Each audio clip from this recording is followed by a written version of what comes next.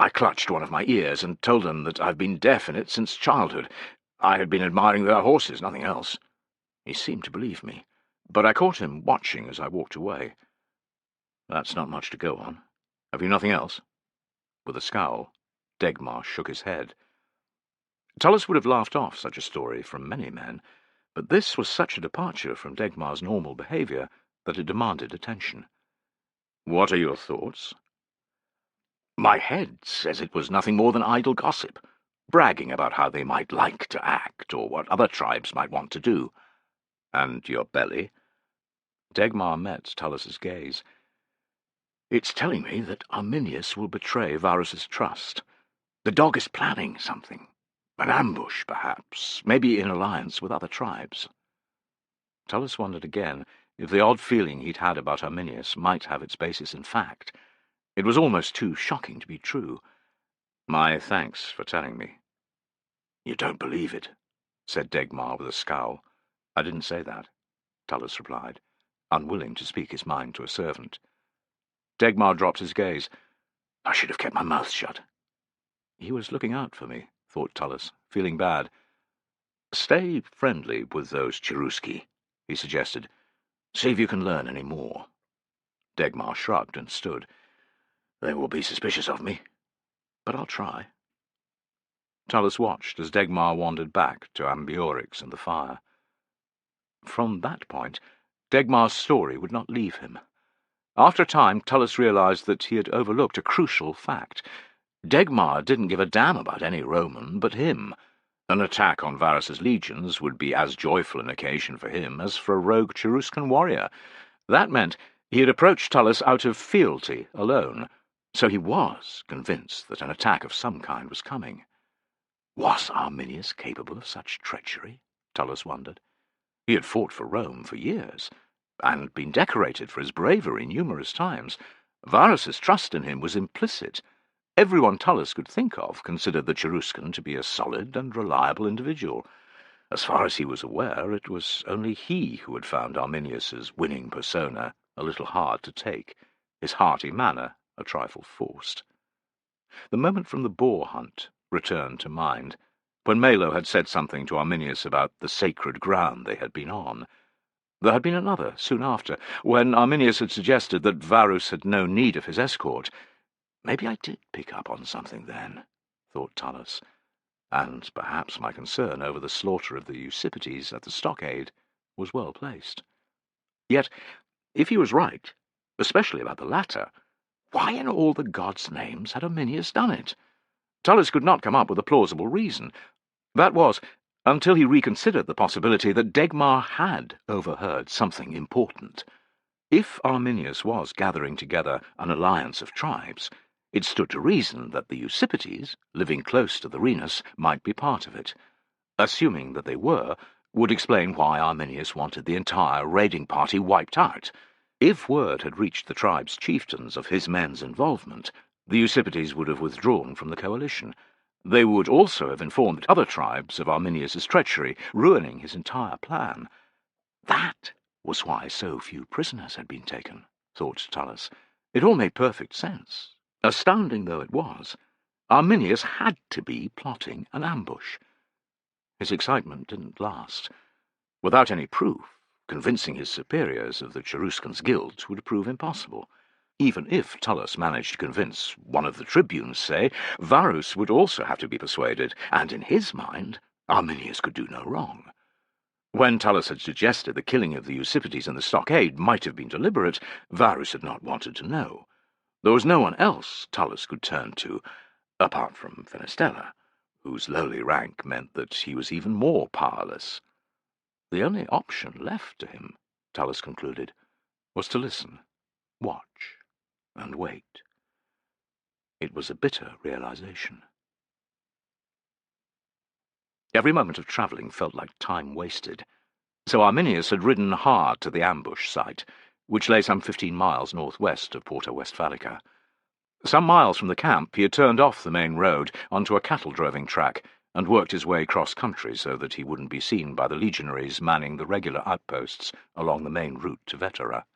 Now, with his horse sweating from the journey, He had emerged onto the path down which he would lead Varus's legions in the near future. God's willing, he added inwardly. No one had given him a second look as he rode out of the Roman camp alone, which was a benefit of his high rank. To the average soldier and lower-ranking officer, an auxiliary prefect was above questioning. Other senior officers, such as legates and camp commanders, might have looked askance at his behaviour, but they weren't around, or even aware of his departure. Varus might have wondered where he was going, but Arminius had been careful of recent days to mention how sick his mother was.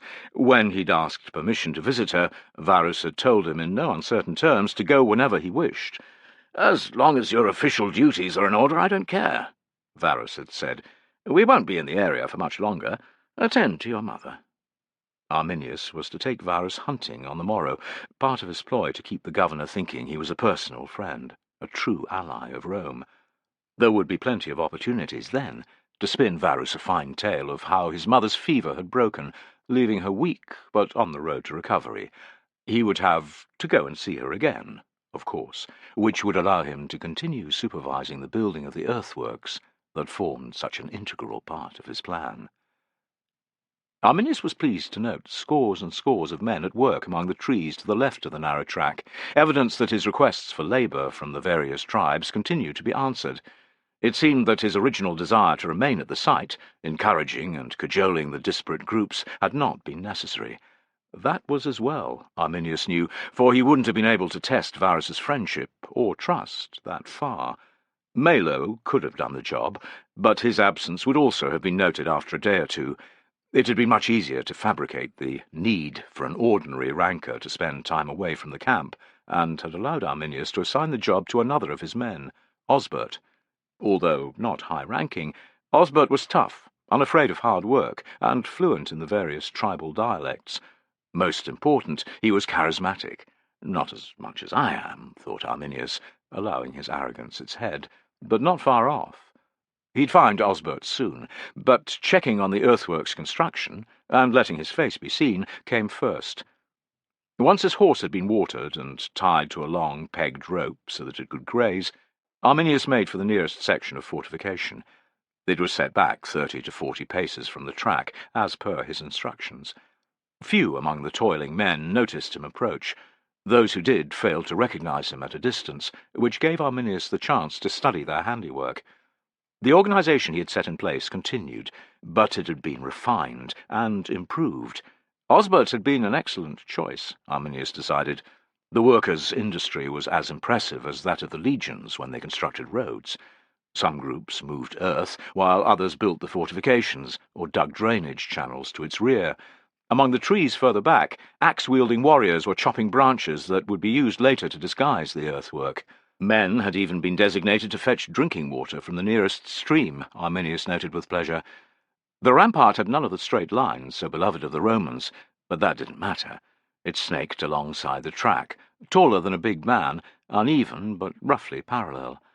In its current, unfinished state, the earthworks might go unnoticed by an incurious traveller, but anyone who looked closer would see the imposing man-made structure at once. Nonetheless, it had been built in the right place, Arminius decided.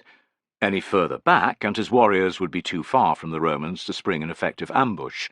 There was still time for the entire thing to be rendered almost invisible.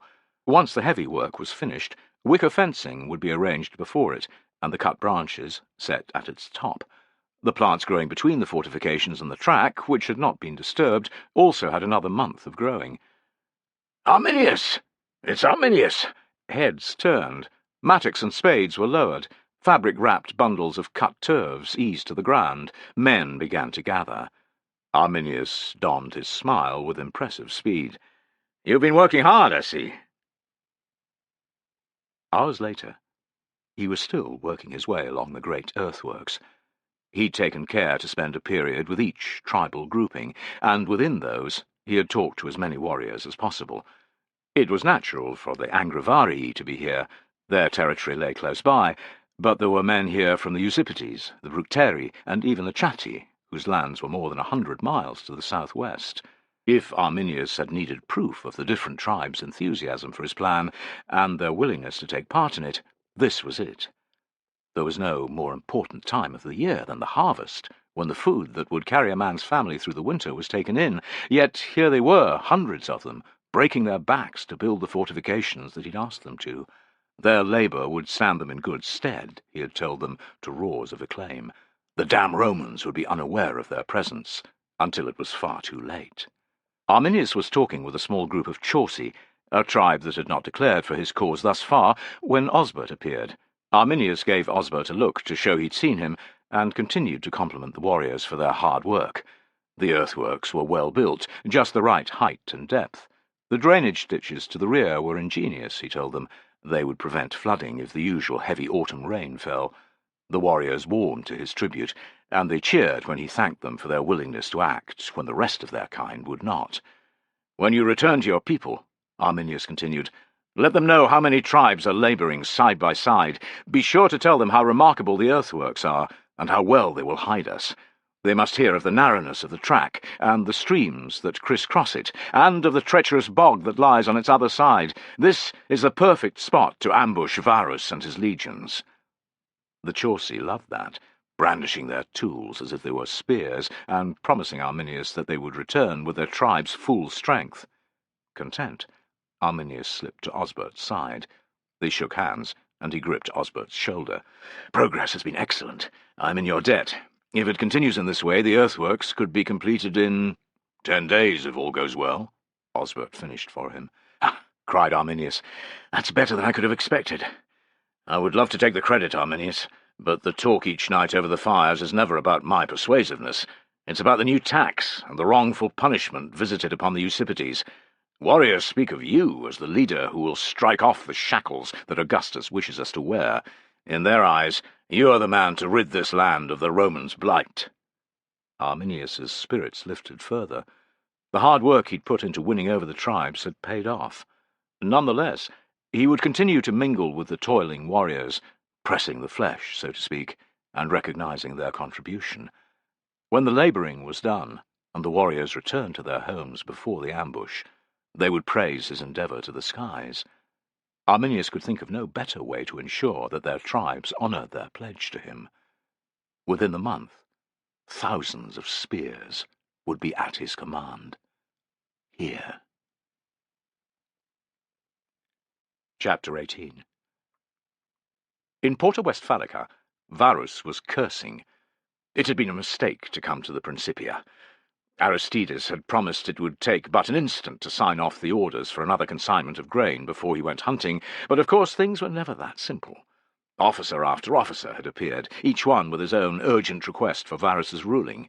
Soldiers in one cohort were demanding nail money for the replacement hobnails they needed as a result of an extended patrol. A settlement 10 miles to the east of Porta Westphalica claimed to have no money to pay the imperial taxes that were due. There were allegations of corruption among the boat captains who ferried goods along the river from Vetera. Instead of army supplies, they were purported to be transporting quantities of valuable goods, such as olive oil, for unscrupulous merchants. These were only the start of the woes filling Varus's ears.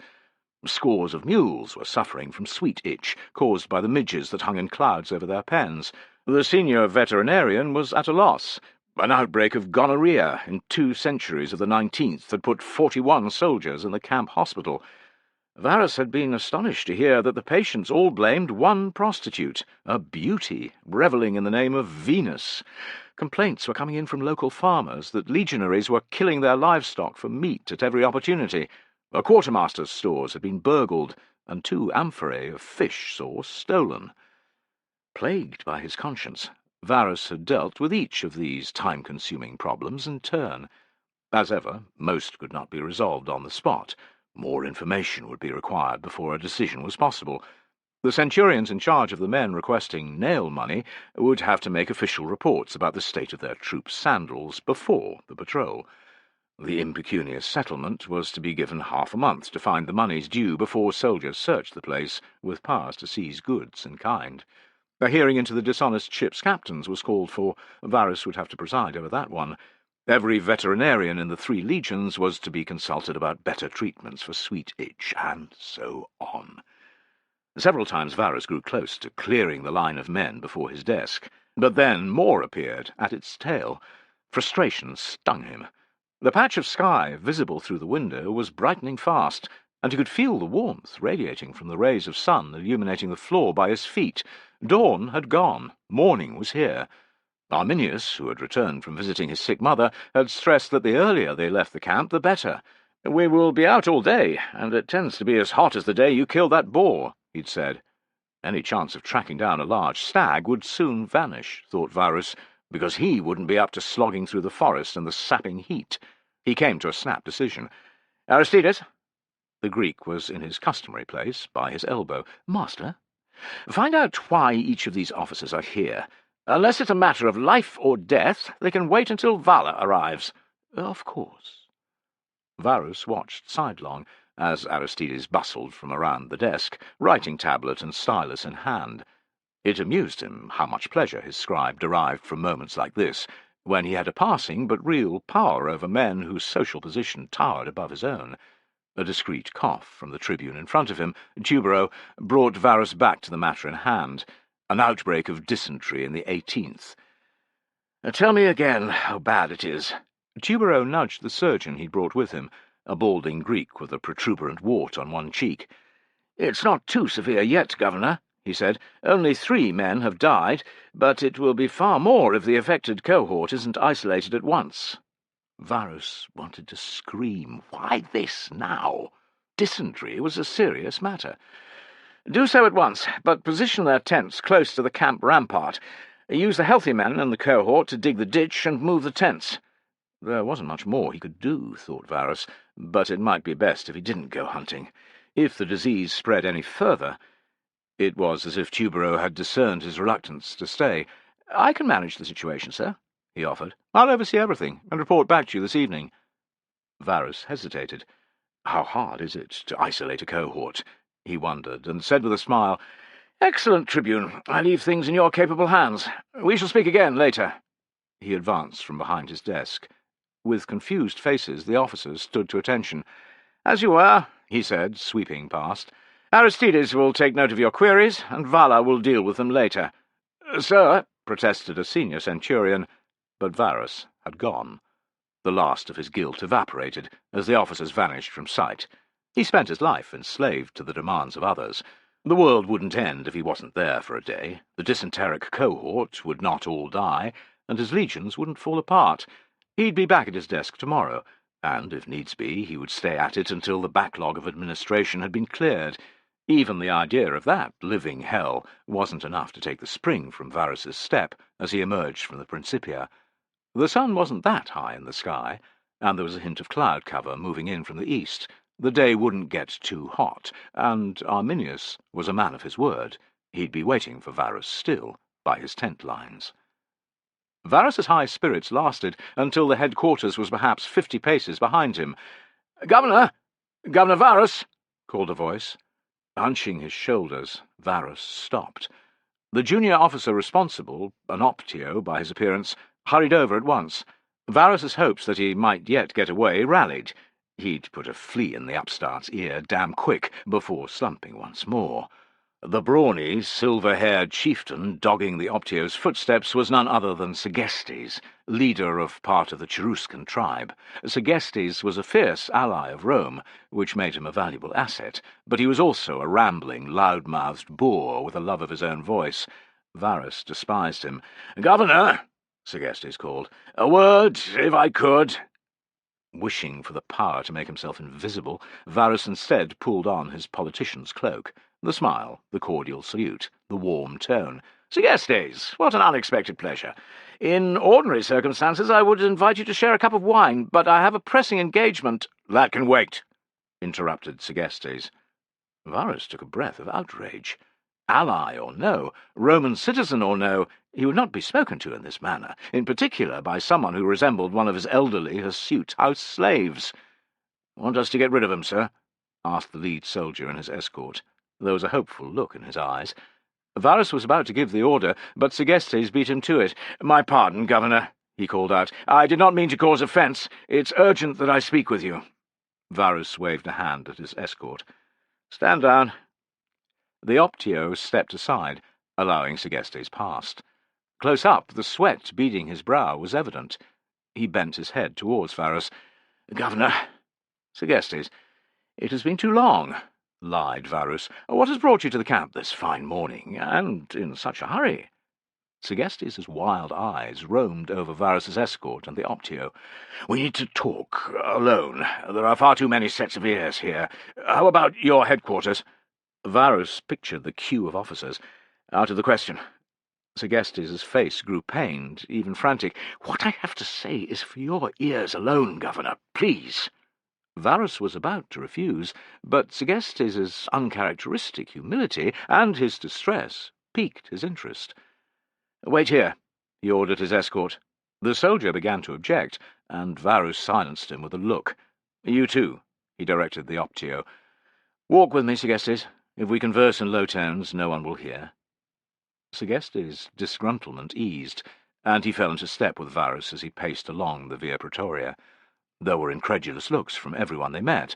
Ordinary soldiers, officers, low and high-ranking, none could believe that the governor of Germania was strolling about the camp with a tribal chieftain. Varus wondered if it had been rash to leave his escort behind, or to leave Sergestes with his sword. He discounted the idea in the same breath. Sergestes, an old man in poor physical shape, wasn't here to assassinate him. "I bring you calamitous news," muttered Sergestes. Unease stirred in Varus's belly. "Go on." "Arminius is a traitor." Despite his shock, Varus kept walking. Ignoring a surprised mule-handler, he stared at Sergestes. "A traitor? Arminius? As the gods are my witness, it's true. Arminius is as loyal as you are. He has served the Empire since he was a boy, fought with the legions for nigh on a decade. Augustus saw fit to elevate him to the equestrian class." Varus could reel off Arminius's list of achievements by rote. "He has done all of those things," agreed Sergestes, "but he's also a treacherous, scheming whoreson. He plans to attack your legions as they return to Vetera." "Have you taken leave of your senses?" Heads turned, and Varus realized that he had raised his voice. He leaned close to Sergestes. "What you're talking about, it's insane. It may seem that way, Governor, but it's true, every word. How have you come by this information?" "A warrior whom I trust, whom I have known my entire life, heard Arminius talking to Inguiomerus, trying to persuade him to join forces. It seems that Arminius has been recruiting chieftains among the tribes for some time. Knowing my loyalty to the Empire, the dog didn't approach me. The idea of 20,000 spears behind his banner might have won over other chiefs, but not I," Sergestes said, his jaw jutting. Inguiomerus led another faction of the Cherusci tribe. Varus regarded him in the same light as Sergestes. Loyal. This unwelcome revelation felt like part of a bad dream. 20,000 warriors? That's what he said. As well as his portion of the Cherusci, the Chatti and the Bructeri are with him, and the Usipetes, the Angrivari and Marsi too. This was the proof that Sergestes' source was lying, or that the old man was rambling, thought Varus. "You expect me to believe that 6 tribes have united? Arminius is many things, but he's not a worker of magic to persuade men to set aside vendettas that go back generations. The warrior who told me was not lying." "I would give more weight to your words if you brought before me someone to corroborate them," challenged Varus. "The warrior himself, perhaps." Sergestes' face darkened. "He would not come." "Perhaps that's because you imagined him," challenged Varus. "I'm old, but no dotard," protested Sergestes. "It was too dangerous for him to accompany me." "I dined with Inguiomerus not 7 days since," said Varus. "It's hard to imagine a more pleasant evening, or a steadier ally of Rome." "Looks deceive, Governor. You're in great danger." Sergestes clutched at Varus's arm. Varus regarded Sergestes' hand as if it were a fresh-landed splatter of horse shit. Realizing that he had gone too far, Sergestes released his grip. "You must listen to me." "I must do nothing," erupted Varus. "You are no one to command me, old man. The tribe's cohesion will fade away without Arminius. Have the bastard clapped in chains at least," Sergestes pleaded. The notion of imprisoning Arminius because of one man's testimony, even if that man was an ally, was inconceivable. "I'll do nothing of the sort. Not only is Arminius loyal to Rome, he's a personal friend of mine." Segestes laughed. "I'd hate to see your enemies." Varus stopped dead. "Enough. Find your own way to the gate." Beckoning to his escort, he strode back towards the Principia. He was going to meet Arminius and hunt down a fine stag. Tullus sat on his horse at the edge of the parade ground beyond the camp's perimeter, drilling his cohort. The moves were an age-old routine, performed every 3 to 5 days, wherever they were. Just because they had done the same maneuvers hundreds of times before didn't mean that they didn't need to keep practicing, he bawled whenever he heard a soldier grumble. If there was a war on, they might be excused, but there wasn't, so they could shut their damn mouths or feel the weight of his Vetus across their backs. Tullus would have been worried if they hadn't complained. That, and his tough response, were part of the ritual. Shouting by the gate drew his eyes from his toiling legionaries. He squinted, making out a number of tribesmen leaving the camp. There had been no trouble for months, but that didn't mean it couldn't happen now. Tullus was preparing to summon 1 century of legionaries to his side when the altercation ended. Raining insults down on the sentries, the tribesmen, a party of 10 or so, rode away. Tullus studied the group as it drew closer. The leader was a silver-haired, well-built, older man, a chieftain, and the rest were his retainers, professional warriors, confident men with good-quality arms and armour. Tullus didn't recognize any of them. The chieftain was busy giving vent to the remnants of the anger that had taken him at the gate. Tullus heard the name Varus, and the German for idiot, and then the tribesman had passed by. Tullus's curiosity was piqued. Telling Bolanus to take charge for a short time, he rode to the main gate. There he found the usual complement of sentries, and a flustered-looking Optio. When Tullus reined in, rather than pass inside, he didn't quite manage to hide his dismay. He came to attention. "Sir, who was it that just rode out?" asked Tullus. A look of disgust. "Segestes, sir, a chieftain of the Cherusci." Tullus knew the various factions of Arminius's tribe, but had never clapped eyes on Segestes before. "What was he so pissed off about?" "I'm not sure, sir. A while back he rode up to the gate, demanding to speak to Varus. He wouldn't be fobbed off, so in the end I took him to the Principia myself, minus his warriors, of course. Varus happened to come out of his quarters just as we appeared, and they had a short conversation, which didn't go well. There was a lot of shouting, most of it by Segestes, but at the end Varus lost his temper and ordered him to leave. Segestes muttered to himself the whole way back, but I could only make out the occasional word. He kept mentioning Arminius, though. I heard that. 'He's a traitor,' Segestes said. 'A snake that couldn't be trusted.'" The words came to Tullus, as if down a long, dark tunnel. "Say that again?" The Optio blinked. "He kept saying that Arminius was a treacherous dog, sir. Things like that. I have no idea why." Tullus's original suspicions mixed with Degmar's story in his head, but he kept his focus. "And the disturbance at the gate?" "That wasn't anything much, sir. When Segestes' men realized how angry he was, they threw a few insults at my boys, who gave it back in kind. Segestes got his lot under control quick enough and rode out, still griping about Varus." The Optio stared after Tullus, who had ridden away into the camp. "What did I say, sir?" "Have no fear, Optio. You told me everything I needed to know," Tullus called out. He would seek an audience with Varus.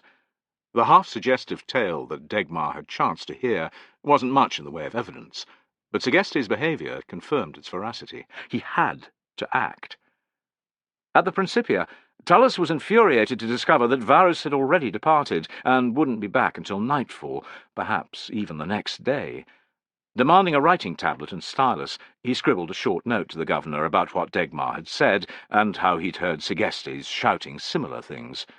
He had just sealed it with a lump of wax, when, to his surprise and displeasure, Tubero emerged into the courtyard, a surgeon in tow behind. His brow furrowed. "Centurion Tullus?" "Tribune?" Tullus snapped off a professional, if uncaring, salute, and, in a casual move, dropped his hands, which were holding the tablet and stylus, to his sides. "What has you here, away from your men?" "I've come to see Governor Varus, sir." In response, a humourless smile. "He's not here." "So I've found out, sir," said Tullus, trying not to show his irritation. "The place is empty, apart from a few clerks. When Varus left, everyone went about their tasks for the day. What did you want to see him for?" "Nothing important, sir," lied Tullus. "I'll come back another time." Tubero sniffed and walked off, the surgeon scurrying behind. "Prick," thought Tullus, saluting again. He glanced about and caught the eye of a passing clerk. "You there?"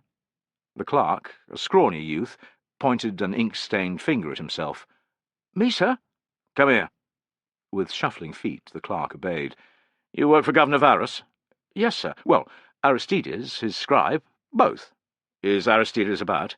"No, sir. He's gone for a bath." "Bloody Greek," thought Tullus. "Give him this.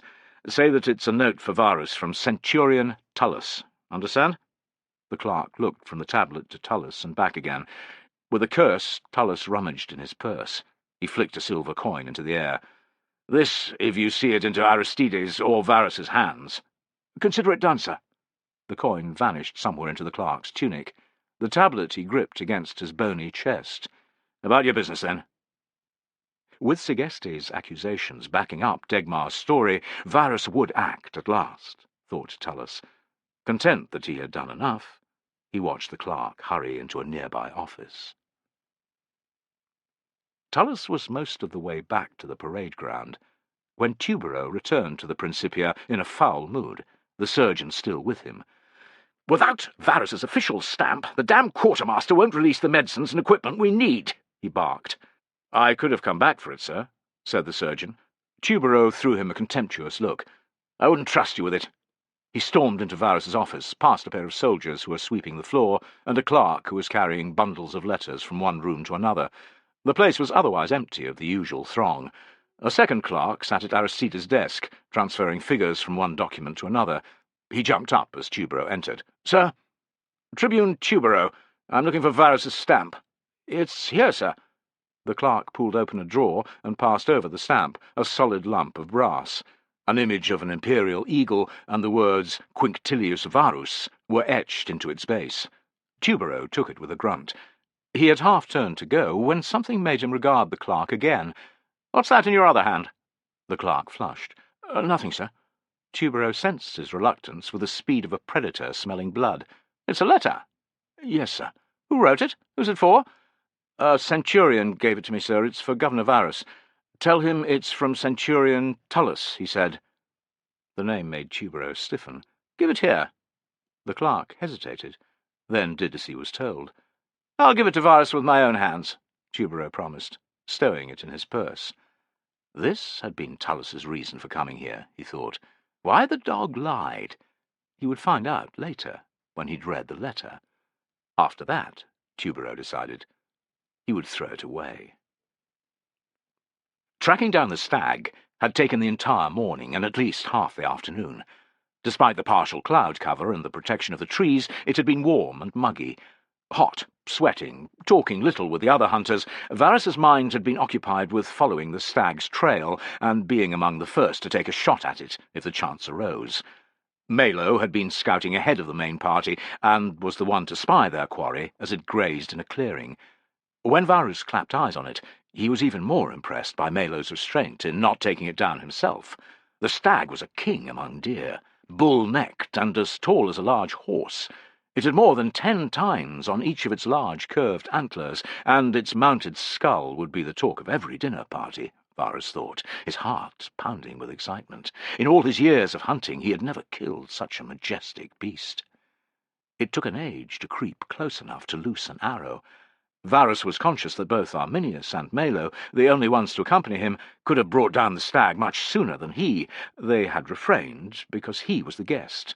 Determined to repay their generosity with a well-aimed arrow, he was mortified when, 50 paces from the stag, he stepped on a twig. With flared nostrils, the mighty deer glanced to and fro, its gaze fixed in their direction. "Let us all loose," Arminius mouthed. "This is our only chance." It was a bitter medicine to swallow. Never the best marksman, Varus was at the limit of his bow range. He took a shot anyway, and within a heartbeat of his arrow hissing into the air, so did the 2 Cheruskans. Black streaks, they flew faster than the eye could see. The stag was running by the time the shafts came scudding down, but two struck it, one in the haunches and the other in the chest. The last arrow, which Varus suspected was his, landed short. The quarry thundered off into the forest at full tilt, for now at least appearing uninjured. "Hades!" muttered Varus. "I am sorry, Arminius. I'm not the hunter that either of you are." "Rubbish," Arminius replied. "And you hit it anyway." "You flatter me. Mine was the shaft that didn't have the range." "I'm not so sure." Varus grimaced in denial. "Will the arrow in its chest kill?" "I don't know. It depends how deep the head penetrated. Even if the stag does collapse, it could be miles from here. Fetch the dogs, Malo." Malo slipped away, following the trail they'd taken. A good distance to their rear, a party of warriors had been keeping the noisy hounds away from their quarry. On this occasion there were no legionaries accompanying Varus. Vala would have protested, so too would his other senior officers, but none of them knew. It had been a trifle childish, like Varus's desire to escape his duties, but he had decided to hunt with his friend Arminius without an escort. And here they were, deep in the forest, alone. Varus didn't feel concerned in the slightest. He was more annoyed that he'd alerted the stag to their presence. He took a mouthful of watered-down wine from the skin that hung over his shoulder and handed it to Arminius. "When the dogs arrive, we follow them, hey?" "We can do, but there's no certainty of tracking it down before sunset. Our best bet is to leave the job to Malo and the men with the dogs. You and I will return to Porta Westphalica, to my tent, where an amphora of the best Italian wine awaits us. I was saving it to mark our success in the hunt, but I don't see any problem in opening it early. With a little good fortune, Malo will bring the stag to bay." Arminius drank deep and handed back the skin. "What do you say?" Varus's pride made him reply, "I had thought to carry the hunt through to its conclusion." "So had I, but there's no pleasure to be had in spending hours sweating through the forest with a pack of noisy dogs. We've played our part, don't you think?" "Your argument is persuasive," Varus conceded. "Let us go back, then. I'll wager that Malo will return with the carcass in time for us to dine like the Emperor himself. The head will be yours, of course." Arminius lifted a hand, stilling Varus's protest. "I won't have it any other way. None of us can say with any certainty whose arrows struck the beast. In any case, you are my honoured guest and friend." "My thanks." Varus smiled in acceptance. Any thought he had of mentioning Segestes' rant disappeared from his mind. To bring it up would be insulting to Arminius, the finest of men.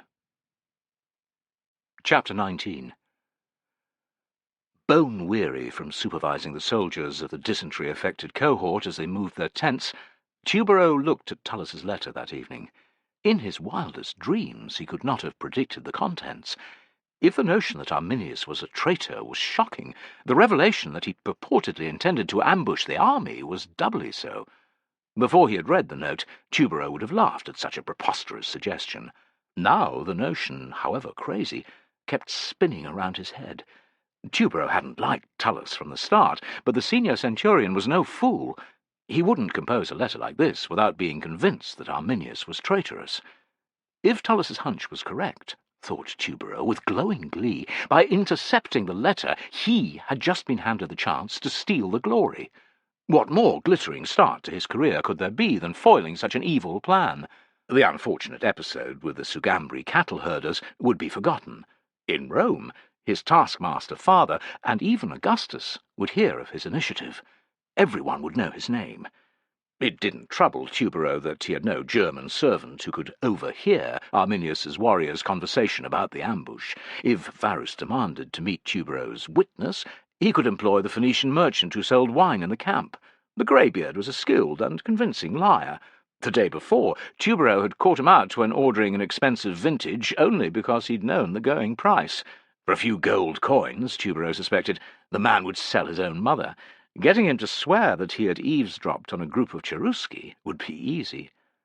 Tubero reined in his growing enthusiasm. Tullus's theory was still just that, a theory. There was no proof to be had, just the word of two tribesmen, one a low-life servant, the other a chieftain who might have reasons to discredit Arminius. If Tullus was wrong, he, Tubero, risked monumental embarrassment by bringing the matter to light. Indeed, his intention to tell Varus could be a career-ending move. Discretion was the key, Tubero decided. He would broach the topic with Varus in an indirect, vague manner. If the governor appeared open-minded, he would proceed. If not, well, the conversation could end before it had started, with Varus none the wiser. By the following morning, however, Tubero's hopes of glory were in ashes. He had called on Varus early, and been welcomed into the governor's quarters. Varus's good humour had soon changed to irritation in the face of Tubero's suggestion that Arminius might be disloyal. As Tubero's ears rang with Varus's praise for Arminius, he had been swift to row back from his initial approach. Cursing inside, he had tried another tack, mentioning camp gossip that he'd heard, about unrest among the tribes. Varus had poured scorn on that theory, too, saying that his sources were telling him no such thing. He'd smiled then, and told Tubero not to worry, that the mission to track down the Eusippides raiding party would not be his only experience of combat during the year of his posting. Deciding that Tullus must be deluded, and discretion was the better part of valour, Tubero had given Varus an apologetic smile, and thanked him for his understanding.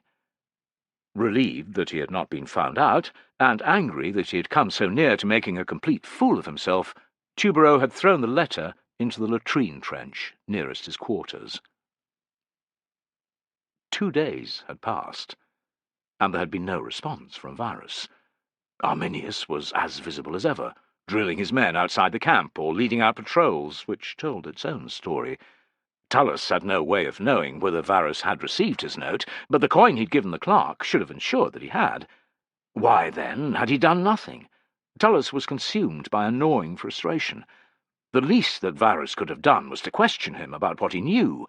Wary of acting above his station, he bided his time, hoping that each successive day would bring with it a messenger summoning him to Varus's presence. No summons arrived. In the end, Tullus was spurred into action by a chance encounter with Arminius. A week had gone by, and Tullus was by the camp's main entrance, talking to the centurion in charge of the sentries, an old friend of his.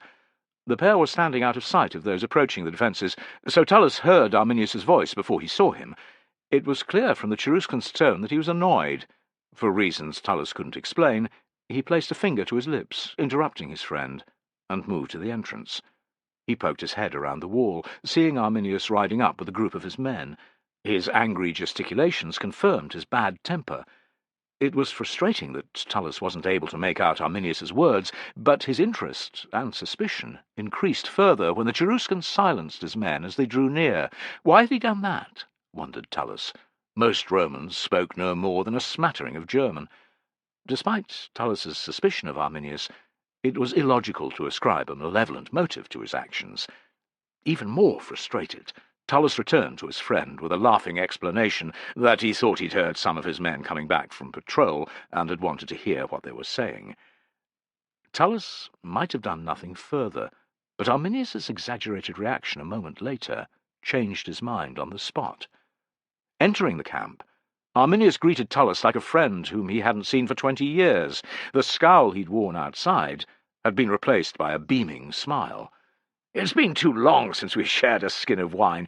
Come to my tent this evening, and we'll put that right," he cried. Tullus had muttered his thanks, and thought, "The dog is up to something. I have to talk to Varus." Tullus wasn't sure when the best hour to visit Varus was. Too early in the morning, and the governor might be angered. Too late, and Tullus would have to compete with a host of officers with requests to make of Varus. Arriving at meal-times could be considered rude, and Varus's afternoons were taken up with more paperwork and other official duties. In the end, Tullus decided that there was no good time. Telling himself that Varus would listen to him, he made his way to the praetorium around the usual hour for the midday meal. Varus was there, which was an excellent start. Once the sentry outside the front gates had carried word of Tullus's presence inside, he was admitted without delay, which was also heartening.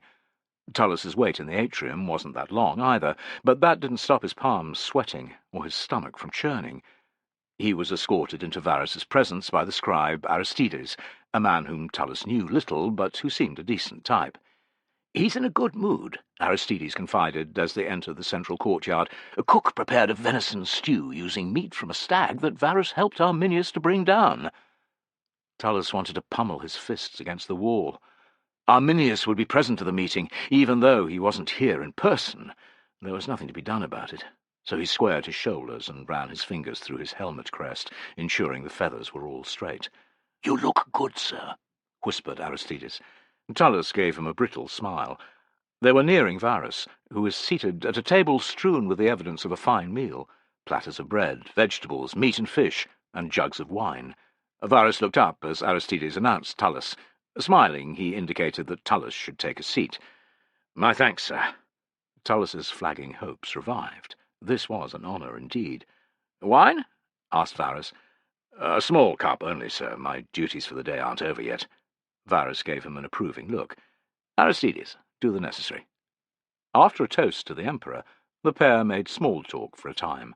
Varus asked about Tullus's unit, whether he was happy with how the summer had gone, and if he was ready for the march back to Vetera. Tullus would have been uncomfortable to be in the governor's presence under normal circumstances. In these he felt most ill at ease, and his answers bordered on monosyllabic. It didn't take long for the conversation to peter out. "I don't imagine that you came to exchange pleasantries." Varus's tone was jovial, but commanding. Tullus cleared his throat and did his best to calm his pounding heart. "No, sir. I came to see you about Arminius." Varus looked surprised. Arminius? What about him? Tullus felt as if he were teetering on the edge of a cliff, but there was no backing away, not unless he made up a story on the spot, something he doubted his blank mind could do right now. "I've had my suspicions about him for some time, sir." "I remember," said Varus, interrupting. "You thought his men too bloodthirsty." "Yes, sir," Tullus ploughed on. "A short while ago I sent you a letter laying out my concerns." "I received no letter." Tullus blinked. "Fool of a clerk," he thought. "Did he really think I wouldn't check up on him?" "That's strange, sir. Let me explain." Ignoring Varus's disapproving expression as best he could, he continued. "It hasn't been anything solid. Just a look here, or a comment there. In my mind, he's just too genial, sir. Too friendly to us Romans. Equestrian he may be, but the man's a tribesman. See him with his warriors, and he's a different beast to the one he is with us." Varus held up a hand, stopping him. "Spit out whatever it is you have to say." Dry-mouthed, and concerned that his efforts would be in vain, but determined to make his point, Tullus obeyed. Varus listened in tight-lipped silence. "Is that it?" he demanded when Tullus had finished. "Yes, sir." Tullus held Varus's gaze. "Your bravado is commendable," said Varus, his voice icy. "You stroll in here, accept my hospitality, drink my wine, and then have the barefaced cheek to make unfounded, wild accusations about a personal friend of mine, a man who is a loyal servant of the Emperor. You would have me believe not only that Arminius is a traitor, but that he is planning to annihilate my army." "My intent is always to serve the Empire, sir, and nothing more," Tullus protested. "Arminius's credentials are beyond suspicion. He stands recognized by Augustus himself," snapped Varus, his colour rising. "Do you question our Emperor's judgment?" "Of course not, sir," replied Tullus, realizing that coming here had been a complete waste of time. "If you had even a single shred of evidence, I might feel inclined to listen to you, but you come to me with nothing. Nothing!" Varus pointed, stiff-armed, towards the door. "Leave, before I lose my temper." "Sir." Resigned, angry, impotent, Tullus rose and snapped off a parade-standard salute. He had almost reached the door when Varus called out, "Centurion!" "Sir." "Because your service record up to this point has been exemplary, I will pretend that this meeting never happened. In return, you will speak of our conversation and of Arminius to no one. No one! Understood?" "Understood, sir." "I will find the clerk and kick his ass," thought Tullus. Varus didn't waste any more words on him, just waved a hand in dismissal.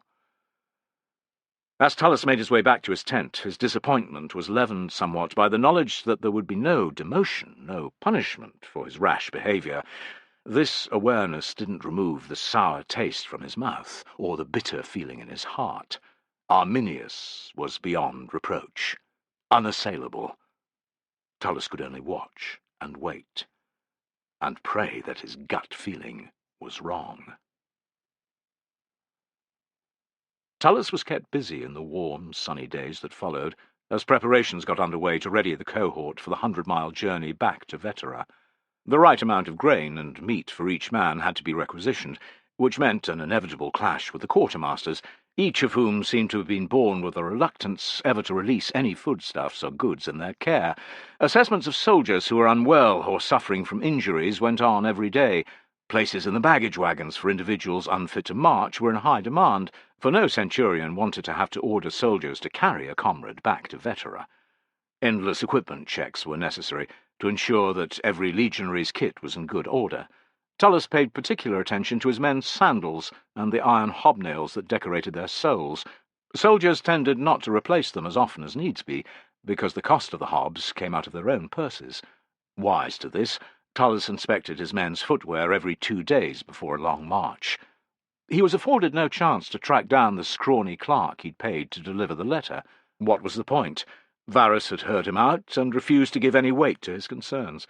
Despite his workload, he kept abreast of the news entering the camp and of Arminius's activities.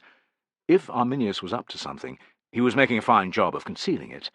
According to the senior centurion in the cohort stationed beside Arminius's tent lines, the Cheruscan's auxiliaries did little apart from perform their routine duties, and, like everyone else in the vast camp, prepare for the march to Vetera. Tullus could have ascribed a malign motive to the shunning of Degmar by the Cherusci.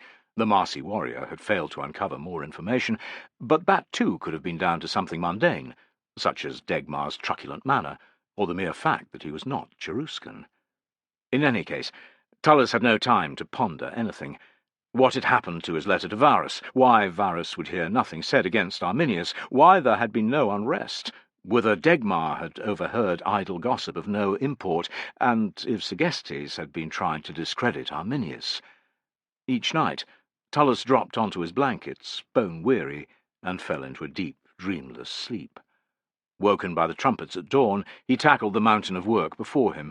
It was not until the evening, before the legion's planned departure from Porta Westphalica, his tasks complete at last, that he had a chance to consider Arminius.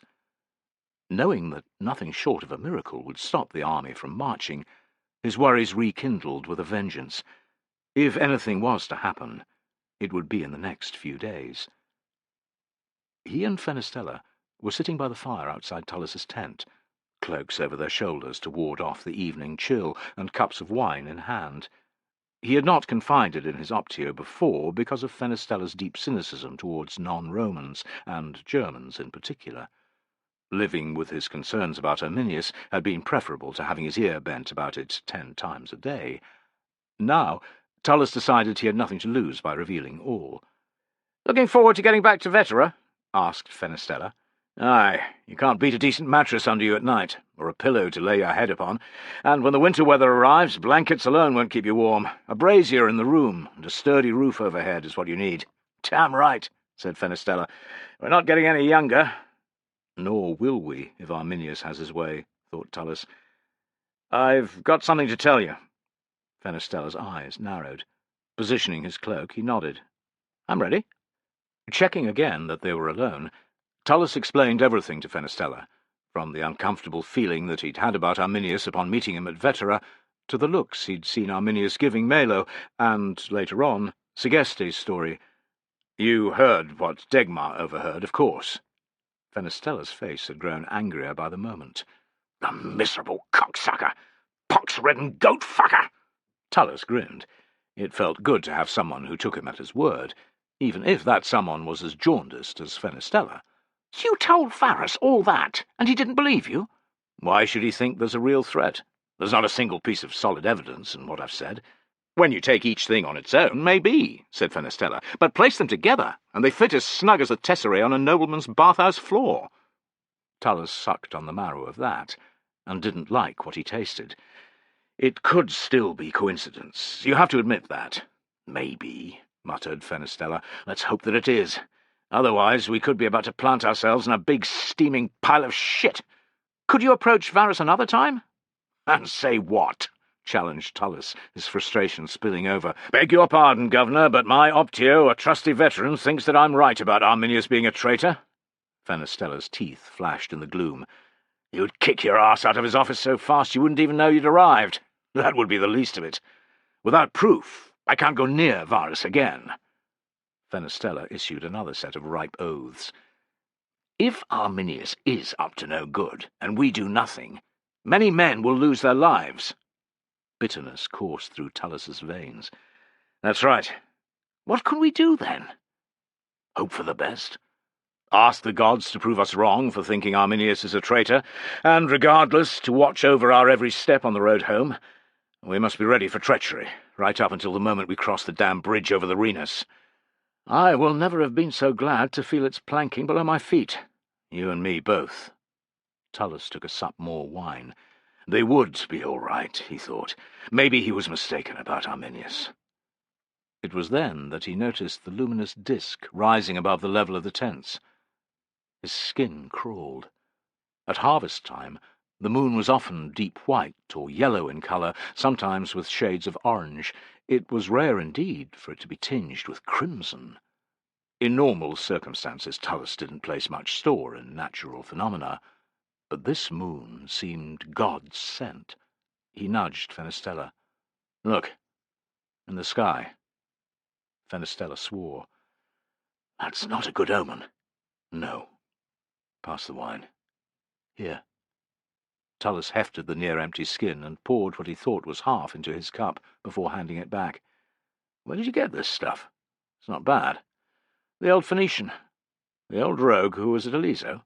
One and the same. Most of what he flogs is worse than bad vinegar, but he has some decent stuff stashed away. I thought it'd be a treat, tonight being our last here at Porta Westphalica." Tullus shoved away the idea that this could be their last night anywhere, laughing at himself for remembering the crazed soothsayer he had met in Mogontiacum 15 years before. "Do you think he's abed? I've a notion to stay up a while yet." "So have I," said Fenestella. "The Phoenician won't care about being woken up. Sleep is less important than profit to his kind. I'll go." Tullus brooded as he waited for Fenestella. Wild possibilities tumbled around his mind, foremost among which was the idea of killing Arminius tonight, ending the matter with a few thrusts of a blade. It would be simple, and not that hard to achieve. There would be a significant chance of being slain by Arminius's warriors, of course. Even if he survived, there would be consequences. Varus would have him thrown out of the legions in disgrace at the very least. After a time, Tullus abandoned the idea. His career aside, murdering men in the dark wasn't his way. He let out a gusty sigh. Apart from doing nothing, which went against his entire nature, the only option left was to risk Varus's displeasure by approaching him again. It was an even more daunting prospect than before. In the morning, Varus would be wrapped up with the logistics of getting his army on the road. Officers of every rank would be hanging off him, asking for orders and reporting problems of every kind. Tullus's intervention, in public, with a huge audience, would be about as welcome as a flooded sewer on the street down which the Emperor was about to pass. Yet he had to do something. Fenestella's return soon after was welcome.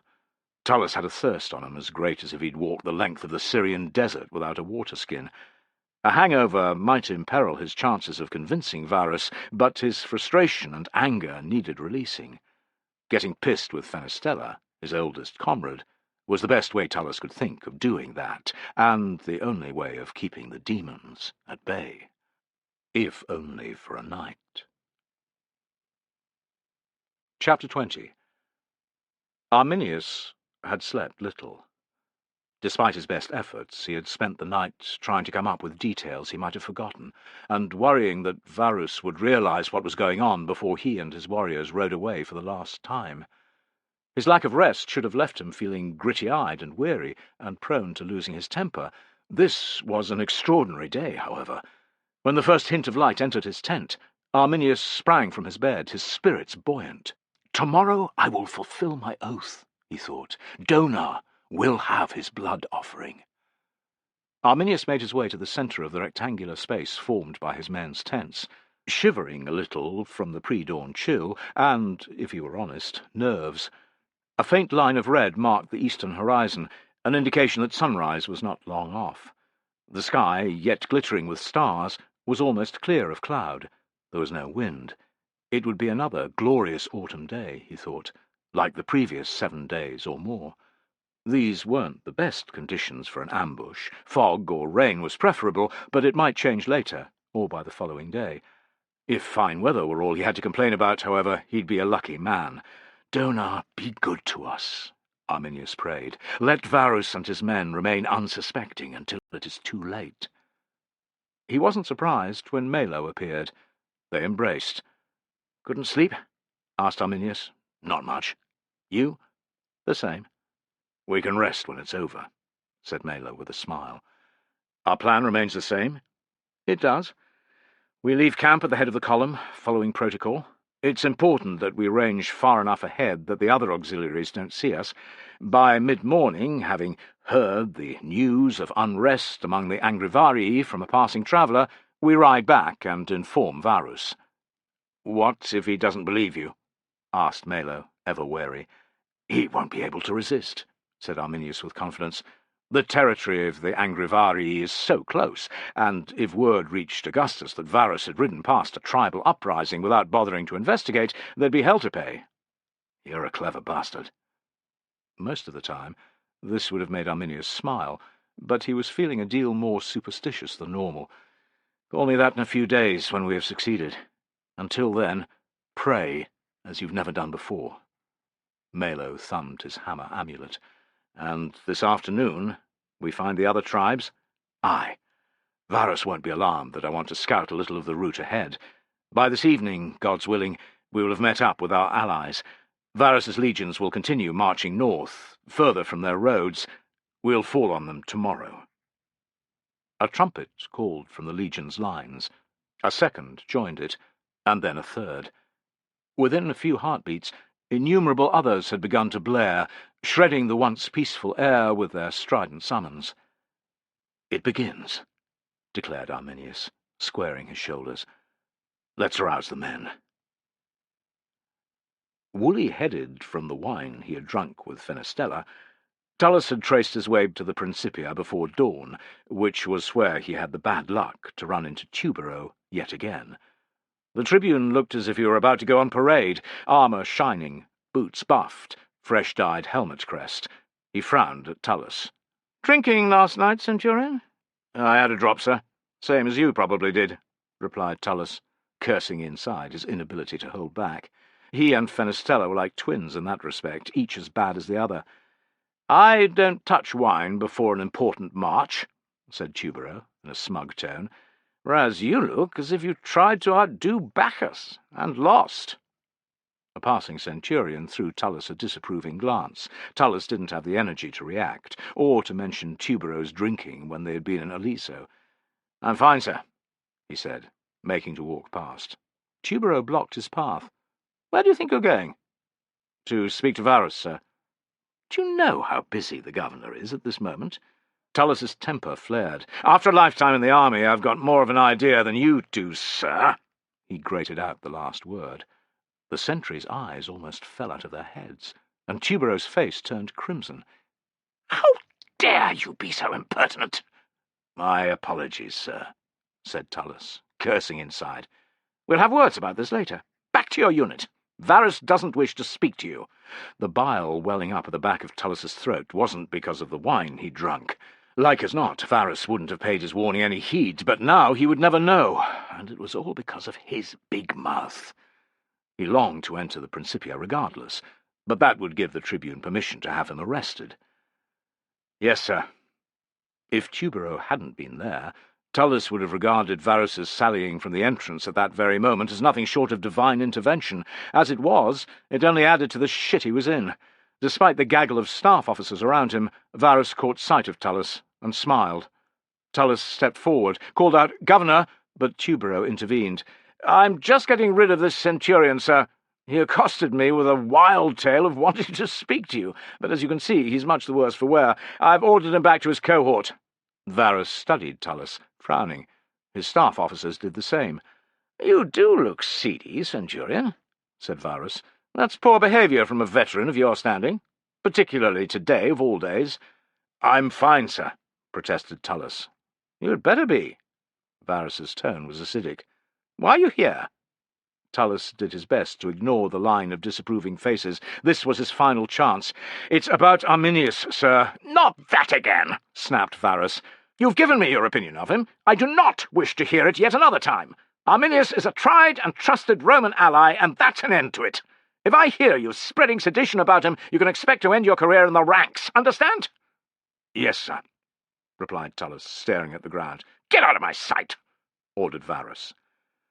As Tullus walked away, defeated, he could see Tubero smiling from the corner of his eye. His ears were full of the other officers' muttered comments. Cynicism filled him. Why had he even bothered? The army's route was set, and, if his hunch was correct, it was a path to Hades. Arminius and his men had ridden almost 8 miles towards Vetera before they reached a crossroads, where a cattle-droving track crossed the road, running in a north-south direction. Arminius reined in and gazed at the northward-leading section with a pensive eye. This was the spot he had chosen, and which he had visited several times over the previous year.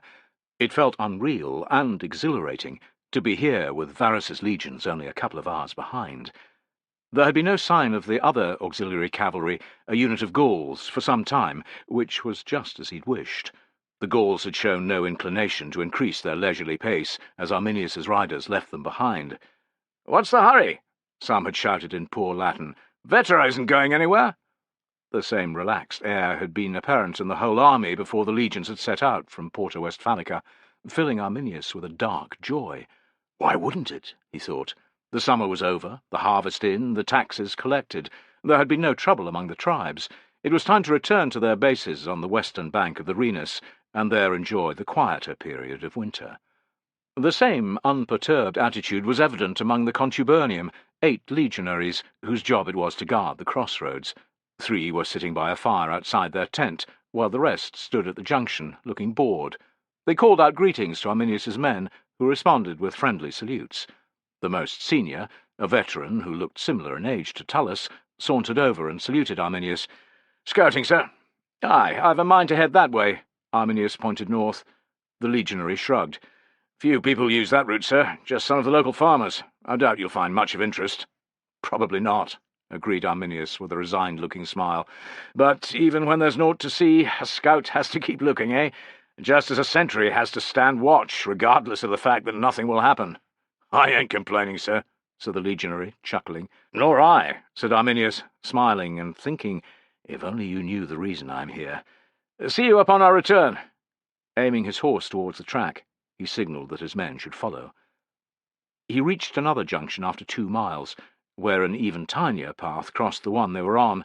A band of Marsi warriors was waiting there, which Arminius had been expecting. The Marsi were the last tribe he had won over, not a month since. It was a feat he was proud of, because his people and theirs had a history of bitter feuding. The price had been high. One of the 3 legions' eagles would go to the Marsi when the slaughter was over. Even this glittering prize had not persuaded all the Marsi, however. From the guarded looks on the waiting warriors' faces, they fell into this undecided category. Arminius pulled a broad smile and dismounted. "Well met, brothers." Most of the warriors ignored him, or just grunted. Arminius's riders muttered angrily, and one spat. Arminius threw them a furious glare, and they subsided. A tall, spindly man with twin braids of hair falling on his shoulders stood forth from the grouped Marsi. "You're Arminius?" "I am." "And you are Echo?" He stared at Arminius's hand for a moment before he shook it. "We've been here for hours." It was pointless for Echo to be annoyed, thought Arminius, fighting irritation.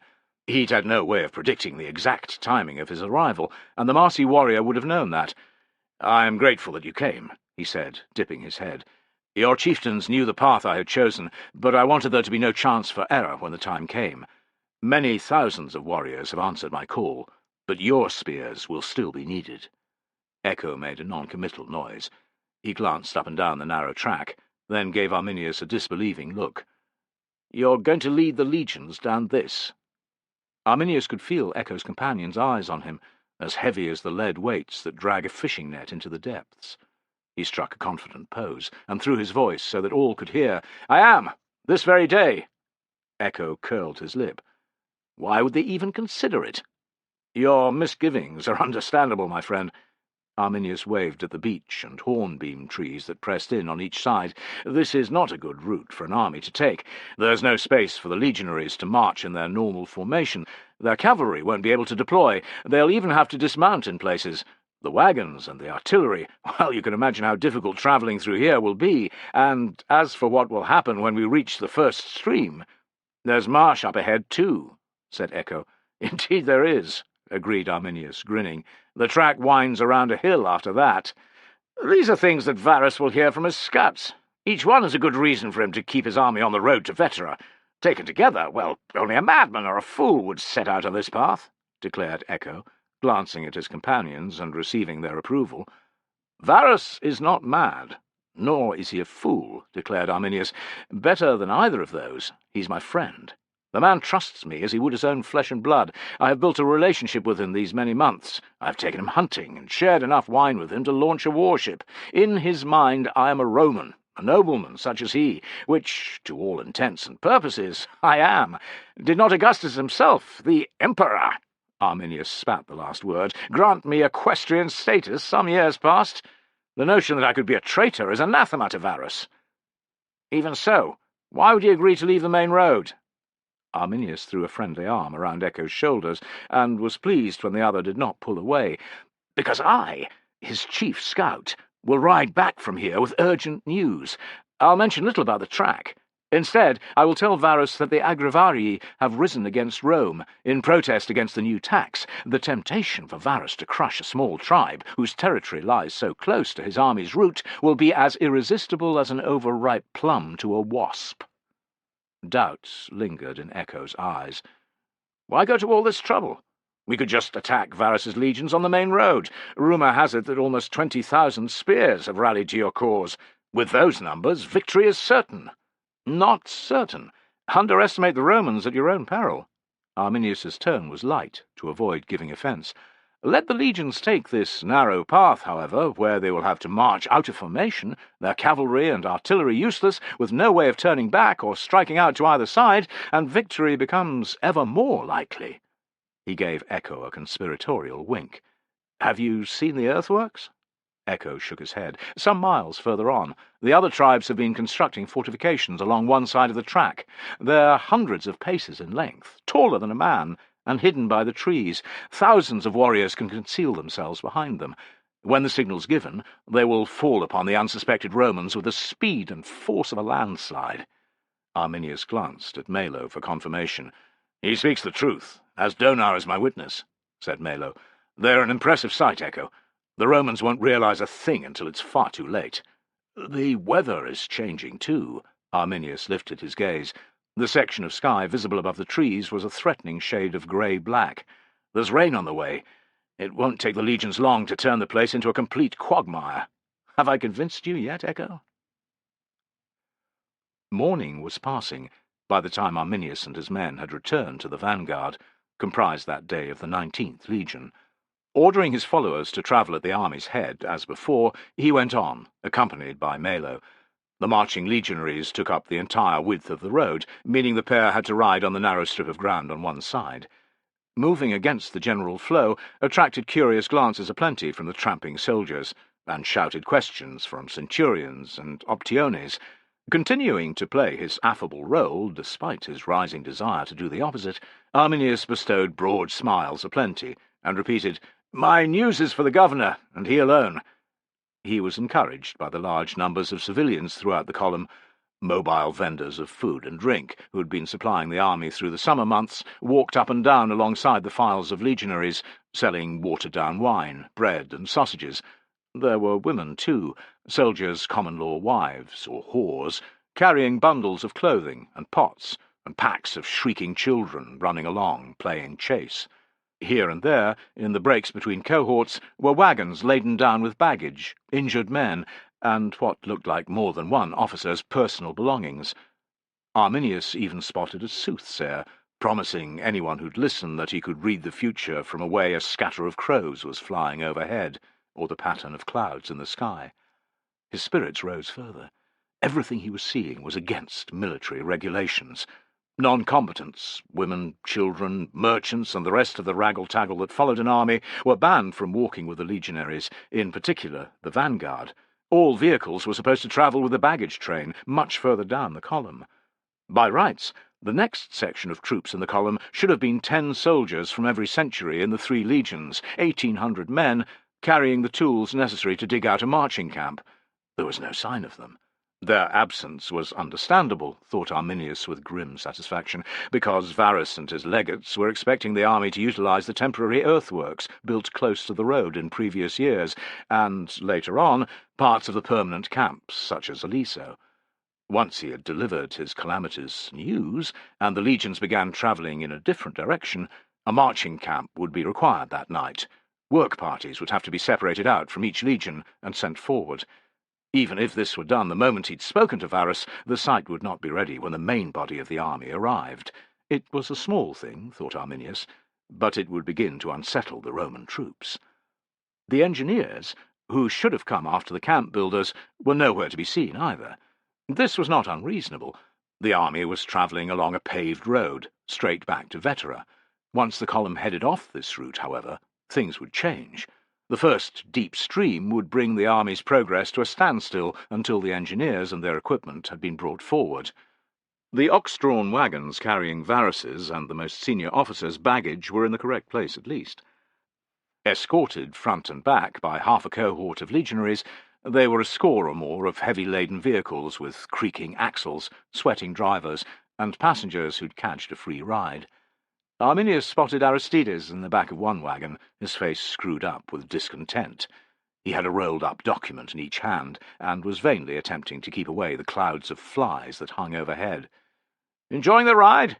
Arminius called out. Surprised to see him, Aristides shook his head in vehement denial. "I'm being eaten alive!"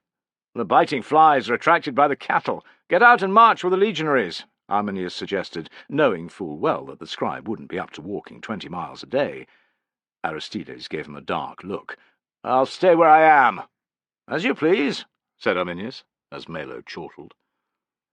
They rode on, soon catching sight of the first cohort of the 19th Legion, Varus's designated protection for the march back to Vetera. Everything about these troops stood in contrast to the soldiers who'd gone before. Sunlight flashed off their standards, polished armour and helmets, and their ranks were as neat and straight as if drawn by a carpenter's rule. The measured tread of their hobnailed sandals added a deep cadence to the general clamour. They were an impressive sight, and reminded Arminius again why he would always try to avoid direct confrontation with the legions. German warriors were stout-hearted fighters and unafraid of dying, but standing toe-to-toe with legionaries in battle was a poor idea. The more vigilant manner of Varus's escort was borne out when a challenge rang out as the pair drew near. "Halt! Identify yourselves!" bellowed a centurion from the front rank.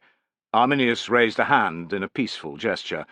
"I am Arminius of the Cherusci, commander of the ala attached to the 17th. I bring urgent news for Governor Varus." A few words saw Arminius and Melo waved on, past the marching legionaries. A large party of horsemen followed on the soldiers' heels. Despite his confidence, Arminius's stomach did a neat roll as he spotted Varus in the midst of his staff officers. If his story was in any way unconvincing, his entire plan could unravel. He glanced at Melo, and alarm filled him. Sweat was rolling down his second-in-command's face. There was a wild look to his eyes, too, such as a sheep has, seized by the slaughterman, a moment before its throat is slit. "What in Dona's name is wrong with you?" hissed Arminius. "You'll know. Varus will know what we're up to. He fucking won't." Arminius smiled and waved at Varus, who had seen him. "In his mind, we are trusted and proven allies. For us to commit treachery would be unthinkable." Melo swallowed, nodded, but looked no less panicked. 20 paces away, Varus was beckoning. "Control yourself, Melo, or I swear I'll cut your balls off and shove them down your damn throat." Melo swept an arm across his face and forced a grin. "Arminius!" called Varus. "Greetings, Governor," said Arminius, adopting a sombre tone. Varus's smile vanished. "Is something wrong?" "Dona help me now?" Arminius asked, turning his horse so that he was on Varus's right side and moving in the direction of travel. Head down, Melo copied him. The army stopped for no man. "In a manner of speaking, yes," said Arminius. "We encountered a merchant fleeing south while scouting. He reported that the Angrivarii have risen in numbers against Rome." Varus scowled. "In Jupiter's name, why?" "The new tax, it seems." "Taxes are sent to plague us all. One might as well fight the rain as resist them," said Varus in a weary voice. "If everyone realized that, the world would be a simpler place," agreed Arminius. "The Angrivarii live to the north of here? Not far, is it?" "Some 30 to 40 miles, no more." Heart-thumping, Arminius kept his mind fixed on the image of an iron fishhook decorated with a fat worm sinking delicately below the surface of a river. A short distance below, a fine trout watched it with beady eyes. "Take it," thought Arminius. "It's there, just for you." "Your second-in-command, Malo, isn't it? Is he all right?" asked Varus. "He seems unwell." Arminius threw a casual glance over his shoulder at Malo.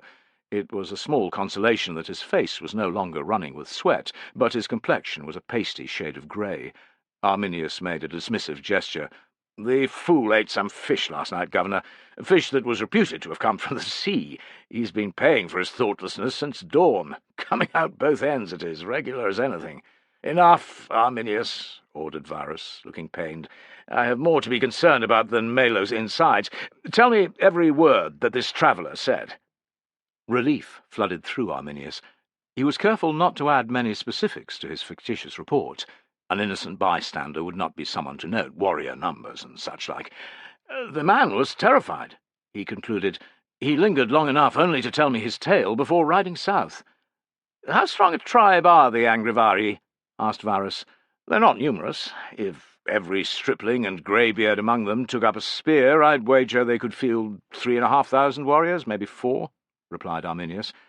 "Did the traveller say anything about neighbouring tribes?" Varus was no fool, thought Arminius. He didn't want to lead his soldiers towards a widespread uprising. "No, nothing."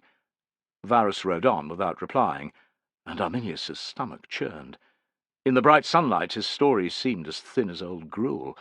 He wanted to keep talking, to ensure that Varus was persuaded to act, but feared to say too much. Remaining silent was as hard, however. His heart beat out an unhappy score. To his rear he heard Malo retch. Arminius clutched at the sound like an ill-fed beggar seizes a thrown crust. "I told you not to eat that fish," he said. "The sea lies more than 100 miles to the north. That should be enough to put any man off." "I know," Malo replied, groaning. "The timing of this uprising is inauspicious," declared Varus. "What do they hope to achieve this late in the season?" Arminius felt a line of sweat trickle down his back. The usual time to go raiding, or to start a war, was at the end of spring or in early summer, when there were months of campaigning available. "If I know the Angrivarii are right, reason will have had little to do with it," he said in a confiding tone. "Hot hearts are wont to overpower cold minds, they say among the tribes. Even now it would be my instinct to react in the manner the Angrivarii have. It's my Roman training that allows me to hold back, to think before I act." Varus regarded him with a smile. "Whatever their reason, their treachery cannot be overlooked. It's fortunate that word reached us so soon, before they have had a chance to rally other tribes to their cause. Imagine also how difficult and unpopular it would have been to turn the army around close to Vetera. All we have to do now is, take a route to the north?" It took a mighty effort for Arminius not to cheer. Instead, he said in a calm voice, "Correct, Governor. We can follow the track upon which my men and I met the traveller." "Good." Varus was already calling for his staff officers, and ordering that the engineers, and as much of their equipment as was feasible, be brought forward to their usual position. His legates were to be summoned, that they might discuss the best strategies to take against the Angrivarii. Word was to be passed along the entire column of the change in route, and the reasons why. Although contact with the enemy was not anticipated for a day or more, security was to be raised. "I want every man on the alert," commanded Varus. He turned back to Arminius. "Once again, I'm in your debt." Arminius made an awkward gesture. "I was only doing my duty." "As ever, you did it well. Now, though, you'd best return to your men. Leave some to ensure that the vanguard chooses the right path north, but I must ask you to take the rest ranging ahead to see what you can find. For all we know, the Angrivarii could have sent raiding parties south. A wise decision, said Arminius. I will also need to send riders to fetch the few men who missed our departure this morning. Do what you must, Arminius, replied Varus, waving him away. Send any urgent news to me at once. Otherwise, report to me tonight, in camp. Very good, said Arminius. The next time I see you, I'll plant a blade in your throat, he thought. Come on, Melo. Arminius, called Varus, when they had ridden only a dozen paces. Beside him, Arminius sensed Melo stiffen. He turned, pulling a confident smile. Yes? Varus raised a hand. You didn't say farewell. Pardon my haste. I wished only to begin my patrol. Farewell. Thank you, great donor, Arminius thought, feeling a tide of relief as they rode on. Gods above, I'm glad that's over. You're not the only one, muttered Melo. I should have left you with the men. You're a warrior, not a spy. Arminius's grin was half serious, half joking. I still would have cut your balls off if you'd given the game away, mind. I'd have deserved it, Melo admitted. Easing their horses into a trot, they made their way towards the vanguard. Although no one questioned their passage, Arminius did not relax. It was yet possible that things could go wrong. Varus could develop doubts and send a messenger to recall him. He had no idea where Tullus was, but if the centurion saw him, he might do something. So might that prick Tubero, if he appeared. It wasn't likely that Flavus would catch sight of him either, riding as he was at the rear of the column, but Arminius kept a wary eye out for his brother too. At length, they had left the legionaries of the vanguard behind, and the Gaulish cavalry too, and reached the safety of the open road. Only then did the events of the previous hour begin to seem real. After so many years, the time for retribution was at hand. Chapter 21.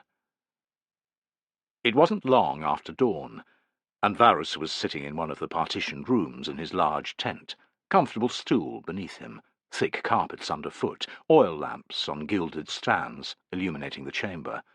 The sound of orders and grunts as furniture was lifted came from all around him. The entire structure was being dismantled, ready for the day's march, but where he was remained a little island of calm. The forest that had surrounded them since their departure from the main road the previous day was invisible yet, which was a pleasure. Varus had already seen enough trees to last him a lifetime. "Some bread, sir?" asked Varus's cook, a dour veteran who had been with him since he took up his governor's post. Varus, who hadn't slept well, gave an irritable shake of his head. Already he was preoccupied with the impending day's march, along the narrow path that Arminius had specified. The previous afternoon's journey had been difficult and unpleasant. A night's rain would have worsened the conditions further. It was as well, Varus thought, that the legions didn't have to travel far. Wise to his master's mood, the cook retreated in silence with the plate of fresh-baked flatbreads. "Aristides," said Varus. The Greek hurried over from his desk and the mounds of documents that he'd been poring over. "Master, has there been any sign of Arminius?" Aristides knew that his master was well aware there hadn't. They had had no visitors other than the cook since the last time Varus had asked. He scratched at one of the multitude of bites that decorated his face and arms, and, after a moment, ventured, "No, master. Should I go outside and ask the guards?" "Yes. Have a soldier sent to the main gate as well, in case he's arrived there. Have the auxiliary lines checked, too, for the few of his riders who stayed behind yesterday." "Master." Varus glared at Aristides retreating back.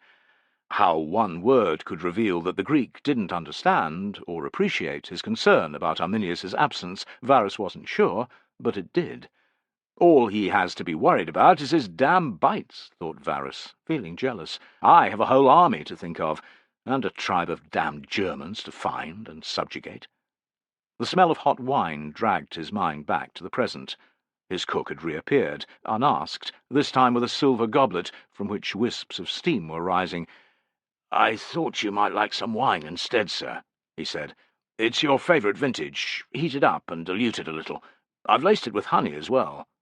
Varus felt a smile break out. "Good man." Taking a sip, he toasted the cook. "It's perfect. If you need another, sir, just call. I'll keep my brazier hot until the last moment." The cook retreated towards the back of the tent, where his kitchen was situated.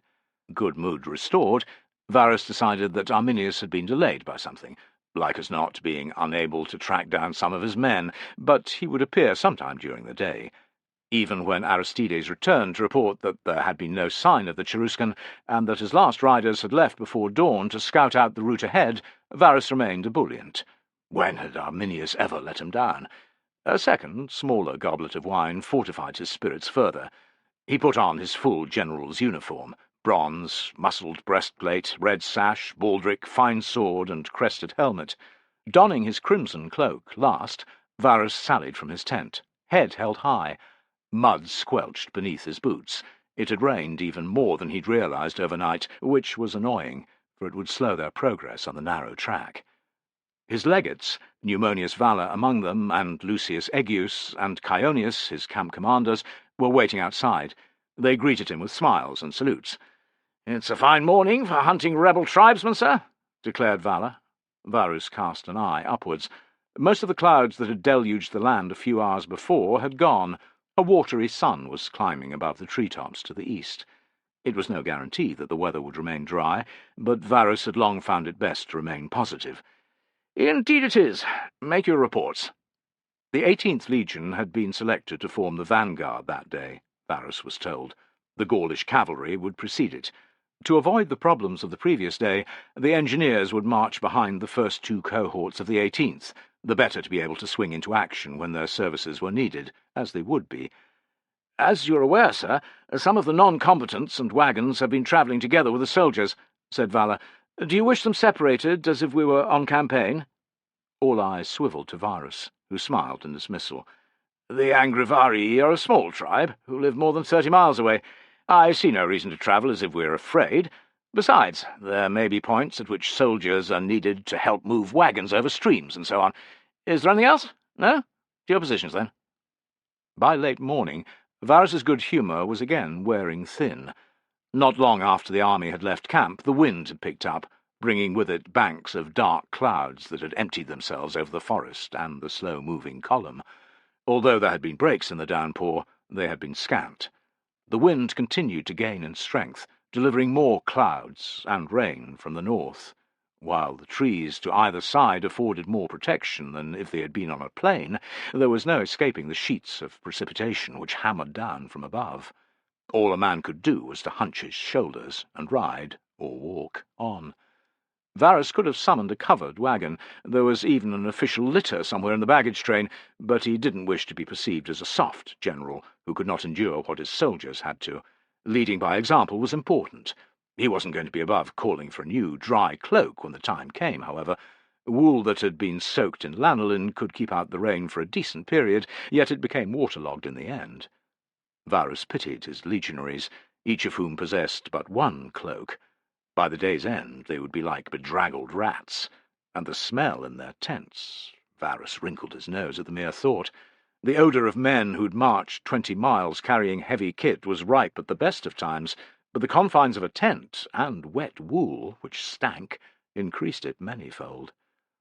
The constant downpour, and the passage of so many feet, both animals and men, had turned the forest track into a quagmire. Mud had splattered up to Varus's horse's fetlocks. The legionaries in his escort had dirty cloak hems and brown legs from the knee down. The group of slaves following Varus and his staff officers, most of whom wore no protection against the rain, were muddy and drenched to the skin. However bad it was here, near the vanguard, he brooded, things would be worse further along the column. Like as not, the wagons carrying the artillery were getting bogged down, even stuck. Varus felt his temper and frustration rise, but there was nothing he could do other than to keep his forces moving forward. Dealing with the threat of the Angrivarii was a necessity, and there was no way of turning around. His army was like a large wagon which had gone down a narrow alleyway. How long the alley was, Varus had no idea. Arminius would know, but there was no sign of him. For the umpteenth time that morning, Varus wondered where he was and what he was up to. Ordering a messenger to the vanguard, Varus commanded word be brought from his remaining cavalry, the Gauls, about the ground to the north. "I want to know when the damp forest ends," he called after the rider, "as soon as possible." He received the information he'd requested from an unexpected source soon after, not from the messenger, but from a bedraggled-looking tubereau who sought him out. "The Gauls have ridden 5 miles and more in front of the vanguard, sir," he reported. "There are clearings here and there, and a patch or two of bog, but the forest appears to continue for some distance." "I see." Varus digested this, holding in his urge to rant and roar, to lambast Tubero for not reporting what he wanted to hear. Stay level-headed, he told himself. A day's bad weather isn't going to kill us, nor is a forest. "Why were you with the vanguard?" "I wanted to see what was going on, sir." Varus smiled in approval. "A worthy attitude." "It's hard to remain patient when you're stuck back down the line, sir. You know how it is." "You've identified one of the most aggravating things about an army on the move. As a commander, you often don't have an idea in Hades what's going on. What did you discover?"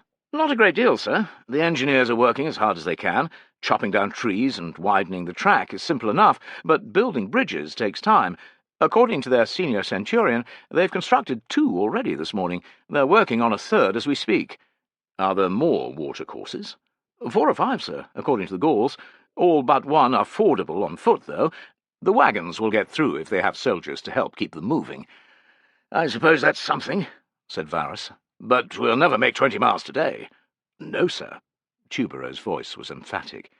"Has anyone seen Arminius?" "I don't believe so, sir." "If he's run into some kind of problem, he should have sent word back," Varus grumbled. "Maybe he's clashed with a party of Angrivari." "Do you think it possible that he has abandoned us, sir?" ventured Tubero. "Arminius has been an ally of Rome for many years. He'll be back soon, you'll see," replied Varus in a bluff tone. "As you say, sir," said Tubero, looking awkward. "With your permission, then, I'll be off." "Yes, yes," said Varus, remembering how he had dismissed Tubero's vague query of Arminius's loyalty. "Before you go, though—" "Sir?" "What are you doing with a cavalry helmet?" asked Varus, gesturing. "This—" Tubero tapped the ornate silvered helm that was hanging by a loop from his belt. "It was a gift from my father, sir, before I left Rome. Most likely I'll never get to wear it in a charge, but I like to imagine that I might, one day." It was a little odd for a tribune to carry such a helmet, but it wasn't against regulations, thought Varus. As he watched Tubero ride away, his mood threatened to sink a little further into the mud.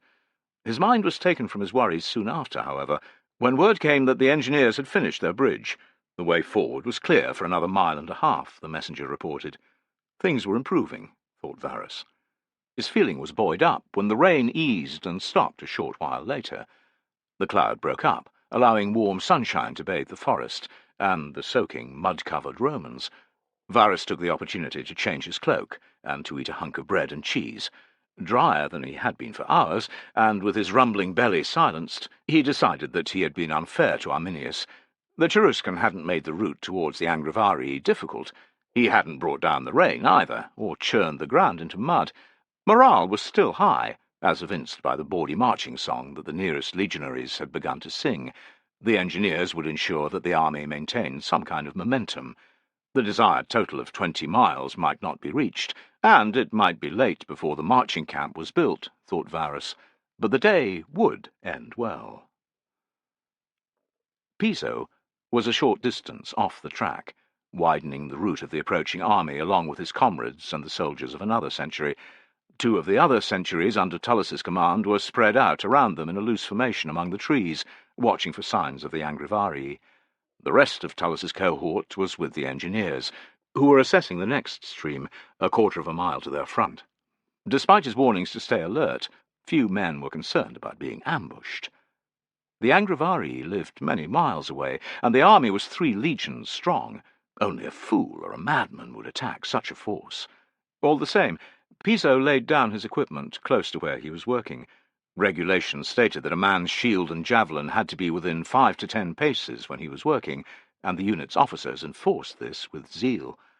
Wet, stinking with sweat, but relieved to have set down his kit, he walked around the beach, deciding where to place his first axe blow. He was grateful that it was a young tree. Some of those that lay only a few paces deeper into the forest were as thick as his waist, or even larger. This one, Piso reckoned, was at least 20 years old. It stood the height of 5 men, and its trunk was about the size of his thigh. "I can see you, Piso!" bellowed Tullus from the road. Piso jumped. Where in damnation had he come from, he wondered. Tullus was supposed to be with the engineers, making their lives hell. "You're not here to admire the bloody trees, just chop them down," shouted Tullus. "Start using that axe, or you'll feel my vetus across your back." "Yes, sir," Piso called out, trying to ignore Vitellius, who was snorting with laughter from his position by another beach. Afer, off to his right, was also chuckling. "Bastards," muttered Piso, hoping that Tullus would find fault with them too, so that he got a chance to mock. His luck wasn't in this time. Tullus walked on, bawling encouragement and threats by turn at other soldiers. Piso focused on his beach. If he struck the bark just there, it wouldn't land on anyone when it fell, he decided. He swung around at the hip and let fly. The axe head sank in with a satisfying thwack. Piso drew back his arms and hit it again. Thwack! This time the blade landed several fingers' breadth from the spot where his first effort had struck. He cursed, aimed better, and struck his first mark. Before long he had removed a decent wedge, and could not miss. Switching sides when he'd hacked halfway through the trunk, Piso chopped until the muscles in his arms were burning. As the tree fell, he glanced around to see if his efforts had been enough for Tullus, but his centurion was gone. "It's a trick he has," called Vitellius. "He stays long enough to make you think he's still watching, and then he pisses off. Better not relax, though, because he'll be back before you know it." Piso couldn't see Tullus up or down the road. Resting the axe head on the ground, he wiped the sweat from his brow. "How many miles do you reckon we'll have to do this for?" Vitellius swung his axe. Thunk. "How would I know? I've been in this godforsaken spot my life. We keep doing it as long as Tullus tells us to. It's a break from marching, and that can't be bad." "True," admitted Piso grudgingly. He readied himself to split the trunk and bring it as close to the ground as he could. That way marching men could step over it with ease. "Alarm!" roared a voice off to his left. "Raise the alarm!" Piso froze. Then he glanced at Vitellius, whose head had turned in the direction of the shout, and to Afer, who had already dropped his axe and grabbed his shield. Piso copied Afer. There was no time to remove the protective leather cover, heavy with absorbed rain. They drew their swords. Piso shuffled to Afer's side, where they were soon joined by Vitellius and the rest of their contubernium. Other legionaries were also bunching together, but without an officer to direct them, no one tried to form a solid line. Piso did his best to stay calm, but there was already a vague sense of panic in the air. Every legionary knew the dangers of fighting in open formation. If an enemy came at them fast, now they would sweep into the gaps like a river through a half-built dam. Through the trees to their left, it was possible to see the soldiers who'd been standing guard retreating in poor order. "Alarm!" many of them were yelling. "Agrivari!" Piso felt sick. He glanced behind him, wondering where he'd run if he had to. "Steady!" growled Afer. Shamefaced, Piso fixed his gaze on the sentries. With a little luck, they'd be able to group together when they met, but that would depend somewhat on when the enemy hit them. "Close up! Close up! Form a line!" Tullus's arrival had a dramatic, calming effect. Men knew what to do. They steadied when a leader took charge. Piso and his comrades shuffled sideways until they met the legionaries of another contubernium. To either side, the rest of their comrades did the same. Tullus shoved himself in between Piso and Vitellius. "What can you see?" he demanded. Piso squinted. "Just our men, sir." "I can't make out a damn thing apart from my soldiers," said Tullus. "Vitellius?"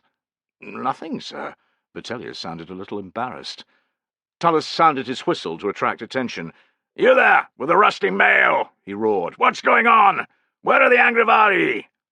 There was a moment's pause, and then the sentry he'd addressed replied, "There's no sign of them, sir.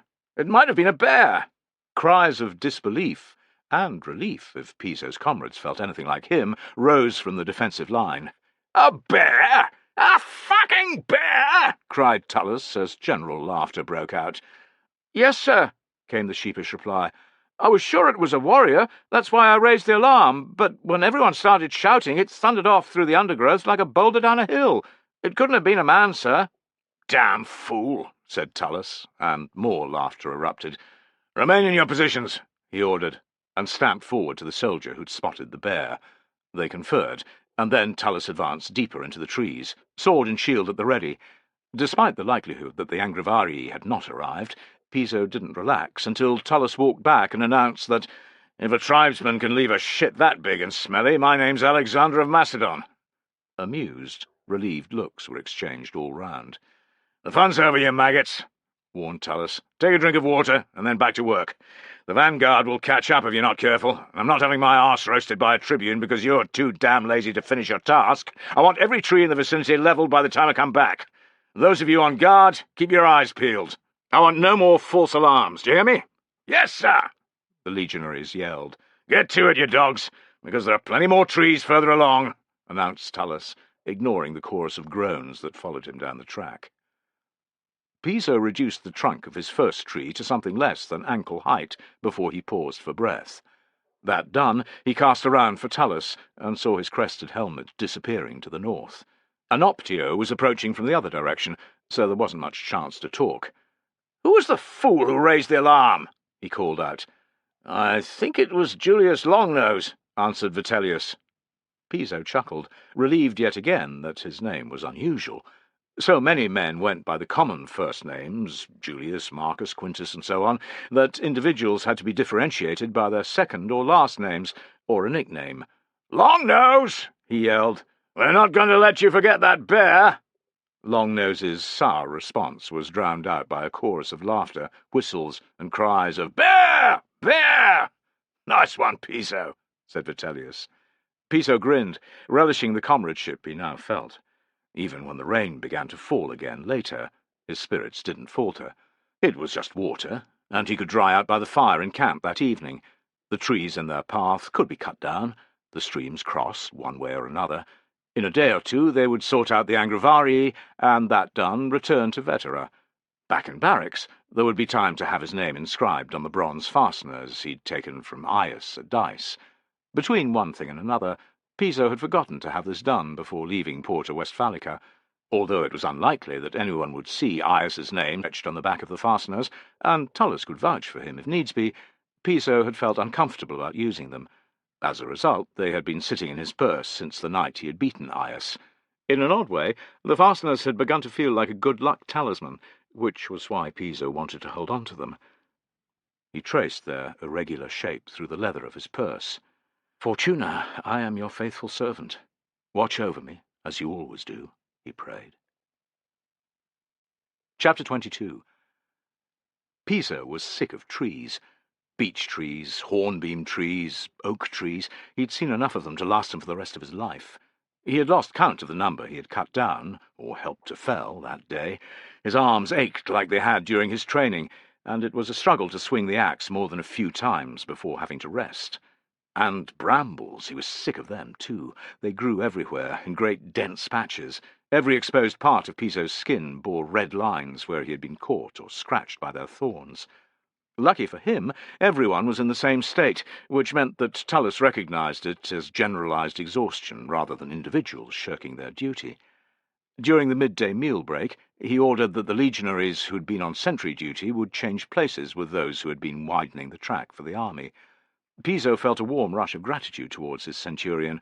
Watching out for bears and Angravarii warriors, who everyone said were unlikely to appear, would be easy in comparison to hacking down trees. The short rest was more welcome than the idea of cold food. Men squatted down on their haunches, or sat on fallen trunks, uncaring of the damp that soaked through their cloaks and tunics. Some even lay down under the trees, where the ground was a little drier. Few talked, and when they did, it was to complain about Varus, who had commanded them to march into this living hell instead of back to Vetera, where they belonged. "What a man needs on a day like this is soup, or at the least hot wine," complained Vitellius, ripping up a chunk of bread and shoving it into his mouth. There was a loud chorus of agreement from the rest of the contubernium, gathered in a circle around a flattish stone that was serving as a table. Helmets and sodden felt liners, yokes, equipment, javelins, and shields covered the ground at their feet. "That would require a fire," observed Piso, indicating the sodden earth and dripping trees. "Even Vulcan would struggle to light one in this shithole." That raised a chuckle from some. Tullus arrived then, as he so often did, out of nowhere. There was no sign of Degmar, his Marsi servant, but that didn't surprise Piso. Like as not, he was off scouting somewhere.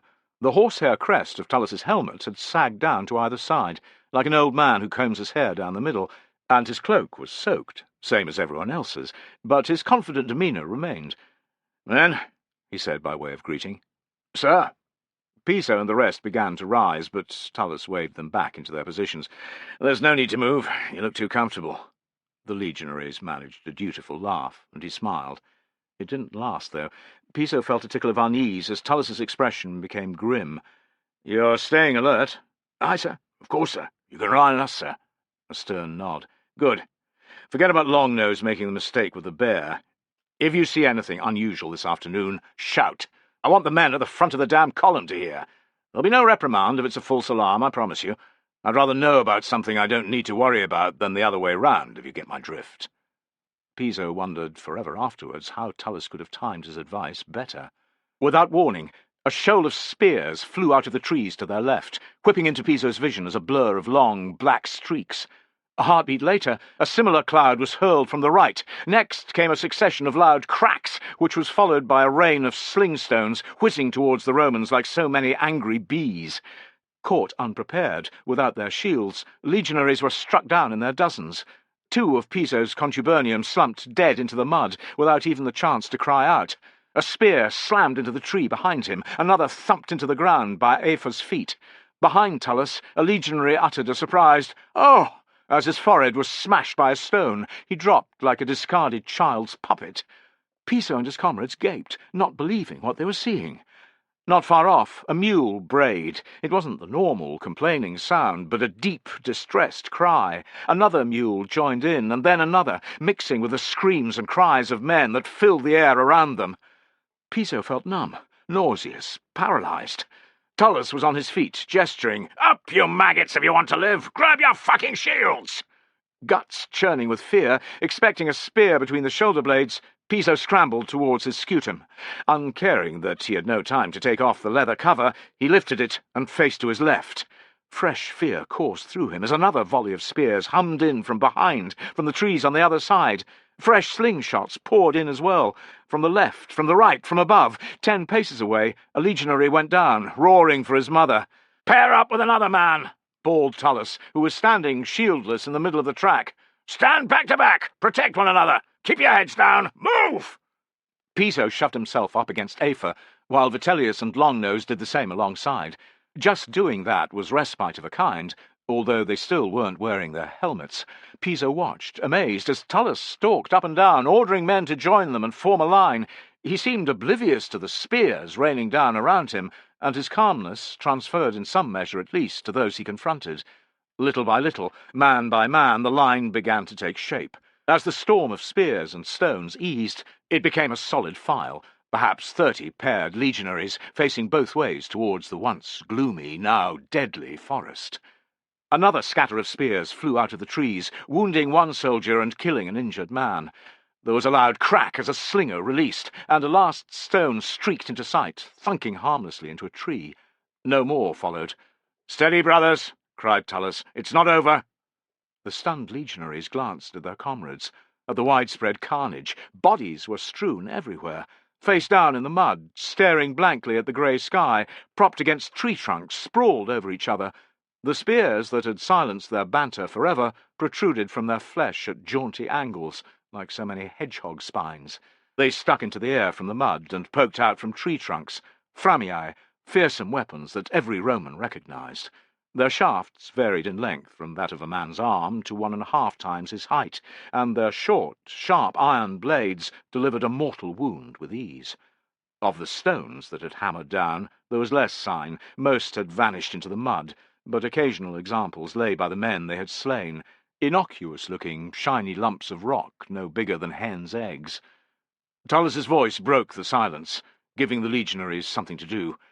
"Ease forward, careful like. Pick up your helmets and any javelins that you can, then back to where you were."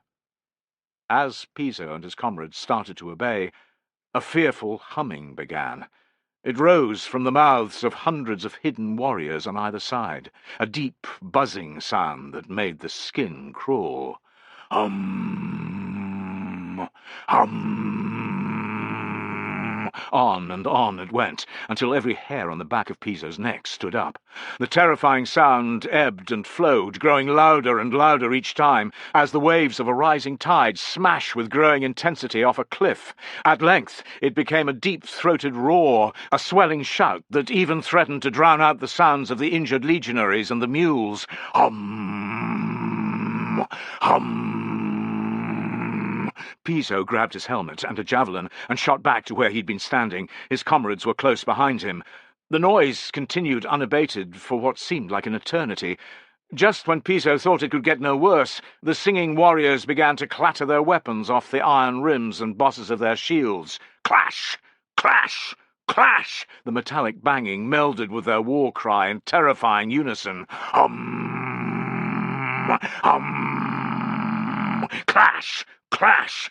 Clash! Piso felt an overwhelming need to shit, and he clenched his buttocks tight. Beside him he heard a man vomit. The tang of fresh piss reached his nostrils a moment later. Wails of fear were rising from elsewhere, and the line of legionaries began to waver. "If we break, we're fucked," hissed Afer. "Stay where you are." Grateful to be told what to do, Piso obeyed. The legionary 3 men along hadn't heard, however, or was too scared to listen. He stepped out of line, naked terror contorting his face. "They'll kill us all!" Tullus was on him like a snake coming up out of a burrow on an unsuspected mouse. Crack! His Vetus struck the shoulder in a flurry of blows, against his helmet, twice, on his chest, over his shoulders. For good measure, Tullus delivered a whack across the face that raised a massive red wheal on the man's cheek. "Get back, you fucking maggot!" he roared. "Into line before I gut you myself!" Cowed, shamefaced, the legionary retreated. Tullus gave him a withering look, before his eyes, stony cold, raked the rest of the soldiers. Few dared meet his gaze. As if the enemy wanted to listen to Tullus, the chanting and hammering of weapons died away. "That was their war cry, you useless shower of limp pricks!" yelled Tullus. "It's called the Baratus, in case you didn't know. Yes, it's blood-curdling. Yes, it's terrifying. Yes, you think you're going to die when you hear it." Tullus stalked fast along the line, eyeballing them in turn. "So fucking what? You're soldiers of Rome! Of fucking Rome! What do you care for the screeching of a horde of stinking barbarians? Hey! Hey! Nothing, sir!" shouted Afer. Tullus bounded back to stand in front of Afer. "What's that? I can't hear you." "Nothing, sir! I don't give a shit, sir!" A pitiless smile split Tullus's face. "That's right. We don't give a shit about them and their fucking war cry, do we? Do we? No, sir!" Piso and the rest roared at him. Tullus had a shield in one fist now, and a sword in the other. With fierce intensity he began to beat the blade off the iron rim. At the same time he chanted, "Roma! Roma! Roma!" The legionaries copied him. A little further down the line, Piso heard Fenestella take up the cry and encourage his men to do the same. Every time the sound was repeated, the soldiers' fear leached away a little, to be replaced, if not by courage, then by resolve. When Tullus was content that they had steadied, he ceased his hammering. Piso and his comrades did the same, muttering encouragements to each other. Things like, "We'll show the bastards what for. Let them come, dirty savages." "Ready, my brothers," said Tullus from his new position in the centre of the line, facing to the right of the road. "They might still charge." They waited. And waited. And waited. Nothing happened. There was no barrage of spears and stones. The Germans' Baratus was not sung again, nor were their shields battered with weapons. The legionaries began to share uncertain looks. If their attackers had not vanished, what in Hades were they doing? Again, Tullus stepped into the breach. "This is all part of the Whoresun's plan. They've gone, for now.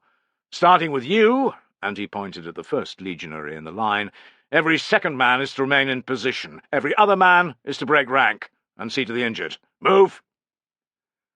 Piso left the defensive formation with reluctance, but his attention was soon taken up by his injured comrades, many of whom were in urgent need of care. The luckier ones, with bruised ribs and limbs from slingshots, or flesh wounds from spears that had struck glancing blows, were able to look after themselves. Supervised by a prowling Tullus, and directed by a lone orderly who'd appeared, Piso and his comrades made the casualties as comfortable as was possible in the wet, dirty conditions.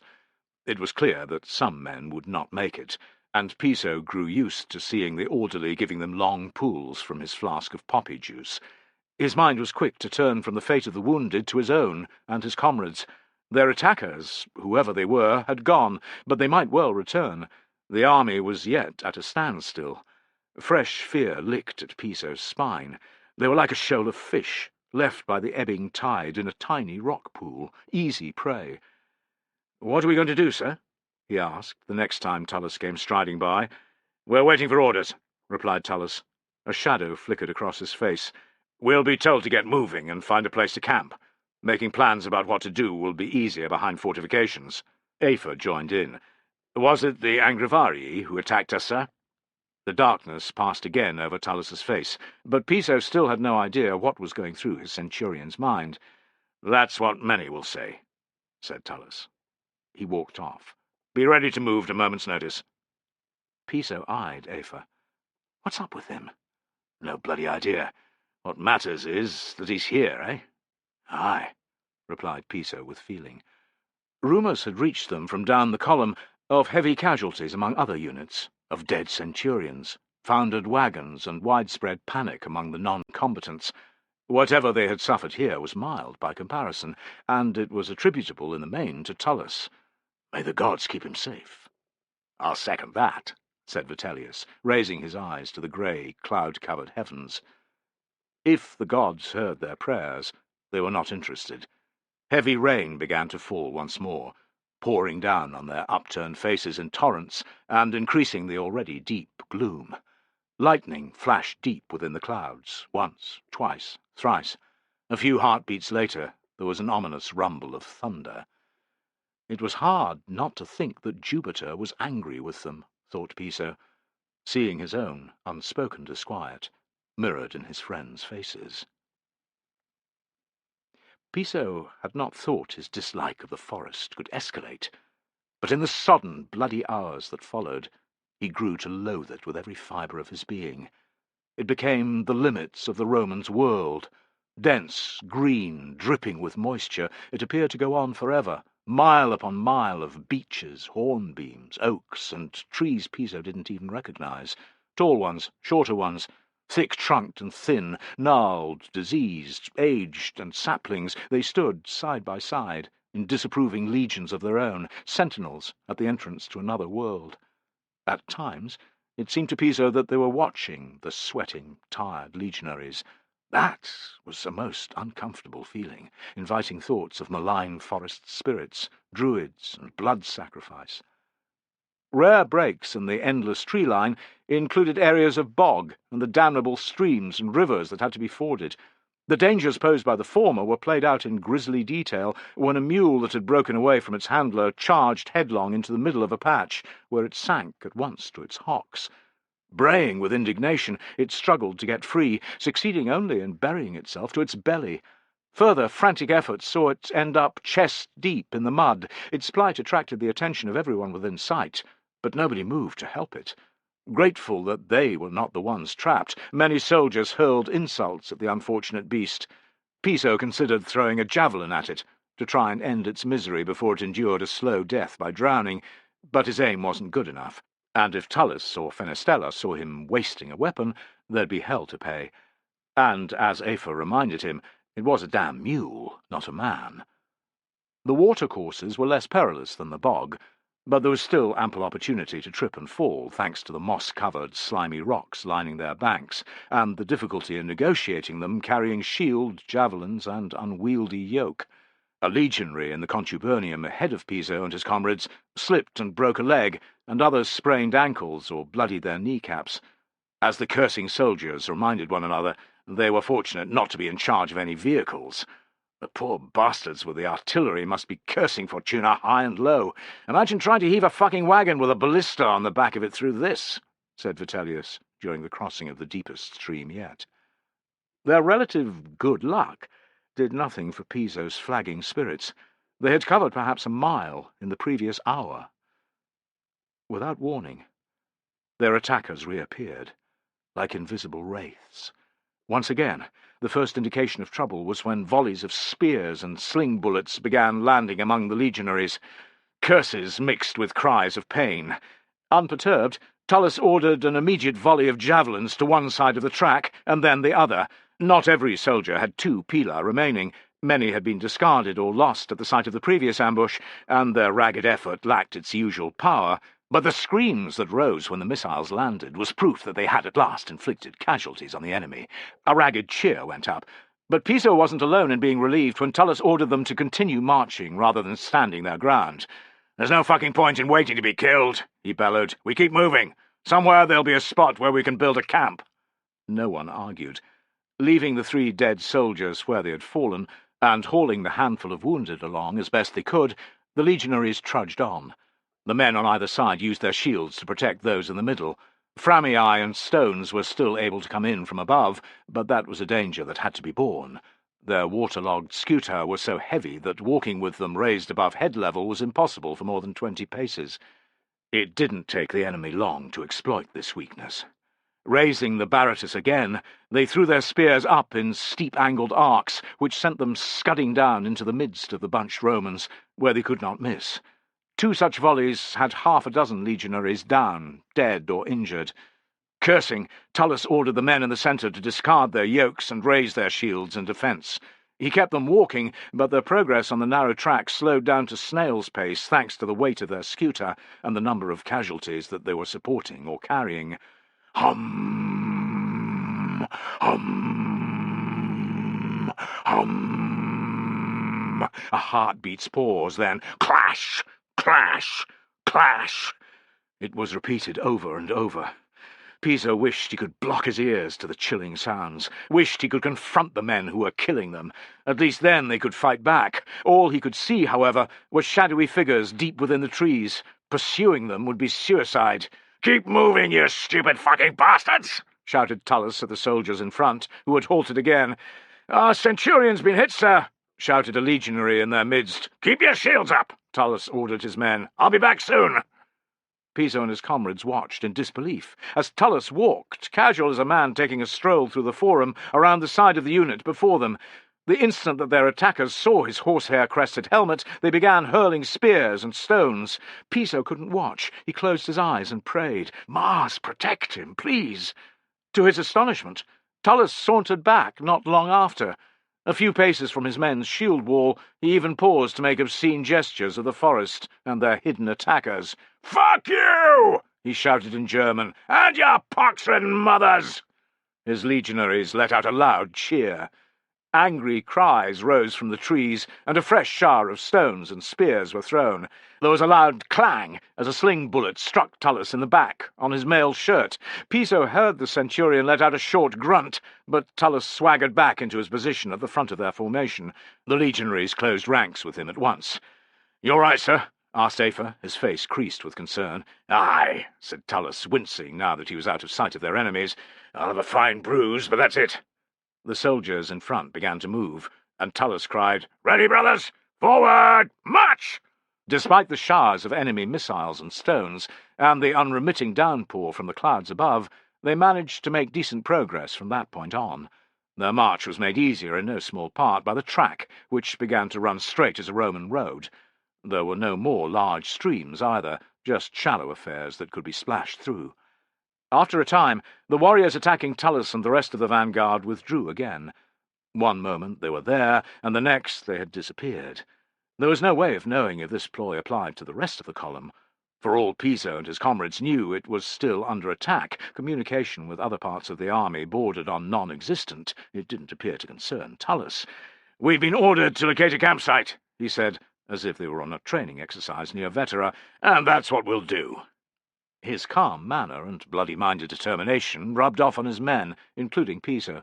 They began singing a bawdy marching tune, which Tullus encouraged by joining in lustily with the chorus. Morale rose further when a low hill appeared close to the track, on the left-hand side. After a brief meeting, Tullus and the other centurions decided that this would be the spot to build the camp. Work began at once, in the traditional fashion, with half the available legionaries providing a protective screen around the remainder, who began felling trees and digging the position's defensive ditch. Their respite was brief. Their enemies reappeared soon after the construction had begun, emerging from the forest in a great, chanting horde. It was the first time that the Romans had had a proper glimpse of their foes. They were an intimidating sight. Hundreds of burly tribesmen in brightly coloured tunics and trousers, with painted shields and spears, who advanced while singing the baratus. Their slingers walked behind, laying down volleys of stones far in front as the warriors moved forward. Despite the Germans' ferocity and the losses they'd inflicted on the Romans up to that point, seeing them steadied the legionaries. A face-to-face confrontation with the assailants who'd plagued them for hours was a relief. They weren't forest spirits or demons. They were men, like themselves, who sweated and bled if they were stuck with a blade. Few had any armour, and most had only spears to fight with. They could be defeated, had been defeated many times by the legions. And, as Tullus and other centurions roared at their soldiers, there was no reason that they couldn't be beaten again. The assault was short and vicious, but the legionaries threw back the warriors, inflicting heavy losses. Undeterred, the Germans rallied and attacked again, but more and more Roman troops from the column were arriving on the scene. Their officers flung their soldiers into combat, driving back the warriors for a second time. A third effort also failed. The tribesmen withdrew into the trees and were gone. Piso did not share in the widespread jubilation that broke out as this happened. He too was pleased by the Romans' success, but he'd listened in on Tullus as he talked with Fenestella not long before. What he'd heard was most unsettling. Tullus didn't think that they'd been ambushed solely by Angrivari. In his opinion, there were thousands more warriors out there in the forest, ready to fall upon them. His final words to Fenestella rang in Piso's head over and over. "The tribes have joined forces. Only one man could have done this, and that is someone who knows the legions inside out. From now on, it's about survival, pure and simple. What's important is to get as many of our brothers out as we can." That implied that Tullus thought more men would die, thought Piso, his belly clenching tight with fear. Many more men. Chapter 23. By nightfall, the vast majority of Varus's troops were safe behind the unfinished defences of the vast camp on the hillside. The tribesmen were no fools, Varus decided, leaving his command tent. They had withdrawn not long since, unprepared to lose more casualties in open battle. Secure in the knowledge that his soldiers would have a night's respite, he decided to walk around the camp. The calamity that had befallen his army that day, and the casualties it had suffered, had stunned his soldiers. He had seen the proof of that in the haggard faces as he'd entered the camp some time before. Showing his face might raise morale. The savagery of the day's attacks had ensured that their problems would continue overnight. Thanks to the number of abandoned wagons and mules that had gone missing, a good number of Varus's men didn't have tents to sleep in that night, or dry wood to use in cooking fires. The rain that was still falling wouldn't kill them, nor would the cooling temperatures, but the added privations would be further blows to their confidence. Ordering a wagon loaded with his entire personal supply of wine, Varus began walking the avenues of the camp, with a reluctant Aristides and a score of soldiers from the first cohort as company. At every turn there was evidence that the disorder and chaos affecting his army that day continued. The main streets, the Via Principalis and the Via Praetoria, had not been measured and set by an engineer with a groma. Their usual right angles to one another were absent, and there was a noticeable crookedness in the way they ran to the entrances. There were tree stumps everywhere, the remnants of the forest that had covered the hill until a short time before. They varied in size from a lethal tripping-over ankle length to easier-to-spot waist-high affairs. The positions occupied by each unit had been preserved, Varus was pleased to see, but there were far too few tents, and less than half the expected number of mules. Those legionaries who'd been fortunate enough to locate their heavier gear were safe inside their tents, but other groups of men crouched in miserable huddles in the spots where theirs should have been.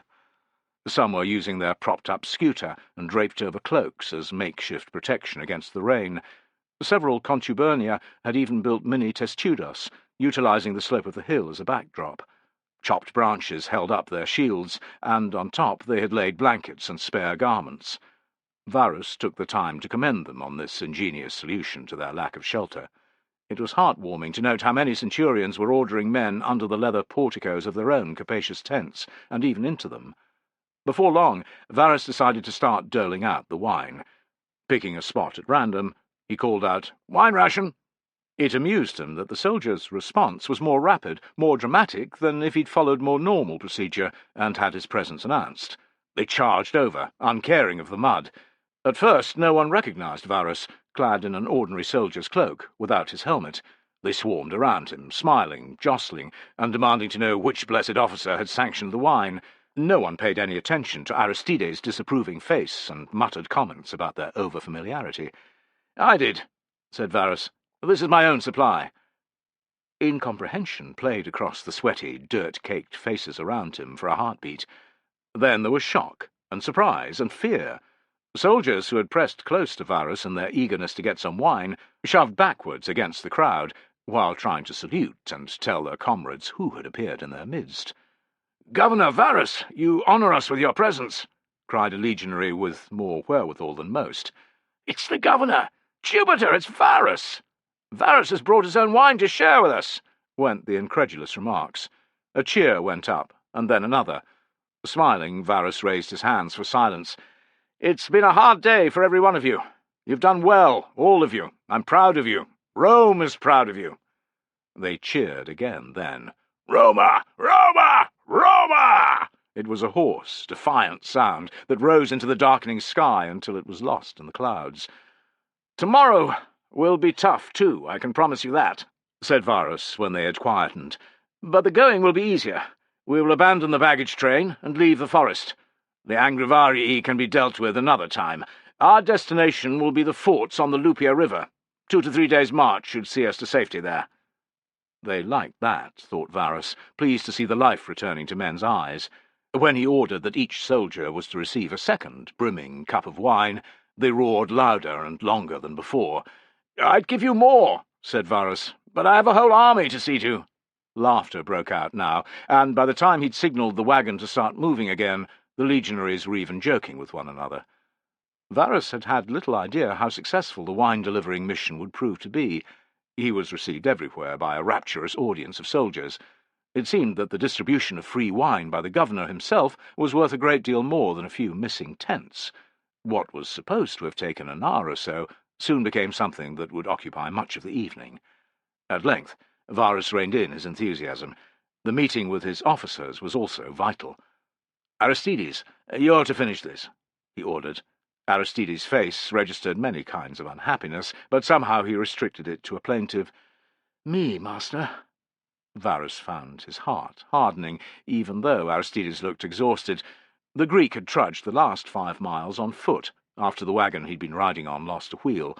Yet he wasn't dead or injured. "Yes, damn it," said Varus. "You can't fight, but you can make yourself useful. To get to Vetera, you need these soldiers' protection. Keeping their spirits up is therefore vital. Can't you see that?" "Yes, master," replied Aristides, humbled. "When you're done, requisition the legate's wine, too. I want every soldier in the damn army to have had a cup of wine before the second watch sounds. This is my direct order. Anyone who hinders you does so at their own peril." The delegation of power made Aristides' chin lift. "I will see that it's done, master." Varus found his senior officers waiting for him in his tent, more than 40 of them. They were legates, camp commanders, tribunes, senior centurions, and auxiliary commanders. If every senior centurion had been present, there would have been in excess of 50 men. The absence of more than 10 spoke volumes about the army's losses that day. Invigorated by the reception he'd had from the soldiers, Varus thrust these grievous casualties from his mind. He stalked through the gathering to his desk, which had been set up with his favourite chair and the lampstands he always took on campaign. Realizing he had arrived, the officers cut short their conversations, smiled and saluted, greeting Varus. Inside a dozen heartbeats, he felt their unspoken hopes, expectations, and fears as a physical weight, pressing down on his shoulders like a full sack of grain. With an effort, he threw that off, too.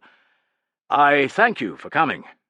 Calling for a servant, he ordered wine to be brought, before remembering that he'd given it away. With a smile, he recounted the tale of what he'd done. His story met with what appeared to be unforced approval, which pleased him. Varus had long since learned that his high office tended to guarantee men's support, whether they meant it or not. In this case, however, it mattered to him that they thought his move a good idea. They were all in the same boat. "First, I want a rough idea of our losses. Vala?" With a grim nod, Vala began to speak. When he'd finished, His fellow legates made their reports, followed by the auxiliary commanders. Varus listened in silence, feeling a rising sense of fury that his scouts had not been able to prevent the ambush. "Where in Hades were you, Arminius?" he wondered, as the last officer finished his report. "It's to be expected that losses varied from unit to unit and legion to legion, and that the cavalry suffered the most because of the easy targets their horses made for enemy spears. What's heartening is that our casualties were not more severe." Varus glanced at the centurions, whom everyone knew were the backbone of the army. When it came to fractured, close-quarters fighting, they were crucial. "I'm grateful for your leadership today, and that of your fellow officers. Your comrades who died or were wounded today will not be forgotten, nor will those ordinary soldiers who lost their lives." To a man, the centurions looked pleased. "I calculate that our overall strength has been reduced by 1/10, perhaps a little more," Varus continued. "These casualties are regrettable, but in the light of the element of surprise, the poor weather, and our inability to fight back, they're acceptable. What's vital is that they are not repeated. The best way of ensuring that is to get out of the damn forest into the open. The savages won't dare to attack us there, where our legionaries' superior armour and weapons can be brought to bear." Loud rumbles of agreement followed, but Sionius, a skinny officer whose uniform always seemed too large for him, cleared his throat. "You mentioned the baggage, sir. Do you mean to leave it behind? With it, we won't be able to fight, as you've described." "That's my exact intention, Sionius. The baggage train is to be abandoned in the morning. The only equipment to be carried is what the men can carry on their backs, and the wounded, of course. Some of the wagons' planking can be utilized to make litters for them, I would imagine." "And the artillery, sir?" asked one of the senior tribunes. "We don't want the savages laying their hands on that." "Indeed not. The ballistae and any weaponry left behind, including spare pila heads, sword blades, and so on, must be broken or damaged so that it's unusable. Burn the wagons, despoil any grain that's not being taken. The mules need to be killed too. The men can eat the meat tonight. Use the olive oil to start the cooking fires." Varus glanced at the assembled faces. "Equipment and mules can be replaced, but dead men can't be brought back to life. Does anyone disagree?" There was a chorus of "No, sir." "What about the civilians, sir, and the hangers-on?" asked Egeus, a block-headed officer with stubbly grey hair. Everyone's eyes focused on Varus, who might have been discomforted if he hadn't prepared for this. Like as not, some of the officers had women following the army, but that wasn't his concern. "The legions are to march in battle order," he said in an iron-hard voice. "All non-combatants are to take their proper place at the rear of the column. They must keep up as best they can." The silence that fell was awkward. No one wanted to imagine the fate of those who fell into the Germans' hands. Varus maintained his stony expression, and nobody dared question him. "We will strike out for the Lupia and the forts along the road west. I'm told that it is open countryside for the most part. There's some bog and small areas of forest, but it's nothing like what we travelled through today. Within 2 days, 3 at the most, we'll be back in Vetera." "That sounds good, sir," said Egeus with a grim smile, to a chorus of agreement. Varus's mind was already roving past their safe return. If he didn't take decisive action soon after this setback, Augustus could relieve him of his governorship early. At his age, and after such an error, there would be little chance of redemption. It was repugnant to think of a slow decline in a seaside villa, his wife's nagging voice in his ear, while the world went about its business without him. He steeled his resolve. "The weather won't worsen much for a month or more, which affords us time to deal with this rebellion before winter. The moment we have regrouped on the west bank of the Rhenus, therefore, I intend to seek out these accursed Angravarii and wipe them from the face of the earth." His officers liked that, and Varus prayed that Augustus would too. "Do you think Arminius is lost, sir?" This was Tubero. Varus noticed Tullus studying him with an intense expression. Tullus had been concerned about Arminius's loyalties before, and had been courageous enough to raise this with him. Perhaps he'd been right all along.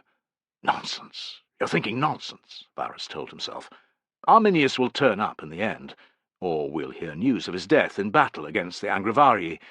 At dawn they would march out of this dreary, rain-soaked forest and escape their attackers. Within a few days, this mess would be nothing more than an unpleasant memory. "Yes, I do," he snapped. "Something must have befallen him and his men, or he would have returned by now." It was easier for Varus to ignore Tullis's stony expression than to challenge it. He took a deep breath and let it out slowly. "Calmer," he said. "The auxiliary cavalry and infantry are to stay closer to the vanguard than normal tomorrow. I want no units caught out on their own should the enemy attack. As custom dictates, a different legion will lead the army tomorrow. I nominate the 17th. Every other unit will take its usual place in the column, with the exception of the baggage, obviously. 10 riders from each legion's cavalry are to be used as messengers, to ensure that all of us know what's going on." Varus was pleased at the determination he saw rising in his officer's eyes. "If we keep our heads, and do not stop marching, we will be through the worst of it by tomorrow evening. A few thousand tribesmen aren't going to stop 3 Roman legions, are they?" The answering roar proved to Varus, as his mission to distribute the wine, that those who followed him were not even close to being beaten. Tomorrow would be different, he decided. A better day for them all. Arminius hadn't wanted to be absent during the first part of the ambush, but it had been unavoidable. He'd had to coordinate the tribes as they rallied at the agreed point, some miles to the east of the Roman column, greeting their chieftains like conquering heroes, ensuring that old tribal enmities weren't restarted, and making certain that they dispersed to the areas that he had decided upon. He had broken the back of his tasks by mid-afternoon, at which point he led his 4,000 Cheruscan warriors, eager-faced and armed to the teeth, westward, towards the foe. There would be time that evening to meet all of the chieftains together. The heavy rain and driving wind did nothing to lower their spirits. To Arminius's followers, the severe weather was physical proof that Dona approved of their ambush. Arminius himself felt blessed. Despite a number of near escapes, Tullis's suspicion, which he'd been aware of, the risks posed by the drunk young warriors, and Segeste's warning, which he had heard about afterwards, he had succeeded in keeping his plan secret until the end. With flashes of lightning searing his eyeballs and thunder battering his eardrums, it was hard even for him to feel sceptical about the divine backing for his plan. They came upon the camp of the Usipetes and Sugambri first, a sprawling affair of lean-tos made from branches and leaves, small tents and animal hides tacked up between close-growing trees. Judging by the whoops and cheers that met their arrival, things had gone well thus far. "Welcome, Arminius!" cried a massive warrior, brandishing a cohort standard in the air. "Our spears are well-blooded, but we left plenty of Romans for you and your men." "My warriors will thank you for that," replied Arminius, noting the plentiful signs of a victorious clash with Varus's soldiers. There were many men wearing Roman-issue helmets, and over there he saw a pair play-threatening each other with gladii. At that point he was spied by Redhead, who was in the midst of a group of warriors standing around a makeshift fire-pit covered by an ox-skin. He came striding over. "Well met, Arminius." Arminius dismounted and embraced Redhead. "It went as we'd hoped, I take it?" he asked. Redhead threw back his head and laughed, uncaring of the rain that spat at his face. "It was as if the gods had come down to earth and fought with us. The filthy Romans had no idea that we were there until the first spears and stones landed among them. You should have heard their wails. They were like swine in a slaughterman's pens. Their cries grew even more pathetic when they heard the Baratus. They died in their hundreds, while not a single warrior fell. We withdrew and let them march on a while before attacking them again, with almost the same results. Give them credit, the bastards kept moving forward, and at the hill where they chose to camp, they gave a good account of themselves. We lost more men than we should have there, because some of our warriors had grown cocky with the ambush's success and tried to take the enemy head-on." Angry at this departure from his plan, Arminius began to interrupt, but Redhead was having none of it. "I see you shaking your head," he said, his voice rising. "But remember how 400 of our young men died not 3 months since." Arminius made an apologetic gesture, and Redhead's frown eased. "It's easy for you to remember how disciplined the Romans are. You've fought alongside them for many years. Our chieftains managed to regain control of the warriors soon enough when a couple of charges had come to naught. So did the Sugambres' leaders. We left the Romans to lick their wounds and wonder what in the name of all the gods had happened to them." "You did well," said Arminius in a hearty tone, aware that nothing held his alliance together other than a mutual hatred of the Romans. If he tried to exert more than a subtle authority over the other tribes, they would fade away like stars in a brightening sky. A few dozen dead warriors would make no difference to the size of his army. "How many men are watching their camp?" "20. They're hidden close to every entrance. Not even a rat can leave the place without us knowing." "Fine work!" cried Arminius, throwing an arm over Redhead's shoulders. "Many thousands of the Romans remain living," said Redhead. "Did the other tribes honour their pledge?" "I am also the bearer of good, nay, excellent, tidings," replied Arminius, smiling. 4,000 Cheruscan warriors marched here with me. The Marsi are nearby with all of their strength. So too are the Angrivari, Bructeri, and some of the Chauci. The Chatti have also sworn to help, although they might not arrive before we have massacred every last Roman in Varus's army. Without taking their strength into consideration, there are still more than 18,000 warriors within 3 miles of here." Redhead's eyes were full of respect. "Never did I think to hear of so many tribes united with one purpose. Truly the gods blessed you with a silver tongue, Arminius of the Cherusci. To think I came close to killing you." "If you had even an inkling of my men's role in the slaying of your young warriors," thought Arminius, "you still would. I thank Dona every day that you had the wisdom to let me speak. My success is in great part thanks to men like you, and so will the final result, when we annihilate Varus's legions and drive Rome from our lands forever." If Redhead had had a tail, he would have wagged it then.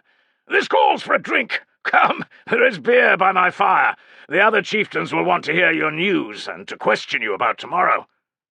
Arminius allowed Redhead to lead him towards the group of warriors. His heart was singing. Dona had been patient with him for many years, but tomorrow would fulfill his vow at last. Tomorrow. Chapter 24. The following morning Tullus rose when it was still dark. Leaving his tent, he found the world cloaked in a damp, cold mist. He ordered the unit's dead fires to be rekindled at once. Some of the oil that had to be destroyed was at hand, making it easy to ignite the damp wood. By the time the trumpets sounded, a reasonable amount of mule flesh had been cooked for his men. Soldiers with full bellies marched better than hungry ones, he thought with satisfaction, as he patrolled the lines, noting the pleasure with which the meat was being consumed. Exhorting each man to do his best that day, he ordered every 3rd legionary to retain his trenching tool. This was against Varus's command, which was to leave behind everything that wasn't a weapon, but Tullus didn't care. It was one thing to discard their heavy leather tents and excess equipment, but it was foolish to divest themselves of all the tools with which to dig defences.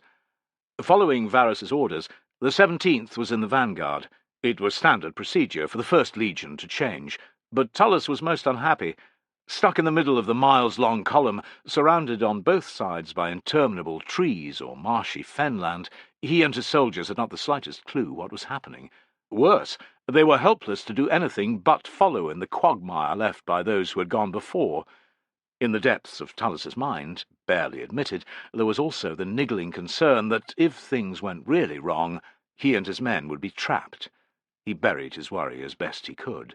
Resignation would get him nowhere. Today was about marching, surviving, protecting his troops. Despite his unease, things went well at first.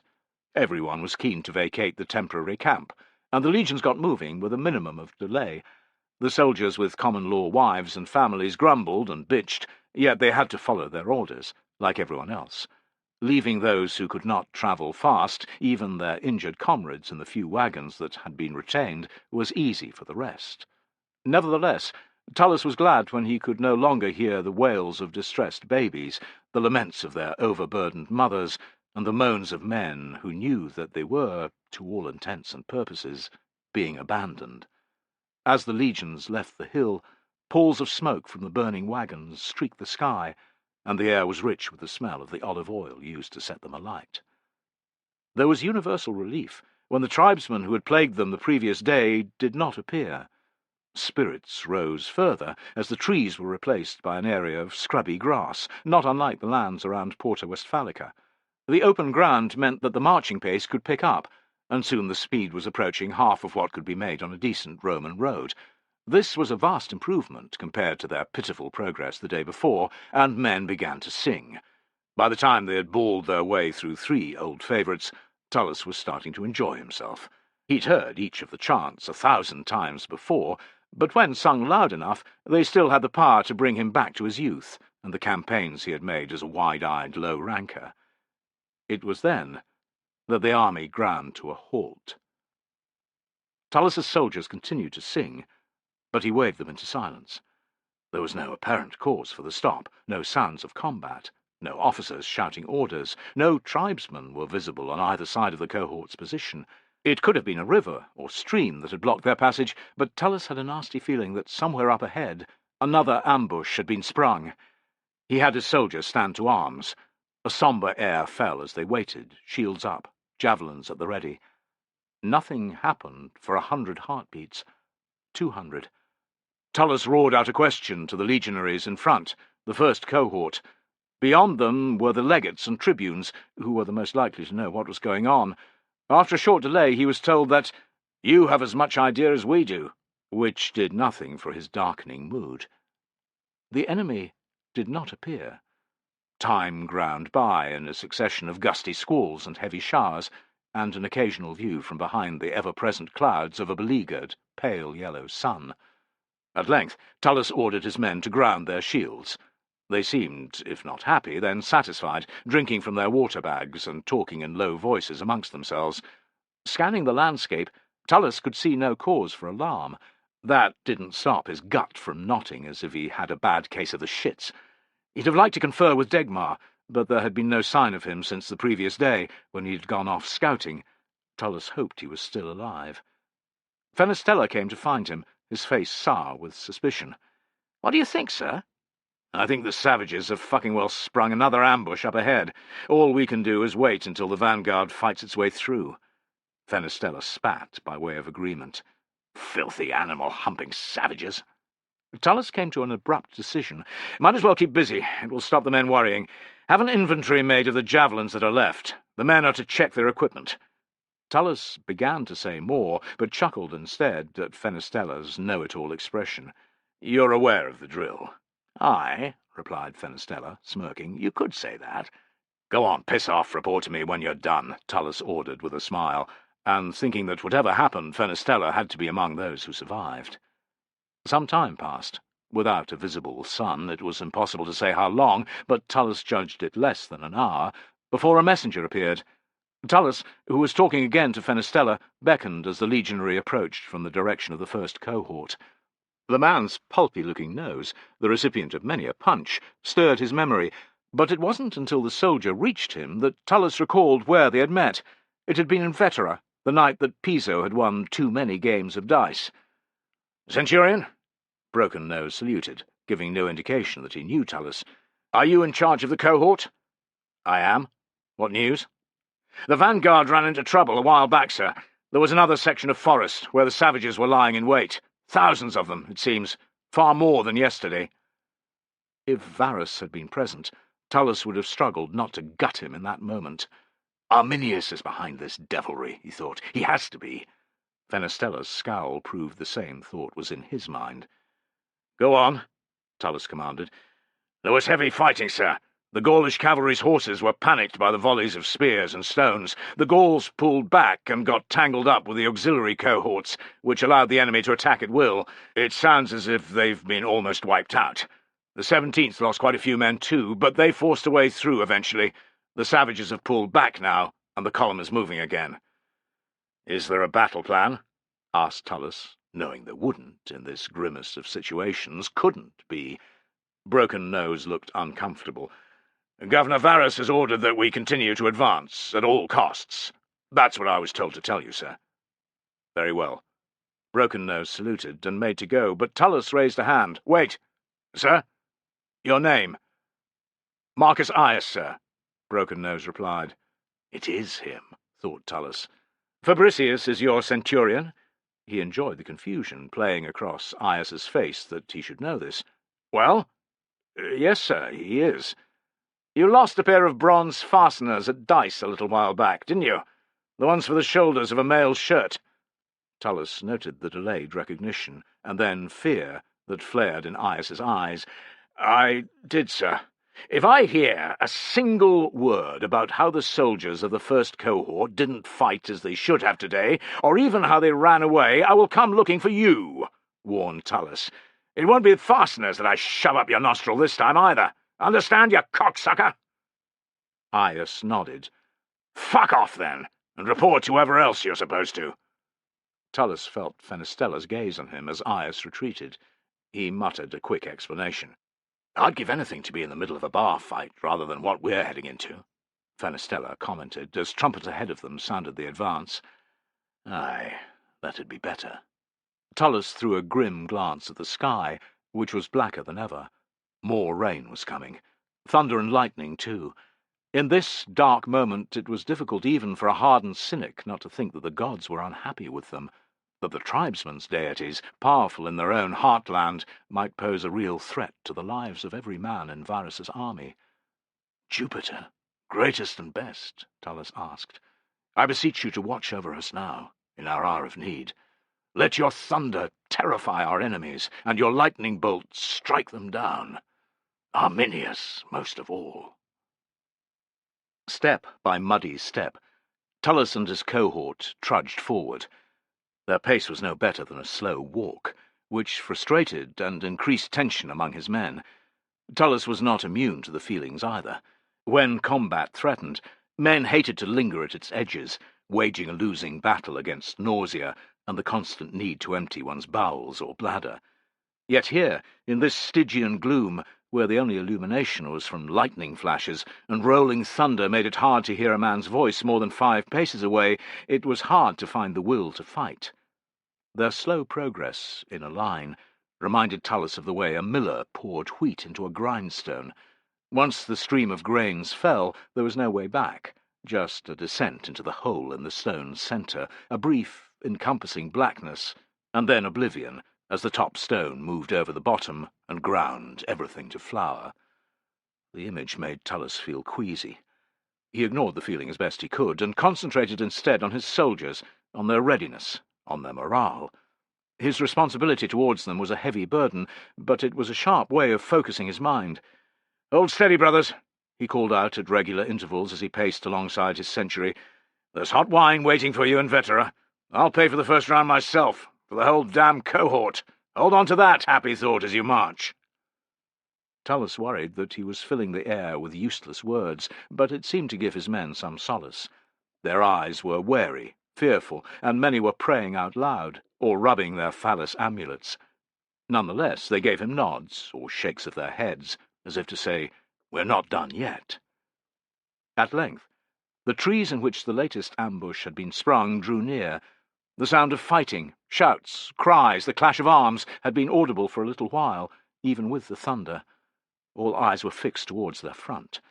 To everyone's frustration, most of what they could see was the back of the first cohort. The only men with a wider range of vision were those to the far left and right. They shouted descriptions of what could be seen constantly in response to their comrades' questions. Tullus did nothing to stop this. Information, even a little, was power of a kind. It gave men who felt helpless the idea that they had some degree of control over what was going on. When he wasn't issuing orders, Tullus also stared into the distance, where running figures were now visible on either side of the column. They were tribesmen, attacking and retreating, he assumed. "Bring them within reach of my sword soon," he prayed. "Let this damn waiting be over." 200 paces from the trees, Tullus was as shocked as anyone else when another ambush was sprung on them. With loud shouts, scores of warriors rose up from the vegetation to either side of his soldiers. "The bastards have lain there, letting thousands of us walk by," thought Tullus in alarm. They were close, dangerously close. Perhaps 30 paces separated their hiding places, nothing more than bracken, cotton grass, and bog rosemary that grew there from the track and the Roman column. Bearded, clad in dark colours, waving shields and spears, they charged forward in a muddy, disorganized mass. The Baratus rose from their midst, like the wail of demons from the underworld. Hum! Hum! The chant didn't have the volume of the previous day. There weren't enough of them, but the effect was the same. With the memory of what had happened to their comrades bright in their minds, Tullis's soldiers quailed at this unexpected assault. Fear oozed from them like pus from a lanced abscess, and their formation wavered. Time fractured for Tullis. His eyes shot from left to right, behind him, took in a succession of random images, the terror in a nearby legionary's face, another man who had dropped his shield, a third had fallen to his knees and appeared to be praying to the gods for mercy. Fenestella was raining blows on soldiers' backs with the flat of his blade, roaring at them to form a line to either side. One fool had broken ranks and was running towards the Germans, weaponless. It was moments such as this in which battles were won or lost. If his legionaries didn't stand now, they'd be butchered. Rage filled Tullis. "I'm not going to fucking die here," he thought. "Not here. Not now. Not today. Face left! Face right! Shields up!" he roared. "Close order!" He wheeled right, shoved in against the next man, prayed that the legionaries behind him were doing the same, or he'd end up with a spear in his back. The tribesmen were closer, only 20 paces away. Tullis could see their bared teeth, the sweat beading their brows, the sharp points of their framiae. It was risky, but— "Pila! Now!" Not all the soldiers with javelins heard his order or responded in time, but some did. A light shower of shafts shot out from the Romans' ranks. At such close range, every one hit something. A man, a shield, it didn't matter, thought Tullis. The volley checked the warriors' charge a fraction, which was vital. Their Baratus caught for a heartbeat, and into that silence Tullis screamed, "Draw swords and hold!" The tribesmen were no fools. They came on with speed and maintaining their cohesion. Less than a dozen paces out, they separated at last, the Baratus replaced by screams of hatred. 4 of them made for Tullis, no doubt because of his crested helmet, or perhaps because he was the last man in the line. A trace of panic entered his mind. If they snaked around him and drove in between the 2 ranks, it was all over. "Is there anyone behind me?" he shouted. The answering "Eyes!" had never been more welcome. There were still some spare men, those who had been in the middle of the 6-wide column. "Face forward! Close the gap!" Tullis bawled without looking to see if they obeyed. Back to his enemies. 2 men in the prime of life, shoulder to shoulder, both with spears, one with a hexagonal blue and red painted shield, the other with a distinctive tribal hair knot at the side of his head. A pox-scarred youth, rough-spun tunic, carrying only a club, and, the most dangerous of the lot, a wiry man, similar in age to Tullis, armed with an iron-rimmed shield and a nasty-looking sword. "Take the one with a club," he ordered the legionary to his right. "Yes, sir." The soldier roared insults at the youngster, getting his attention. Tullis ducked his head until his eyes were level with the top of his scutum. The pair with the spears would reach him first, he saw, while the older man hung back, waiting for his chance. Roaring like angry bulls, the 2 warriors closed in. Stab! Stab! Their spears thrust forward in unison.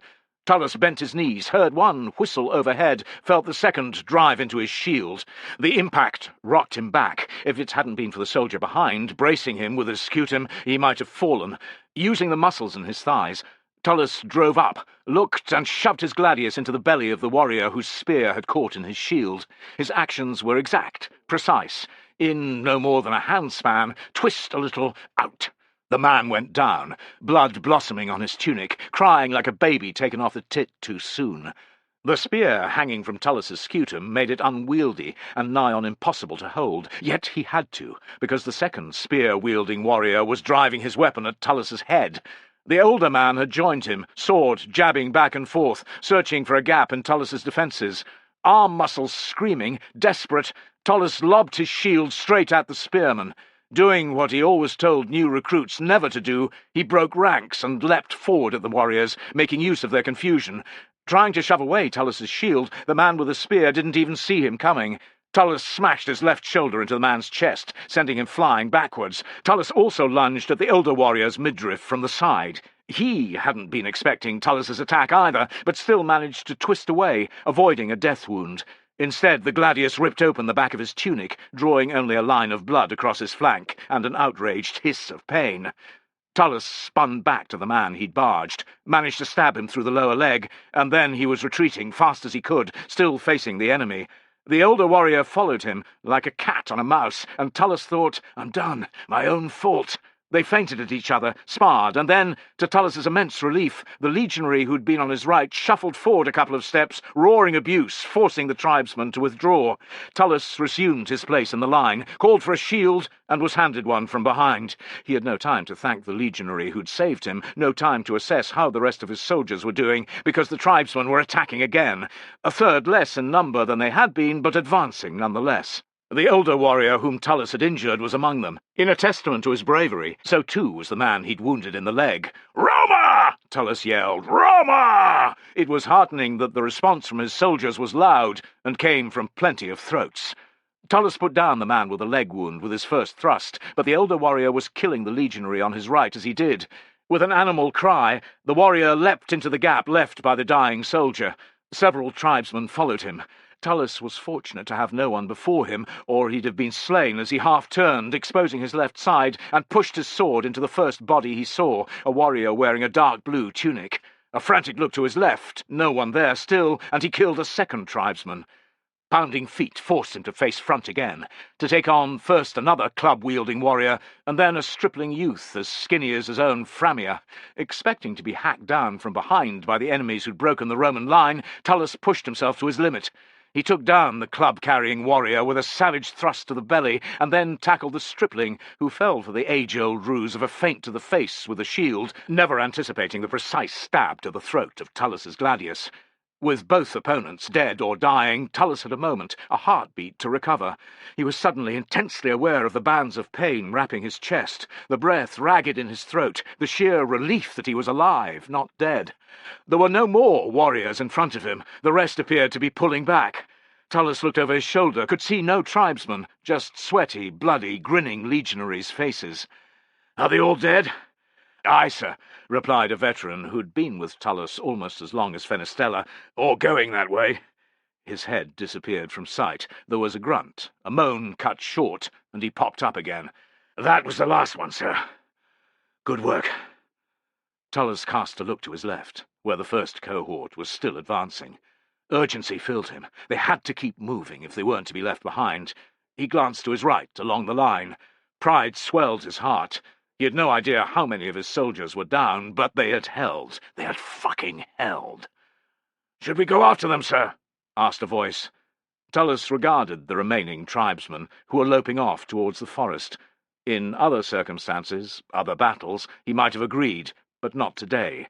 Among the trees there would be more warriors waiting, of that he had no doubt, and they were the ones with the advantage in such confined, awkward places. "Let the cocksuckers go. Check the wounded, treat them if you can. Strip the dead of any equipment you need, and do it fast. We move now." Tullus stalked down the line, repeating his orders, assessing his losses and his soldiers' mood. They were bloodied and battered. 6 of them would never leave this place, and nearly a dozen more sported wounds of varying severity. These were grievous losses for one clash in an ongoing battle, thought Tullus, especially if they were being repeated throughout the army. His rising sense of concern was countered, however, by the fierce grins his men gave him, and the promises that they'd be ready to march as soon as the injured had been looked at. They'd make it through, one way or another, he decided. Nonetheless, Tullus couldn't quite shake off his unease as they resumed their advance. Scores of dead legionaries, the casualties suffered by the first cohort, were strewn across their path. Many had been dragged to the side of the road by their comrades, but the unit's officers had been keen to move on. That meant that Tullus and his soldiers had to pick their way past, and in some cases walk on, the mud-spattered, bloody corpses, and, worse still, those who had not yet succumbed to their wounds. Having to behave in such a callous manner dampened the brief elevation in Tullus's men's mood, like a bucket of water emptied over a smouldering fire. Rather than say anything, Tullus saved his breath. They'd need rallying later, when the enemy hit them again. Thoughts of Arminius filled his head. How they had first met, how he had charmed everyone, in particular Varus. He was a clever man, a battle-hardened warrior, and a leader of men. He would not attack a force of 3 legions, even from ambush, unless he had an army at his command. It was feasible, even likely, that the warriors who'd attacked thus far were but a small part of Arminius's host. The rest were in the forest ahead of them, where they had to go. "Curse Arminius for a treacherous dog," thought Tullus, wishing that he was back in Vetera, dry, warm, and safe. In that moment, it seemed as far away as the moon. Chapter 25. Tullus wasn't happy. The ground had begun to climb, and although the gradient wasn't steep and the path didn't lead straight up the hill, it opened his men up to potential attacks from above. Sure enough, fresh volleys of stones and framii were soon raining down on them. His cohort, and the first, the only unit that appeared to be with them by this stage, now had to fight off a strong assault by hundreds of fresh warriors. Their shields bore different patterns to those borne by their previous assailants, telling Tullus that they were from another tribe, which cemented his conviction that Arminius had rallied more than just his own people. It didn't take long for Tullus to lose 3 soldiers in the clash, with almost twice that number injured, losses that were roughly replicated throughout the cohort. Once the enemy had pulled back, there was no point pursuing them, the Romans' march had continued. The slain had been left where they had fallen, the luckiest among them with a coin in their mouths, placed there in haste by a comrade. Grim-faced but resolute, Tullus and his men slogged on through the mud, the wind, and the constant downpour. Only the gods knew what time of day it was. The morning had to have passed, but with storm clouds reducing their world to a rain-soaked grey twilight, it was impossible to be more specific. They had covered perhaps a mile, and the forest began to die away to their right. At first, it was only a few gaps in the trees, but after another half-mile, during which they had not come under further attack, the woodland came to an end. Tullus felt like cheering. The open ground meant that they would be safe from attack on one side at least. His hopes were soon dashed. "It's fucking bog," he said to Fenestella, who'd come to report on the wounded. "That prick Arminius is even cleverer than I thought, choosing to fight us here." They both looked, hoping Tullus was wrong, but there could be no mistaking it. 200 to 300 paces of scrubby grass and a few bushes further on, the land's profile changed. Patches of heather and bracken nestled alongside one another. They continued as far as the eye could see.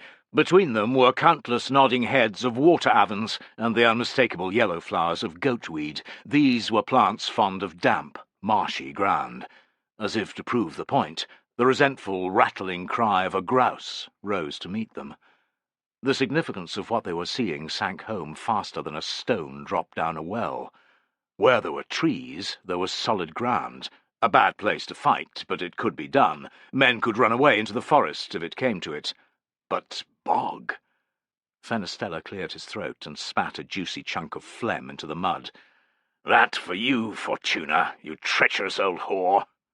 On another day, Tullus, cynic though he was, might have counselled against such blasphemy. Now, though, he added his contribution to Fenestella's with an energetic hawk and spit. "The rattled crone is in an evil mood with us. Of that there's no fucking doubt." Fenestella lowered his voice further, so the soldiers marching alongside, most of whom, locked in their own worlds of misery, did not appear to have noticed the marshy ground, couldn't hear. "What can we do?" Tullus cast a jaundiced look at his Optio. "You know the answer to that, as well as I do." When the thunder came, it was even louder than before, right above their heads.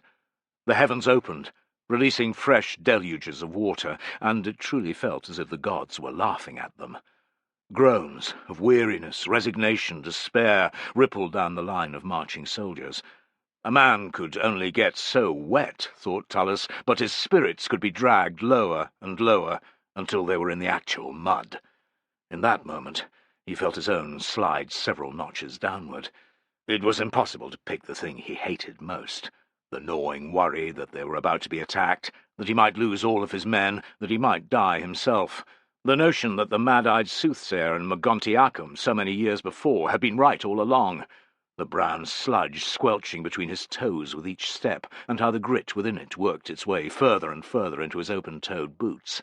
The twinging ache in his lower back, and the constant stabbing pain from the old injury in his calf, the strength-sapping feeling of cold, soaking wool against his skin, made degrees worse by the biting wind, the apparent ever-growing weight of his armour, the fact that his shield, combat-ready in his left fist rather than slung from his back, appeared to have been magicked into a single piece of lead.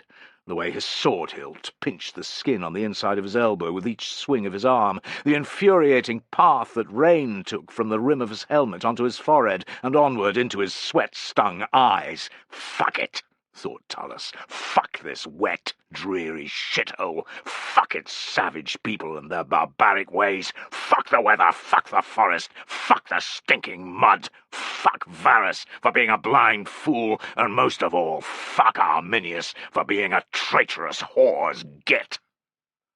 The internal rant took his mind from their miserable situation for all of a couple of 100 paces.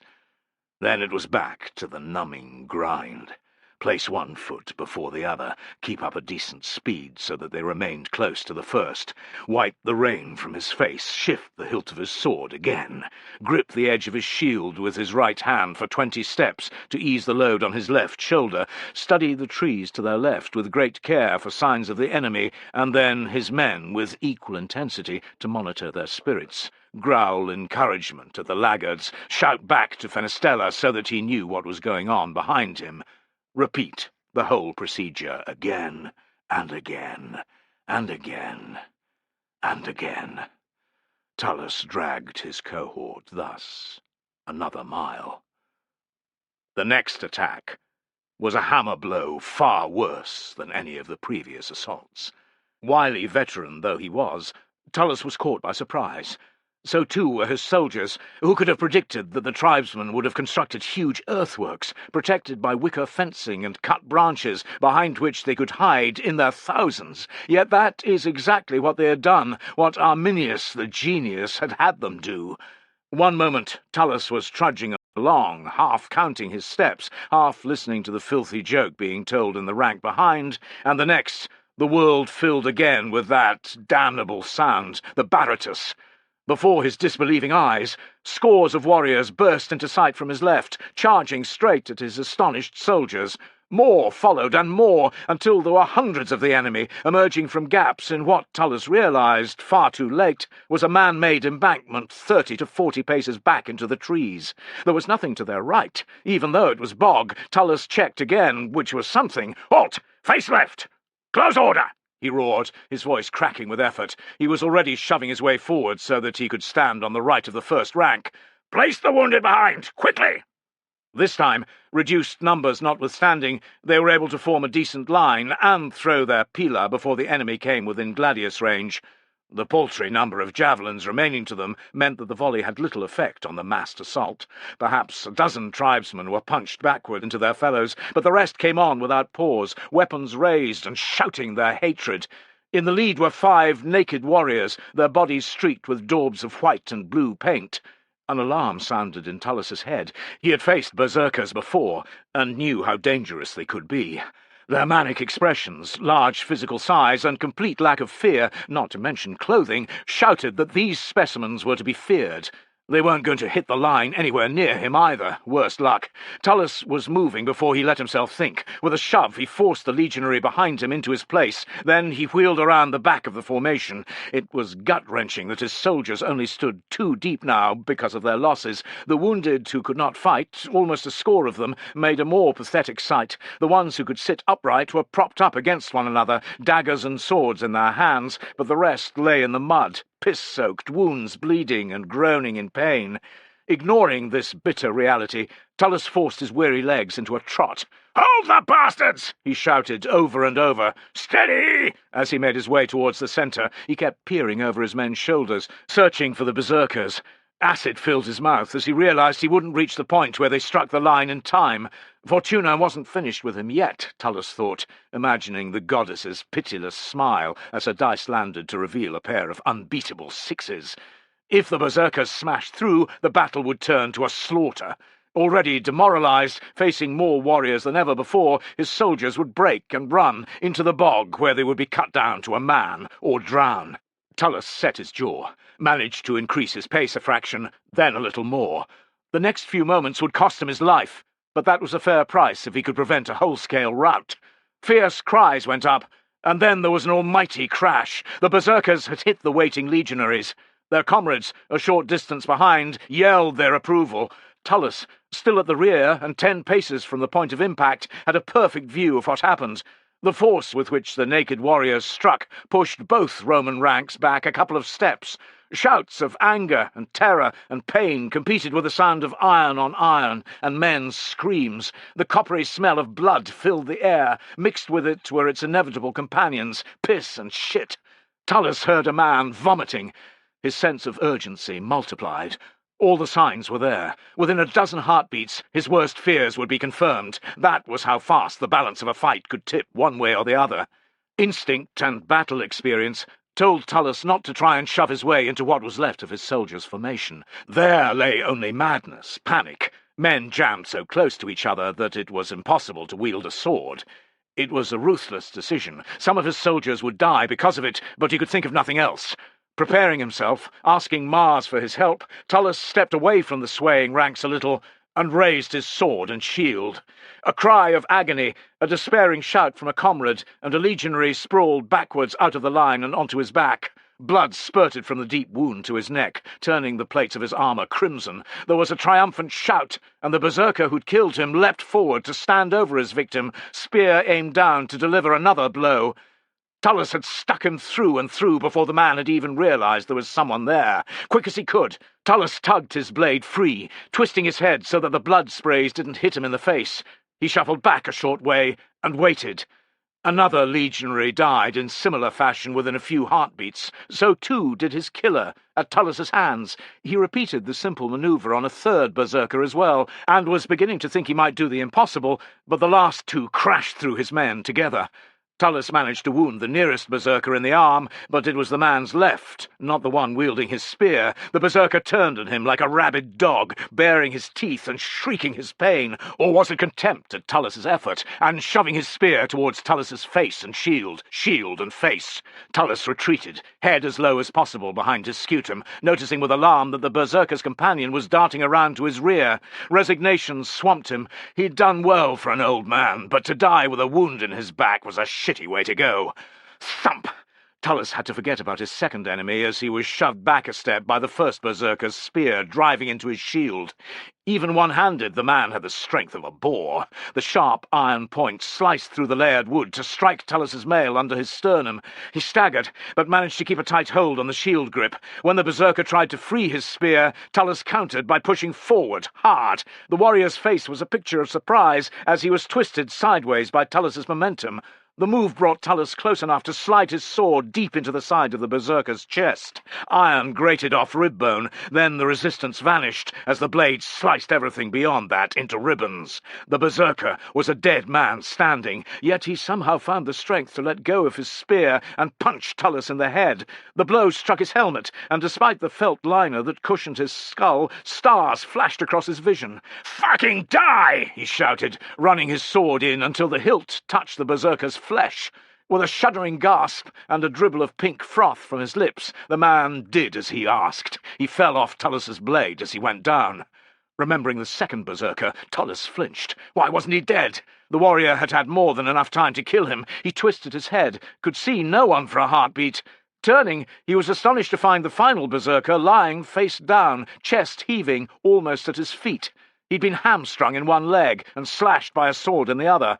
Behind him, two of the wounded legionaries were grinning like idiots at Tullus, who took in their bloodied gladii and laughed with a combination of relief and pride. "My thanks," he said.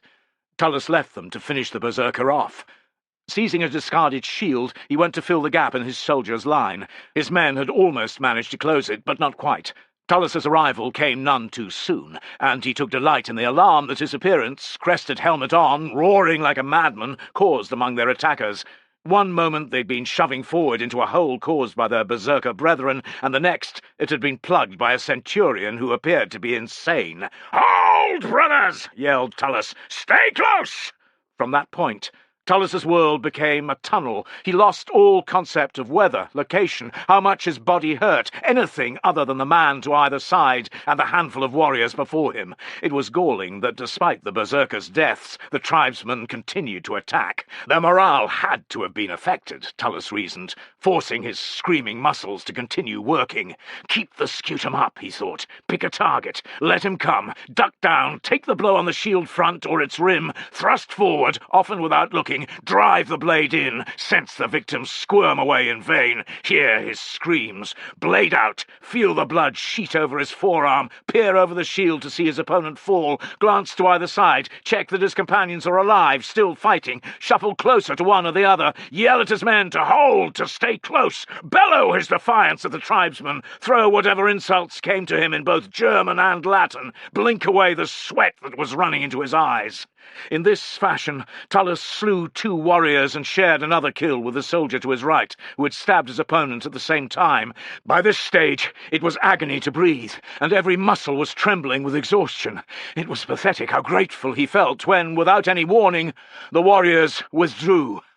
He watched, panting and offering up silent prayers of thanks to Mars as they loped back into the trees and their embankment, which had hidden them so well. Their wounded and dying were left behind, a decent covering Tullus was pleased to see. Worry gnawed at him nonetheless. His losses, and those suffered by the cohort and the army in general, were far more pressing. They could not keep hemorrhaging men like this. For now, though, they had won some space to recover. Tullus lowered his sword, let his shield sag to the ground, felt the rain, softer now, drifting down onto his face in welcome drops. Breathing deep, he closed his eyes for a count of 5, 10.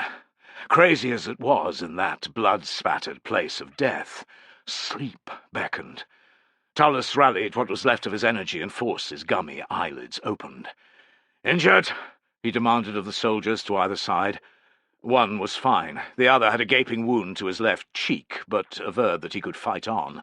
With constant glances towards the trees, Tullus marched to the end of his century, assessing his casualties. To his intense relief, they weren't as bad as they could have been. 5. Only 5 legionaries were dead or dying, and 2 would follow them within hours. 6 more men had minor wounds. Heavy though these losses were, the berserker's charge could have ended everything. He was overjoyed to find Fenestella still alive, covered in other men's blood, with a gash to his neck, but otherwise unharmed. Tullus grabbed him in a bear hug. "I heard what you did to those naked fuckers, sir," said Fenestella when they had separated, smiling. Respect shone from his eyes. "Few men could have done that. I was full sure I was dead. That helped, like as not," Tullus said, shrugging. "Mars was kind to me. So too were a couple of the wounded lads who hamstrung the last horse, and if it hadn't been for them, I wouldn't be here." His vision blurred for a moment, and he swayed. "You all right, sir?" asked Fenestella, steadying him. Tullus straightened his spine, grimaced, and shook off Fenestella's hand. "I have to be. Is there anything to drink? I'm fucking parched." Fenestella called for a wine-skin. Reinvigorated a little by several mouthfuls of undiluted wine, Campanian it tasted like, Tullus sent word to the other centuries in the cohort that they were to treat the injured fast, and to be ready to march. When the messenger returned, he wasn't carrying good news. 3 of Tullus's centurions reported that they were down to half their usual strength. A 4th centurion was dead, and the last would not live another hour. Cursing at the delay dealing with this would cause, and with the first cohort already on the move in front, Tullus ordered the depleted centuries to unite, forming 2 that were full strength, and for them to do it with all haste. For a time after that, Fortuna appeared to have cast her capricious gaze elsewhere, leaving Mars to hold his shield over Tullus and his soldiers. The thunder stopped, and the rain eased to a gentle drizzle. There was even a hint of sunshine through a few breaks in the cloud. A rainbow formed overhead, its beauty a stark contrast to the bloodbath taking place at ground level. From somewhere on the moorland beyond the bog came the lonely, warbling cries of curlews. With no sign of the tribesmen other than heads peering over the earthen rampart, Tullus's soldiers regrouped and got moving. When they caught up with the first cohort, it was travelling at a snail's pace. Before long it ground to a complete halt. The unit had come under attack again. Hundreds of warriors rushed out from behind the German earthworks, threatening to overwhelm the first through sheer weight of numbers. With worry gnawing at his guts, Tullus ordered his tired soldiers forward to its aid. They managed to fight their way to the unit's rear after a time, with the loss of 2 men. If Tullus had thought things would prove easier having another cohort to one side, he was mistaken. It might have worked if the First hadn't lost so many junior officers and centurions, but it had. From his position at the far right of his soldiers, abutting the First, he could see the unit's legionaries weakening like an undercut riverbank hit by a winter flood. It was unusual to mix troops from two different cohorts, but desperate times called for desperate measures. During a brief respite, Tullus had Fenestella take his place in the front rank. Then, leading half his own century, he made his way behind the First for a short distance, and forward, into the middle of its disrupted formation. The grey-faced, stoop-shouldered legionaries met their arrival with varying degrees of disbelief and pathetic gratitude. Their spines stiffened too, however, which was what Tullus needed. He interspersed his soldiers between those of the First, all along a section of line 80 men wide, and placed himself in the middle. When the next wave of warriors came charging in, the legionaries stood solid and threw the enemy back. They did the same thing on a second occasion, wreaking fearful casualties on the tribesmen. During the short breaks between attacks, Tullus was able to ascertain that his cohort was also holding its own. The rest of the First, to his right, was a different matter altogether. Parts of it were standing their ground, but from the sounds and looks of it, loud cheering from the enemy and an increase in the force of their assault, other sections were crumbling or had even broken. He began to wonder whether his move to strengthen the First had been wise. If the situation deteriorated much further, the soldiers around him would also crack. If that happened, he and his men would die. Even worse, so too would Fenestella and the rest of his beleaguered century, possibly even his entire cohort. It was with a sense of real relief, therefore, that Tullus watched the enemy tribesmen pulling back a short time later. They hadn't been beaten. Too many of them were sauntering for that to be the case, and hurling insults over their shoulders at the Romans, but they were withdrawing. For a rest, like as not, he thought, feeling a great need for the same. The horns of an unpleasant dilemma now faced him. Another enemy assault would begin soon. Should he stay put, or return to his men? Or even, Tullus wondered, should he push on, past these beaten legionaries, away from his allotted position to where the legion's eagle was? It was vital that the golden standard not be lost, and his men might make the difference in retaining it. That bitter realization drove Tullus to throw caution and army regulations to the wind. Ordering the First's soldiers to do their best, he rallied his men, 3 fewer than he'd led in, and took them back to their own unit. Fenestella greeted him with unbridled relief. "We didn't break, sir, but it was close. We won't be able to hold on for much longer." "If we stay here, we'll be raven-food by sunset," agreed Tullus. He pointed. "Look over there." He'd spotted an area of dry ground to their right, parallel to the track, increasing the distance between them and the boggy area. Fenestella took one look and also saw the chance it granted. Without further ado, Tullus led his soldiers onto it, around the still unmoving First cohort. There were unhappy glances from its legionaries, and even a shout from an Optio that they shouldn't be changing formation without direct orders from Varus, but Tullus paid not a blind bit of notice. Judging where the First centre was proved to be difficult, as the cohort had lost its usual formation. Approximating as best he could, Tullus returned to the path after a few hundred paces. The niggle of unease he'd felt about the eagle now became open disquiet. The casualties here had been horrendous. Legionaries were sprawled everywhere, dead, wounded, somewhere in between. The unit's ranks were so full of gaps that they resembled an old fishing net that had never been repaired. Not every centurion had been killed, however, and there were also standard-bearers dotted throughout the unit's soldiers. What worried Tullus was that they were signiferi, the men who carried centurion standards. There was no sign anywhere of an Aquilifer and the eagle he carried. "Where's the eagle?" Tullus roared at an Optio who was tending to the wounded. The Optio looked up. The grief and shame on his face, and the streaks that tears had left on his cheeks, revealed everything. "It's gone, sir. Lost." "What?" Tullus seized the Optio's arm, shoved his face into the other man's. "How?" "There were too many of them, sir. They went straight for the eagle. 20 berserkers at least. Our centurions did their best. They shoved us forwards, sideways, every way they could to protect it. 3 of them died, maybe more, defending it. Scores of ordinary soldiers, too. I'm one of the only Optiones left." The man hung his head. "I should have died. Would have done, if I hadn't been knocked out for a time." Numb, reeling, Tullus left the Optio to his misery. Ordering his own cohort to regroup, he went in search of a more senior officer, hoping against hope that they would rebut what the Optio had told him. The Eagle's loss was almost incomprehensible. Men would do anything, die, take a disabling wound, lose a limb, to prevent such an iconic symbol falling into enemy hands. Tullus would have done the same. He couldn't remember the last time a legion had lost an eagle. The Optio had been mistaken, he told himself.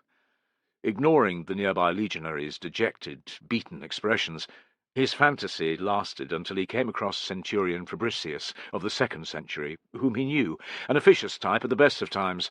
Now, though, Fabricius looked like a man whose family had just been butchered before him, dead-eyed, with a sickly grey complexion. He gave Tullus a puzzled look. "You're not with the first?" "No, I'm Tullus, Senior Centurion's 2nd cohort." "Ah." Fabricius's disinterested gaze fell, and he picked at the hilt of his sword with bloodied fingernails. "Is it true?" demanded Tullus. "Has the eagle been lost?" There was no reply. "Answer me!" shouted Tullus, uncaring that Fabricius outranked him. It's true," muttered Fabricius, unable to meet his eyes. "I brought my men forward as fast as I could. We would have... I meant to..." Tullus stopped. Empty words and hollow promises would not magic the eagle back. He glanced at the earthworks and the clamouring warriors atop it. "They took it back there?" "Yes." "How long ago?" I don't know. Not long since." Tullus's mind raced. If he gathered all of his men, and the soldiers around him, could they sweep forward and cross the enemy fortifications? Could they recover the eagle? He studied the nearest legionaries, and his hopes burned to a white ash. Everyone he could see looked exhausted. His own troops weren't in a much better state. Such men couldn't storm a higher position against superior numbers and expect to win, let alone take back a prize that would be defended to the bitter end.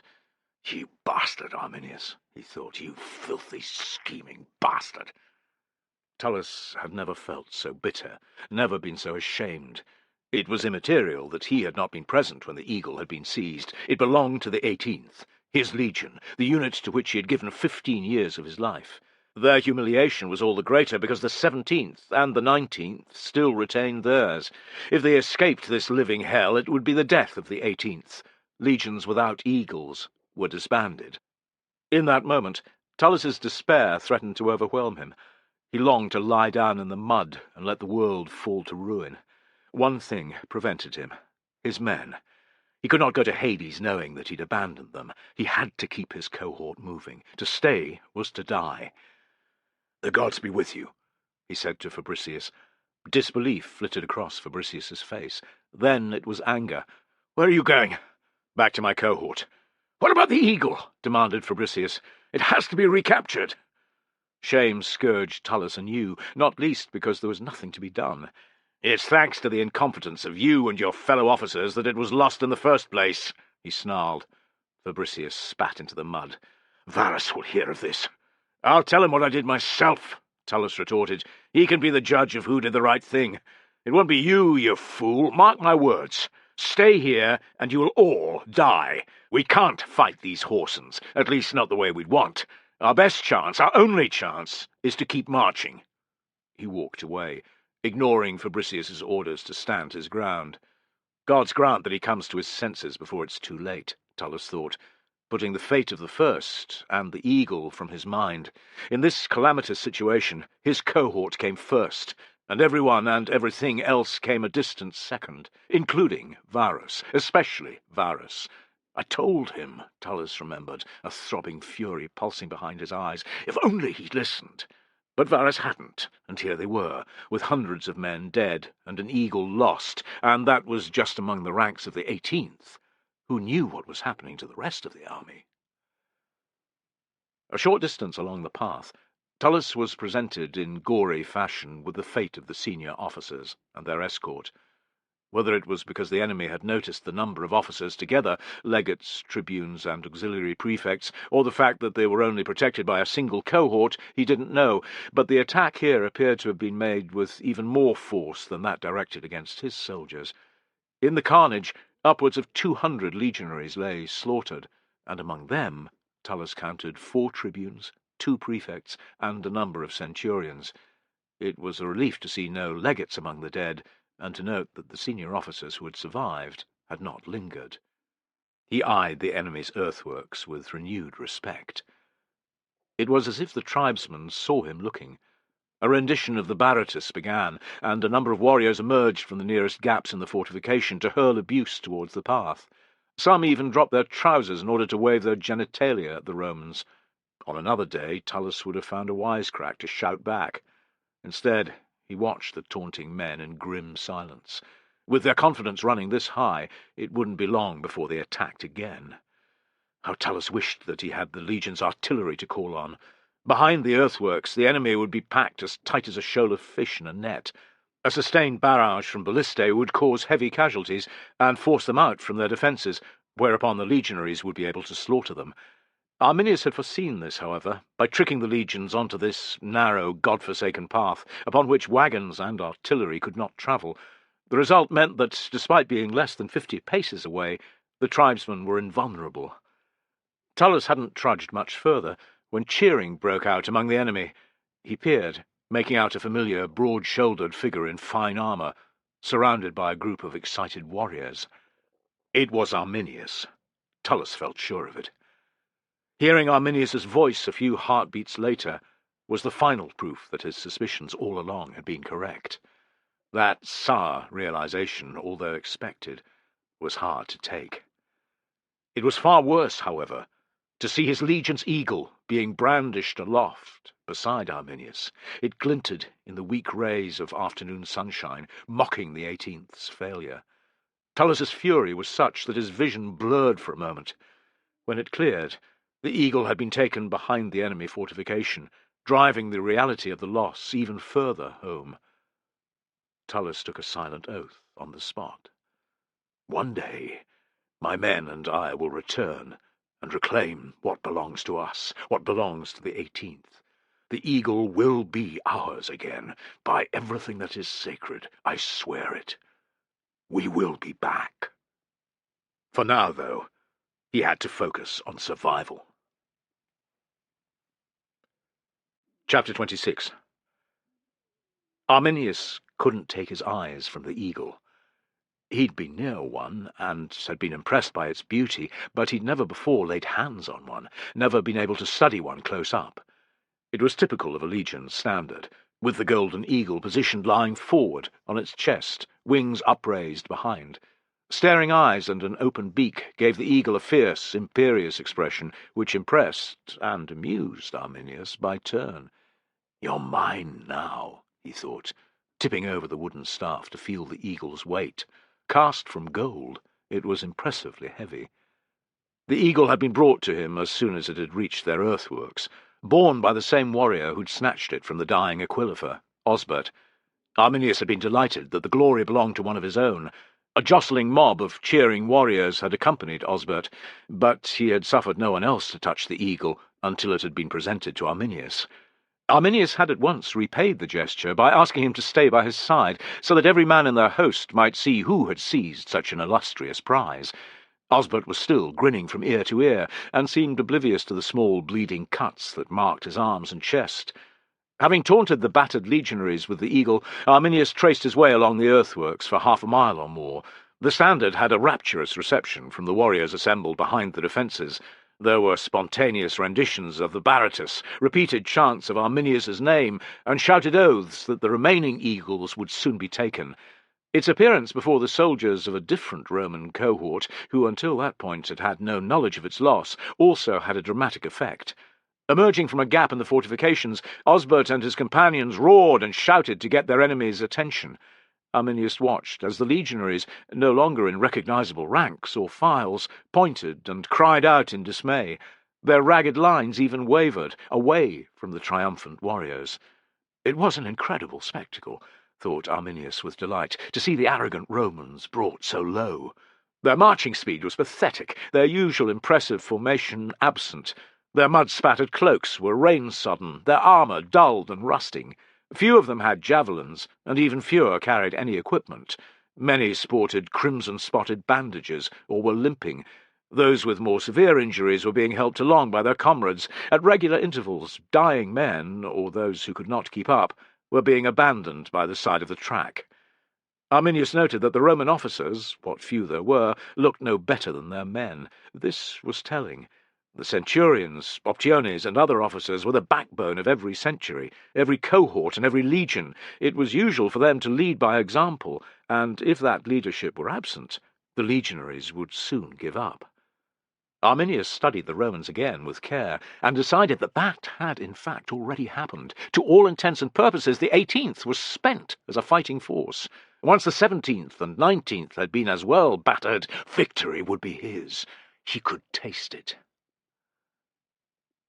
Tullus trudged on. A brown-green wall, taller than a man, the enemy earthworks, ran alongside the track without end, sometimes as close as 20 paces from the marching legionaries. Behind it were apparently inexhaustible reserves of warriors, every one of whom thirsted for Roman blood. When the bastards weren't attacking, they were singing their infernal baratus, or showering the legionaries with volleys of framiae from atop the rampart. Tullus's men had long since used up their pila, and had grown accustomed to picking up the enemy missiles and lobbing them at their owners when given the order. To begin with, their efforts, thrown at a foe above them, by arms that were already tired, caused few casualties compared to those they were suffering. Incensed, Tullus gave his soldiers a dressing down during a rest break snatched when they weren't under attack. "You all fucking know how to throw a spear. Ground your shield, pick a target, don't loose the damn things until I give the order. Do that, and you'll kill men. Throw them like panicked children chucking rocks at a feral dog, and you'll miss." His telling off worked. The next time Tullus directed his men to throw, more than half a dozen warriors were punched back off the top of the earthwork into their fellows. That put an end to the tribesmen standing on the rampart to better use their spears, which reduced Tullus's losses by some degree, at least when hand-to-hand fighting wasn't going on. But that wasn't much of the time. 3 more savage attacks he and his men battled through that terrible afternoon, 2 of which were in heavy rain, with yet more thunder and lightning. Another 6 soldiers from his century died, and more were injured. The already muddy track was transformed into a swamp in which a man's leg could sink to mid-calf, making combat twice as treacherous.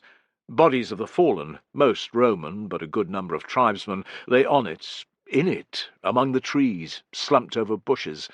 Thanks to the volumes of blood being shed, the mud was often dark red in colour, rather than brown. In a sarcastic moment, his face planted in it after he tripped over a body, Tullus thought it similar in hue to a good Sicilian wine. Mules, cavalry horses, and men's corpses weren't the only things to break an ankle over. Weapons, pila, framiae, swords were everywhere. So too were shields, pickaxes, pots, pans, blankets, and more. Not all the civilians had been weeded out of the army's ranks, as their bodies and belongings proved. Here lay a soothsayer, a startled look on his face, still clutching his litus, or rod of office. There sprawled a merchant, his smashed empty money-box close by. A dead-eyed woman sat on a tree stump, a lifeless infant in her lap, and a bawling toddler cradled in her arms, the child's wails mixed with the piteous whining of a tiny mongrel pup which had stayed by its dead master, a peddler. Despite his own dreadful situation, Tullus's conscience was pricked by the woman and the little dog. He hardened his heart and walked by both. His responsibility was to look after his century and his cohort, no one else. When the light began, at last, to dim so much that it was difficult to see his hand in front of his face, Tullus wanted to cry out with relief.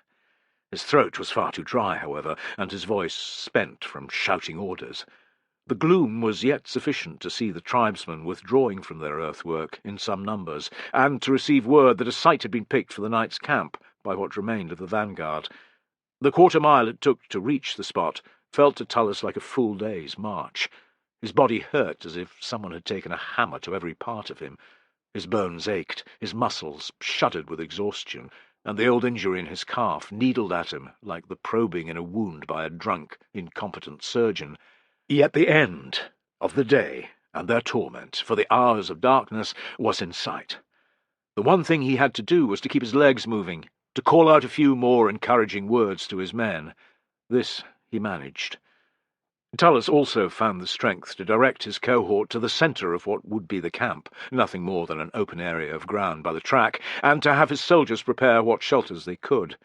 Only when this had been done did he unlock his knees and sit down, propping his back against a boulder. It would have been a good idea to do some stretches, to drink some wine or water, to eat whatever food there was, but Tullus was too tired. Never had he felt so drained. The instant his eyes closed, he was asleep. He dreamed not of his soldiers who died, but of the woman and her children, one dead, one living, and the whining pup. Tullus jerked awake, instinct making him reach for his sword. Realizing he was among his own, in their camp, he relaxed. Night had not entirely fallen, so he couldn't have been dozing for long. As the light from the sky disappeared, the only illumination came from the fires that had been lit. Thanks to the lack of dry wood, there weren't many. The air resounded with the moans of the wounded, dulling the soldiers' muted conversation. "Damn it all to Hades," Tullus muttered, unable to put the woman from his mind. How far down the track had she been? "You're awake." Fenestella loomed over him, his face concerned. He proffered a wine-skin. "Aye." Tullus took it and slugged back a couple of mouthfuls.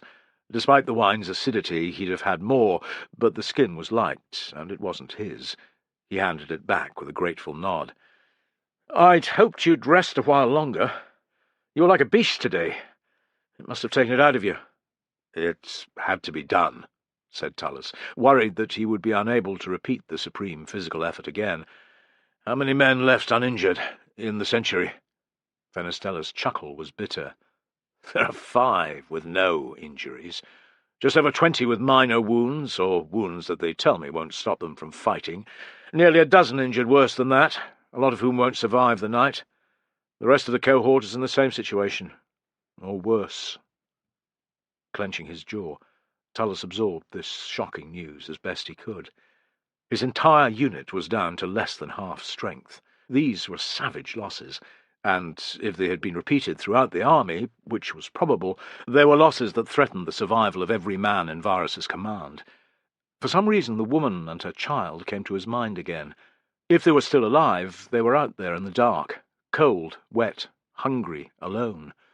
Tullus cursed.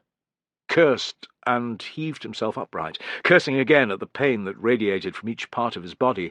He had every reason in the world not to act, but he couldn't. He couldn't. Doing nothing would make him as bad as that horse in Arminius. "I'm going back down the track." Fenestella looked at him as if he'd taken leave of his senses. "Why, sir?" Tullus smiled. When they were alone, Fenestella tended to call him Sir, only when he disapproved of what Tullus was doing. "There's a woman back there, with a child, and a pup." Fenestella goggled. "That's sad, sir, but, it's really none of our concern." "I'm making it my fucking concern, all right? Come with me if you wish. Tell the men I want 5 volunteers. Volunteers only. We leave at once." With a roll of his eyes, Fenestella turned on his heel. "You mad fuck!" he threw over his shoulder. Tullus let the insult slide, in the main because Fenestella was right. But he was going to do it anyway. If he could save her, it would in some small way compensate for the staggering losses suffered by his cohort. So many had died.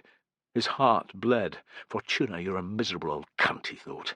"And what the fuck were you doing today, Mars? Having your flute played by Minerva? You didn't look after us at all.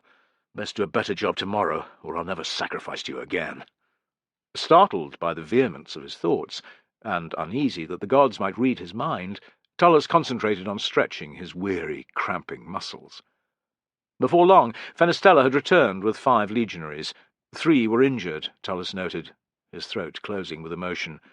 "More would have come, sir, but I told them you only wanted 5, said Fenestella, making him feel even prouder. "The Optiers told you what we're going to do?" Tullus's eyes moved over the soldiers, who all gave him resolute nods. "I'd wager that the enemy have long since withdrawn to their tents and their fires. They'll be as hungry and bone-weary as we are. It's a simple job, nothing more than a short walk in the dark." They managed to laugh, but he could tell it was forced. They were here, and that was what mattered, thought Tullus. He couldn't also expect them to be happy about it. "Do we take torches, sir?" asked one legionary. Tullus hadn't come to a decision on that yet. Without light they wouldn't be able to see a damn thing, but if they carried torches they would attract the attention of any tribesmen who might still be around, and that would end with only one result. Fuck it, he thought. They'll have gone back to their camps. I'm not skulking down the path like a scared child. We do. One at the front, for me, and one at the back, with the last man. That's all. If we hear anything, we can douse them swift enough. He glanced at Fenestella. You coming? You know me, sir. I'm always game for a fool's errand. Fenestella raised an arm, revealing a pair of wooden torches. Tullus gave his optio a tight smile. Come on. The sentries at the camp's edge gave them incredulous looks when Tullus announced where he was going, but they knew better than to question a mad senior centurion. The path along which they had come wasn't hard to follow, littered as it was with weapons and corpses. The latter were challenging to pick their way past and over, not least because some of them were yet living. When they realized that their own kind had come among them, the poor creatures sent up a lament, pleading to be saved, to be carried to safety, or to have an end to their suffering. Aware that this would happen, Tullus had already instructed his men to say that they'd help those they could on the way back. Despite their best efforts to quieten the wounded, the noise of their cries was considerable. As Fenestella observed dryly, only a deaf man would have missed their passage. Whether Arminius's tribesmen had gone, or thought they were ghosts, Tullus had no idea, but there was no sign of them. He walked on, peering at every tree and bush for signs of the woman and her children. Try as he might, he could not remember the point where he'd seen her. In the darkness, each dripping plant, each lowering tree looked the same as the next. Judging time was impossible, so he counted his steps.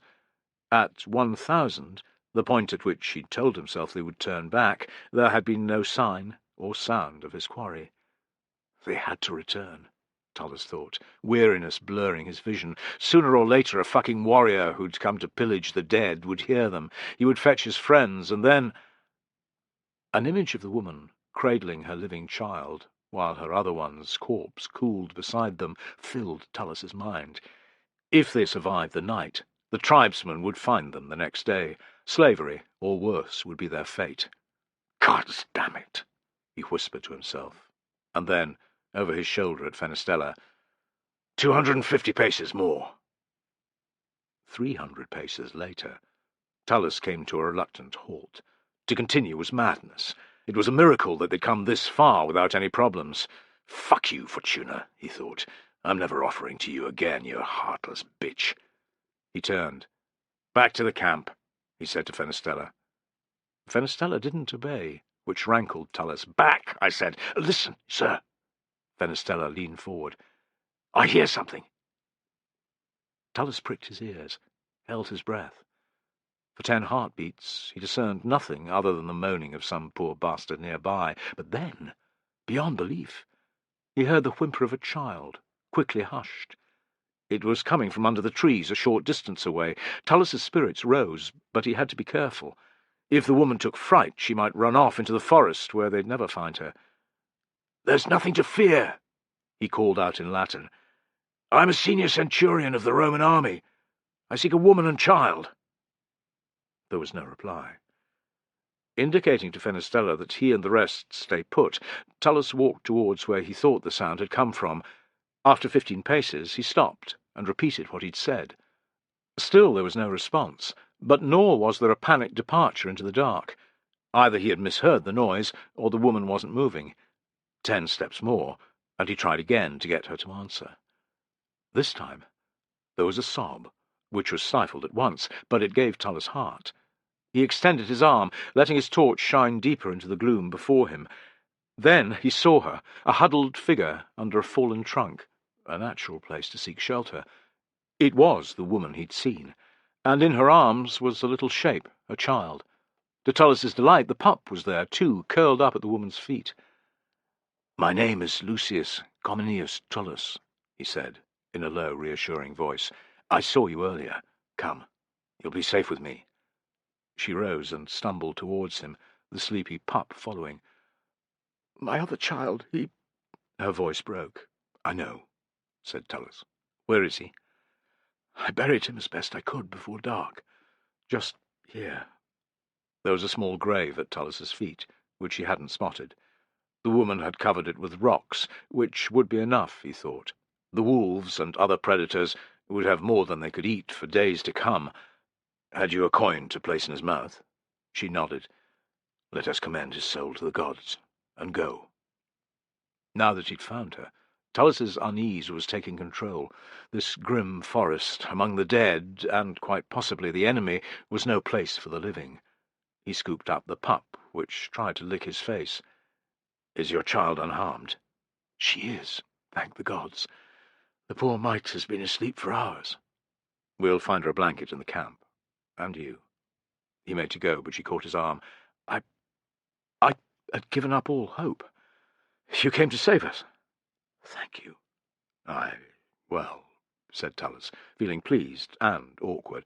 Best get back to the camp before we get too excited. He led the way back to his men.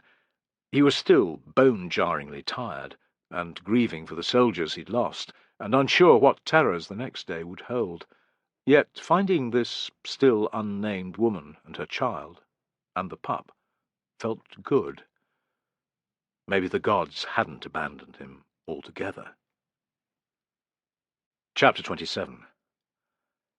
Varus sat in his tent, brooding. The dim light cast by a handful of small oil lights on the floor couldn't conceal the fact that it was a tent meant for a contubernium of legionaries. It might have held 8 men under normal circumstances, but compared to the vast pavilion he was used to on campaign, it seemed tiny. I should feel grateful, he thought, listening to the rain drumming off the oiled leather. Most of the troops, the ones that survive, his conscience needled, don't have any protection against the weather. It's only because I'm commander that I have this. Yet he didn't feel a bit appreciative of his good fortune.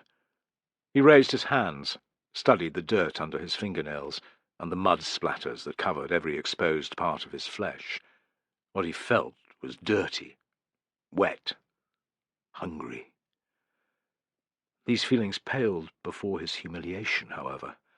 Never in his life had he been so degraded. Varus now agreed with Tullus, which made the revelation of Arminius's treachery all the more terrible. Tullus, and perhaps Tubero aside, Arminius had tricked every one of them, and him in particular, the way a duplicitous adult cons a small child of its sweets. I am a fool, thought Varus, letting his hands fall into his lap. A complete fool. He had had no idea that his army was about to be ambushed when it had turned off the main road to hunt for the Angravari. Varus had no excuses for his ignorance either. He had been alerted, not just once, but several times. Instead of listening to Segestes and later to Tullus, he had laughed off their warnings, or reprimanded them, or both. Yet they were the ones who'd been correct, and he was the one who'd been a blind idiot. What the Emperor would make of it, Varus dreaded to think. Whether he would ever have to explain himself to Augustus was another matter, of course, one he didn't like to linger upon. Varus would have given every last part of his considerable wealth to have had Arminius in chains before him at that moment. Despite his civilized appearance and gregarious nature, the Cheruscan was a lying, treacherous snake. His intent had always been to break the Empire's hold over Germania. The planning must have taken months, thought Varus. To unite the tribes, never fond of each other at the best of times, and then bring them together in one place was a considerable feat, and worthy of respect, however grudging. So too was the manner in which Arminius had kept his strategy secret, and how he had found such a perfect location for the ambush. Varus pictured the countless trees which had pressed in on either side of the track, confining his soldiers and preventing them from forming up, all part of Arminius's plan. The narrow track which Varus had laughed about for slowing his army down, and the hellish mud bath that it had turned into, it had also been of Arminius's design. How the legionaries had had to abandon their baggage, and worse, their artillery, that would have been something Arminius hoped for.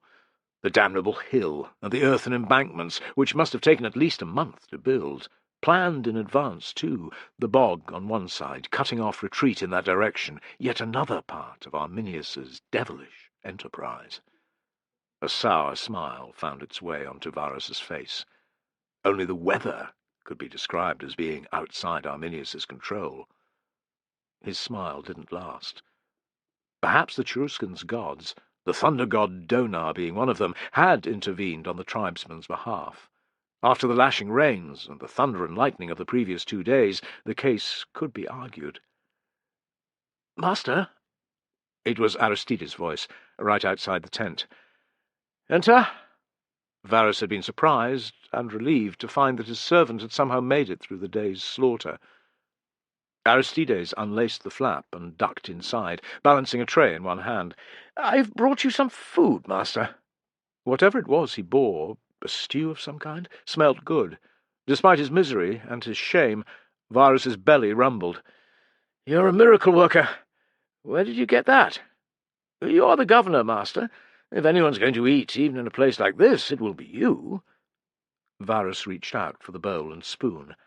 Close up, he could see that Aristides' plump face had changed during the last 2 days. It bore a perpetual expression of anxiety, and there were deep bags under his eyes, lines that had not been there before. "He's not made for this," thought Varus. "I should have left him in Vetera." "You look dreadful. Have you eaten, and found a place to sleep?" Realizing the stupidity of what he'd said, he cut off Aristides before his servant could pretend to have done either. "Have the bread." He gestured at the half-loaf on the tray. "No, master, Take it, I say," ordered Varus. "You will sleep in here, with me." Aristides looked as if he might cry with gratitude. "Thank you, master." He fell on the bread like a starving man. When they had finished, Varus handed Aristides a small piece of parchment. The Greek looked at it, and at Varus, and back again. "What is this, master?" "Forgive the poor quality of the material. My seal has gone missing too, but the wording is clear. My signature is also plain to see." Still, Aristides' face remained blank, so Varus added in a soft voice, "It's your manumission. A little earlier than promised, but I wanted you to have it before—" His throat closed. It wasn't certain what would happen the next day, but the tribesmen hadn't gone away for good. Their relentless attacks would resume at dawn. A bitterness that had become all too familiar coursed through Varus.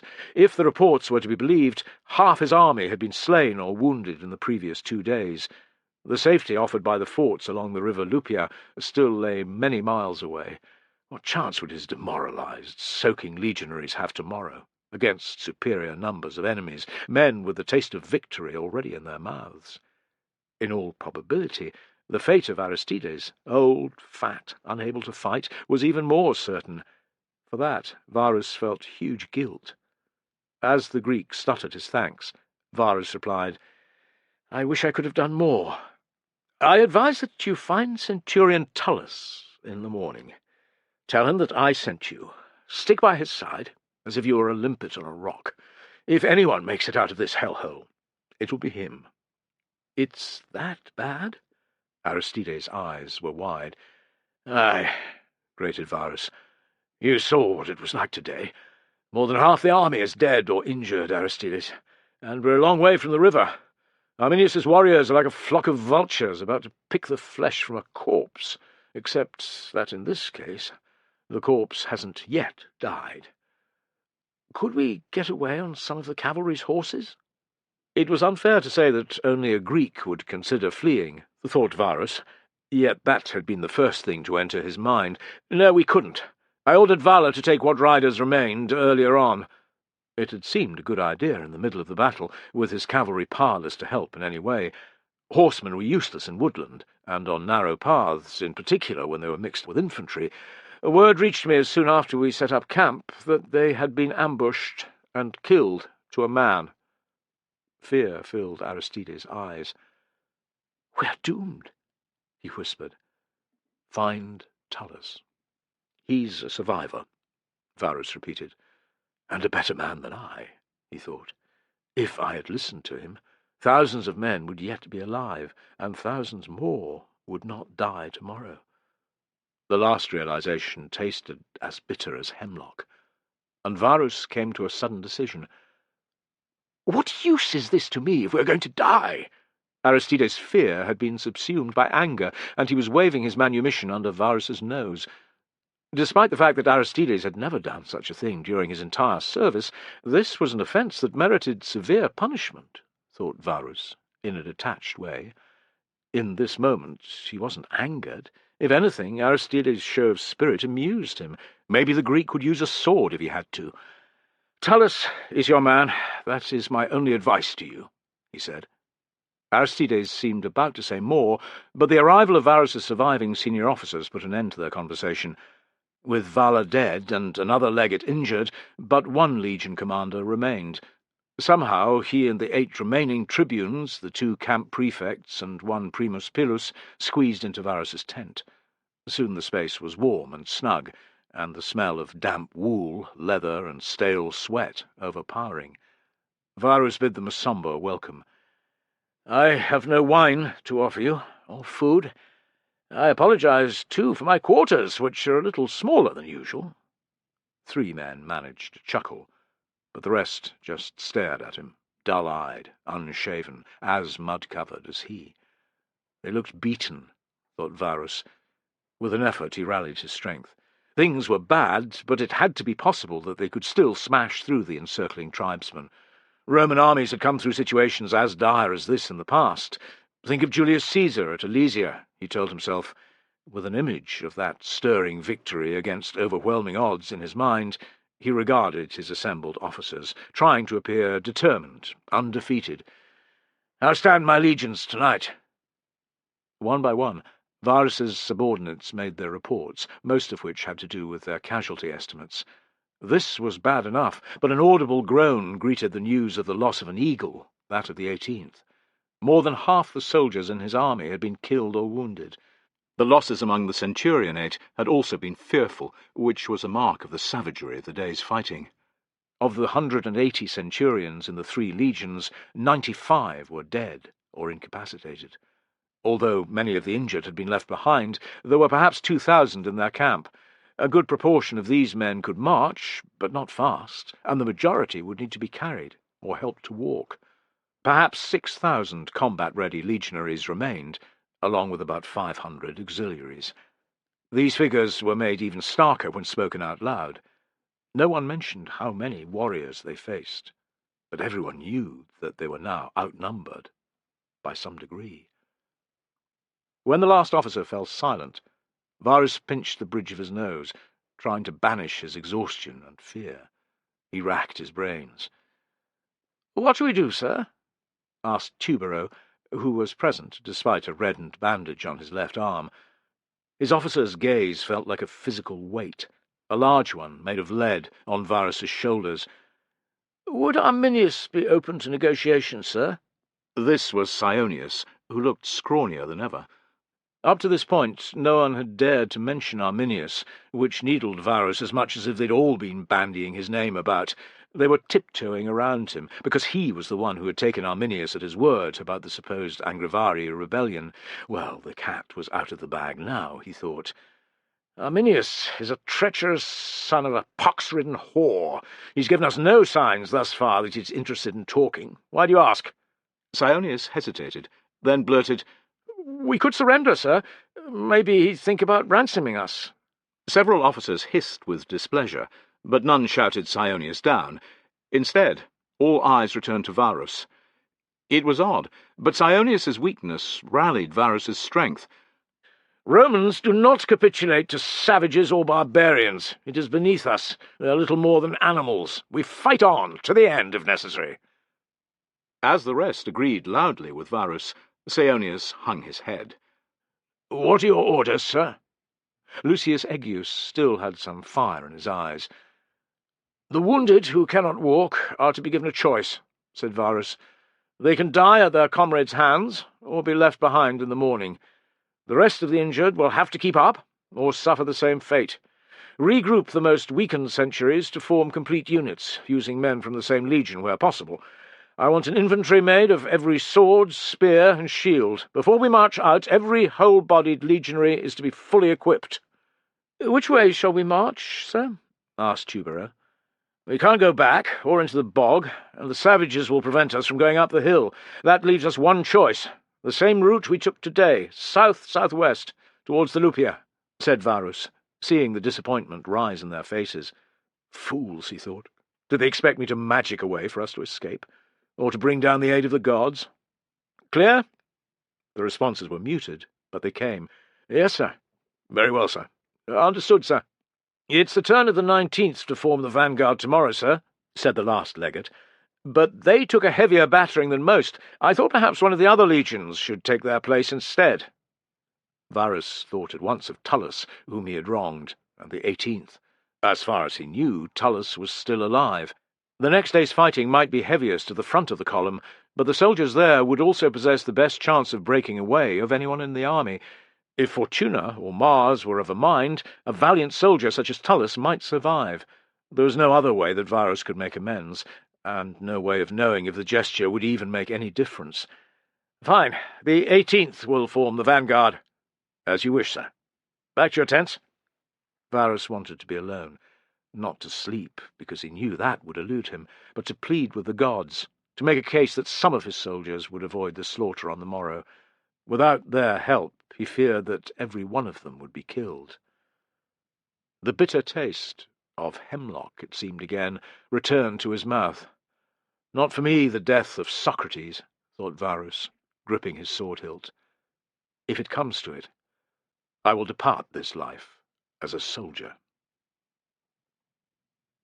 Chapter 28. Piso stood in the dark before dawn, shivering in a dripping wet cloak that now weighed twice what it did when dry. The thousands of men around him were in the same boat, which helped him not to complain. They were all soaking, cold, hungry, and footsore. Many of them bore wounds, a good number of which would prove fatal if they didn't reach a camp with a hospital soon. Piso was lucky in that regard. He was one of a handful to have escaped being wounded thus far. From the corner of his eye, he watched a nearby legionary with a deep slash on his left foot. It wasn't usual for such an injury to be regarded as serious, but here, where to fall behind was to die, it was as bad as being gut-stuck. The man shifted position over and over. Even with the pilum he was using as a crutch, he was unable to take the weight on his bad foot for more than a few heartbeats. Poor bastard, thought Piso. He was a standing corpse. Misery at his own plight soon overtook him again. He, every last one of them, might well be dead soon, and there was fuck all he could do about it. They were waiting for Tullus to come back from checking the rest of their depleted cohort. When he returned, and the trumpets sounded, if there were any damn musicians left, they would leave the camp. Piso felt a tickle of bleak humour. With no defensive ditch, no rampart, no proper entrances, no avenues, and only a few tents, it couldn't really be called a camp. Small wonder, then, that the tribesmen had attacked during the night. Luckily for him and the rest of Tullus's troops, they had been sleeping right in the middle of the army. The soldiers who'd been near the points at which the bastard savages had sneaked in hadn't been so fortunate. According to the rumours, more than 200 men had died or been hurt. "All right?" Vitellius had nudged him. "Aye," replied Piso, glad of the comradeship. "I'm alive. That's what you said counts." "Damn right. We're here, and we're alive, and no fucking tribesman is going to stop us getting back to Vetera." A couple of the soldiers nearby muttered in agreement, but most didn't say a word. Despite Tullus's and Fenistella's best efforts, morale was poor. Piso wouldn't admit it, but if it hadn't been for Vitellius, he would have fallen by the wayside long before. The fears he had nursed since the first terrible ambush by the tribesmen had come true. Tullus had been right. There had been thousands of Germans ready to attack the army of every tribe in the land, it seemed. Over the previous 2 rain-swept days, they had slain legionaries the way farmers reaped wheat at harvest time. Nowhere had the horrific losses been driven home more than around Piso. Of his original contubernium, just he, Vitellius, and 1 other soldier remained. Piso's grief for 4 of the men, 3 dead and 1 maimed, was still raw, but it was Aefa's death that had made him want to give up. Aefa, hairy, round as a barrel and hard as nails, had provided the backbone and the humour to the 8-man unit. He'd looked out for Piso from the start. He had done so until the end, dying so that Piso could live. Tears pricked Piso's eyes at the memory. The huge warrior with a club had smashed his shield with 1 blow. Piso had been helpless, panicked as the warrior swung again, but Aefa had leapt in front of him, dying even as he buried his gladius in the brute's unprotected belly. Piso hadn't even been able to thank Aefa. By the time there'd been a break in the fighting, Aefa was dead, the grey soup of his brains oozing from under his felt liner into the viscous mud. "Right, you shower of shits!" Tullus was back. Piso shoved away the horrific image of Afer's crushed skull and stood straighter. "You might not know it, but the 19th Legion has suffered more losses than us, or the 17th. Varus has seen fit, therefore, to allow us the honour of forming the vanguard today." He flashed a grim smile as heads began to nod. "You're not as stupid as you look, you maggots. This duty is indeed a blessing in disguise. It might be more dangerous at the front, but it also means that we can lead the way for the rest, set the pace. Most important of all, reach one of our forts before anyone else." At this, the assembled men raised a cry. It had little of their usual vigour, but was better than nothing, thought Piso. He prayed that Tullus would get them out of this shithole. When they had quietened, Tullus began speaking again. This time his tone was grave. "Varus has also given the order that any soldiers who cannot march are to be given the option of dying at a comrade's hands or being left here. Once we're on the move, anyone who cannot keep up is also to be left behind. It grieves me that things have come to this. I did not become a soldier to slay my own men, yet I cannot disagree with the governor's command. You've seen for yourselves what the enemy is capable of. Things will be no different today.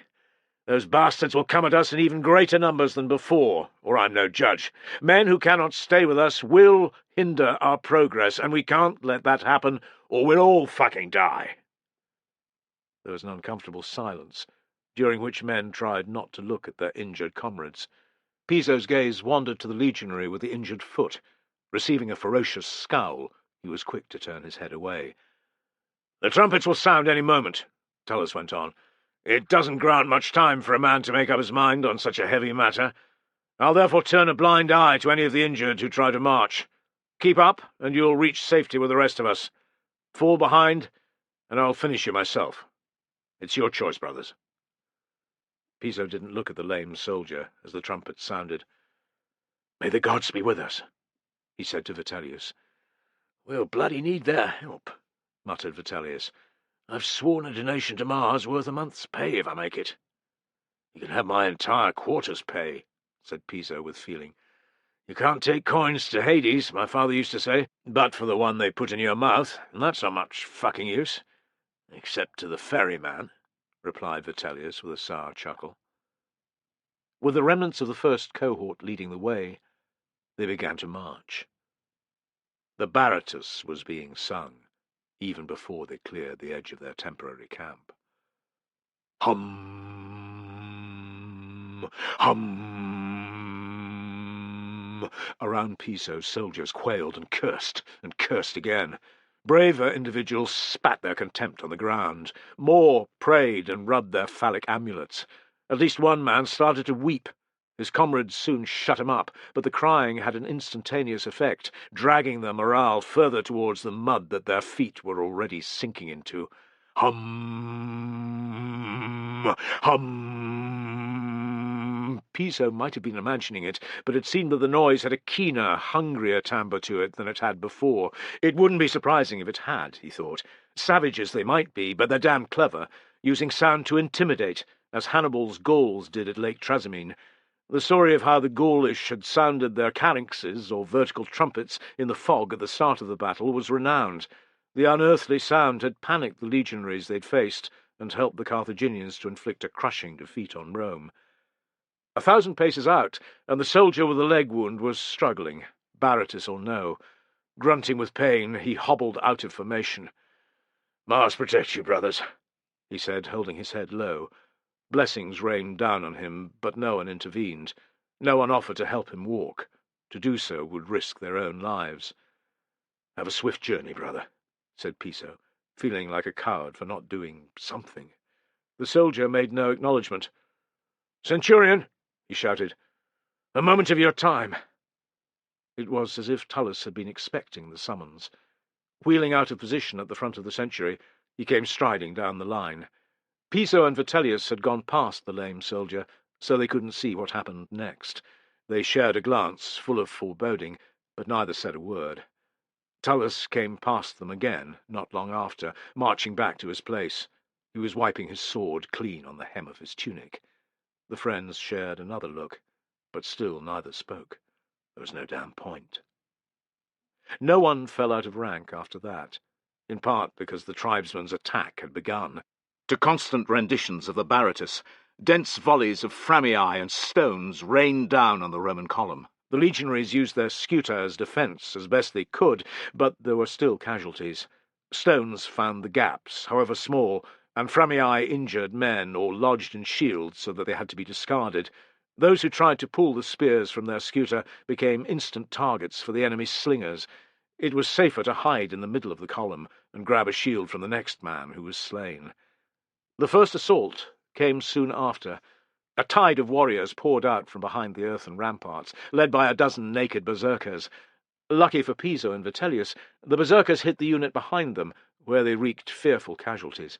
It took a charge by Tullus and Fenestella, with all that was left of their century, to kill the berserkers and repulse the attack. It seemed then that a madness had taken their centurion, because he didn't stop when their lines had been secured. With a roar of "Roma!" he ran straight after the retreating tribesmen. Fenestella was only a few steps behind him. Piso's bowels turned to water, but he pelted after, screaming at the top of his lungs. So did every legionary who could. It seemed every man knew that if Tullus died, they would all end up in the mud. He had to be kept alive. There was a savage beauty in the way that they threw back the enemy in that too short time. The warriors were hacked down in scores, stabbed from behind as they fought to get away through the gaps in their earthen wall, or hurled down into the space behind when the legionaries stormed the rampart with an energy born of utter desperation. The Romans used their swords for the most part, but Piso saw spears, daggers, trenching tools, and even clubs seized from the enemy in his comrades' hands. Euphoric from their tiny victory, they would have remained where they were, roaring abuse at the warriors who were already regrouping deeper into the trees. Tullus it was who took control, dispersing the red battle mist with sharp blasts from his whistle, and occasional thwacks of the flat of his sword blade. Whether it was the killing of the berserkers or the fact that they had won a brief victory, no one knew, but Tullus and his cohort were left alone for a short time. The unit to their rear had fallen behind, so Tullus was quick to order a break so that his soldiers could catch their breaths. This was most welcome, yet the sound of savage fighting coming from back down the track wasn't.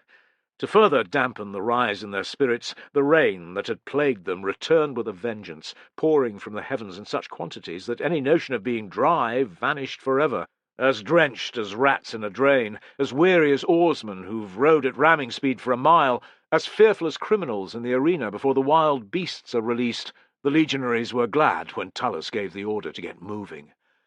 The first cohort appeared to have been blessed with similar success to theirs. The track ahead was empty, which meant that Tullus's cohort's initial progress was good. The centurion stalked up and down the column, his face covered in spatters of blood and mud, haranguing his men in a monologue that never ended. For the most part, as Piso complained to Vitellius, and Vitellius complained to Piso, they kept going only because Tullus was so fucking annoying. It was too good to last. At the curve in the track, the noise of combat from the front became audible. A ripple of unease, of anticipation passed over the legionaries. Tullus's pace didn't alter. "The first cohort's run into trouble again," said Piso. "No surprise there," grumbled Vitellius. They rounded the bend. A few hundred paces ahead, a dense mass of warriors surrounded the soldiers of the first. Even at a distance it was clear that their comrades were fighting for their lives. Tullus blew his whistle, the trumpeter sounded the advance, and the weary legionaries forced their legs into the semblance of a trot. They had covered less than half the ground when, with an ear-splitting crack, a mighty beach fell sideways from the left, hitting the track with an almighty thud and separating the two groups of legionaries. There was open ground to the right, but it looked to be boggy. Crowds of warriors spilled at once from the earthen embankment and lined up behind the fallen trunk, facing Tullus and his men. They began to sing the Baratus, at the same time clattering their spears off their shields. Dismay filled Piso. He could see the same emotion twisting Vitellius's face. "We're fucked," said someone in the rank behind. "Halt!" Tullus spun round, his expression furious. "I heard that!" he yelled. "Think like that, and you will go to Hades!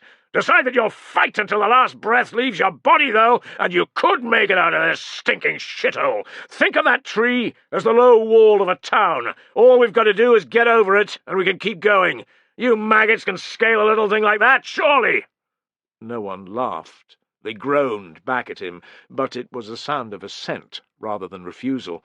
"When we reach it, I want the first 2 ranks, 12 men, to form a small testudo. First rank, lean up against the trunk with your shields over your heads. Second rank, kneel behind them and do the same thing. Third rank, split to either side and protect the formation's sides. Fourth rank, you'll come with me. On my command, we'll tear up the shields and straight over the fucking tree. The savages won't know what's hit them. Understand?" Tullus paced to and fro, studying their faces. "It won't work," hissed Piso, who was in the 4th rank with Vitellius. Soldiers like to boast sometimes that an oxen cart could be driven over a testudo, but it was an old wives' tale. Men were far lighter, thought Piso, but even still— "Have you got a better idea?" Vitellius answered. Piso hadn't, so he stitched his lip. "When the last men have gone over, the next century will form a new testudo, and our first 2 ranks can climb over. The woman and child come last. Then the rest of the new unit follows, and so on. We do not stop until we've thrown the bastards back and we can move the tree. Ferestella, you hear that?" Tullus called. "Yes, sir. Pass it on." Tullus resumed his position and led them forward, at a walk this time. If Piso had been scared during the previous days, he felt twice as bad now. Sweat slicked his cold, wet back. Fear roiled in his belly, churned his guts. The desire to have a shit was overwhelming, and to piss.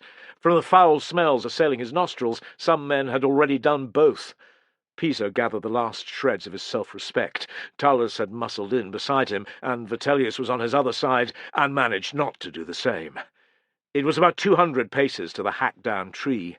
200 paces, during which Tullus's men had to endure the Baratus repeated over and over. It seemed that every warrior in Arminius's host had climbed atop the earthen rampart to sing or to hurl abuse at them. They did not attack, however, or throw spears, which magnified Piso's feeling of dread. The bastards were waiting until they were all bunched up in front of the obstacle. 150 paces. The sound of fighting beyond the trunk was loud enough to be heard beneath the Baratus now. Piso could make out scores of heads and spear tips on the other side. The gods alone knew how many of the Horsens there were, hundreds maybe. They could be hurling themselves from the frying pan into the fire. They probably were. 120 paces. "We've got one advantage, brothers. They won't be expecting this tactic," said Tullus. "Make it count. Make it fucking count." No one answered him. 100 paces. For the first time, Piso saw the lines of weariness on Tullus's face, and he realized that their centurion was human. Tullus couldn't do it on his own, just as they couldn't succeed without him. Piso rallied his courage. "We'll do it, sir," he said. "You can count on us, sir," added Vitellius. A few other men muttered agreement. Tullus smiled. "You good, lads?" At 60 paces, the enemy's spears and stones came hammering down from either side and from the front. Men gurgled and died as they were struck. Others screamed and staggered on. Those who were unhurt cursed and sweated and hunched behind their shields as they closed in. 50 paces, 40, 30. Piso could see the warriors facing him, bearded, moustached, some so young that they were yet smooth-cheeked, every face twisted with hate, every mouth open, roaring war cries, insults, the Baratus. Each man brandishing a shield and a spear, club or sword, threatening death in any number of ways. Behind stood rank upon rank of their fellows, also clamouring to get at their enemies, the Romans. "Us," thought Piso, his belly clenching. 20 paces. 10. "Ready!" shouted Tullus. "First rank, second rank, third rank, form testudo!" Piso didn't dare to look to the left, where another wave of attackers waited, or at the warriors behind the trunk, who were leaping up and down. He kept his gaze fixed on the soldiers in front of him, who were in place and raising their shields. "Get it over with, gods, get it over with," he thought, his fear bubbling in great torrents. "Fourth rank, ready! Starting from the left, 2 at a time, go!" shouted Tullus. Dry-mouthed, Piso watched the first pair of soldiers from his rank move forward and place their sandals on the angled shields. The shields wavered, but held, and up the men went, their hobs pounding off the wet leather covers. Reaching the top of the trunk, they jumped down, shouting at the tops of their voices. Vitellius and Piso were next. Thunk! The sound of a spear landing so close that Piso almost soiled his undergarment. Feeling no pain, he exulted. It hadn't hit him. What was probably only 2 frenzied heartbeats later, but felt like a lifetime, his head turned to the left. Vitellius's eyes were wide, and he had dropped his shield. "Damn spear got me just below shoulder," he said, grimacing and stepping aside. "No!" yelled Piso, distraught. Anyone who was left behind would die. "Ready, Piso! Tullus's breath was hot in his ear. "We go, now!" "Vitellius," Piso began. "Fucking go!" Vitellius ordered. "I'll be straight after you!" A great shove from Tullus's shield, a loud curse, and Piso was charging forward and up, grief and rage tearing at him. Tullus was by his side, step for step. Crash! Crash! Crash! Went their hobs on his comrades' shields. Both were big men, yet the soldiers below them wavered but a little. In half a dozen steps they were both atop the trunk, its bark giving good grip for their sandals. Only one legionary was still alive, his back against the tree, fighting 3 warriors, while a horde more tried to reach him.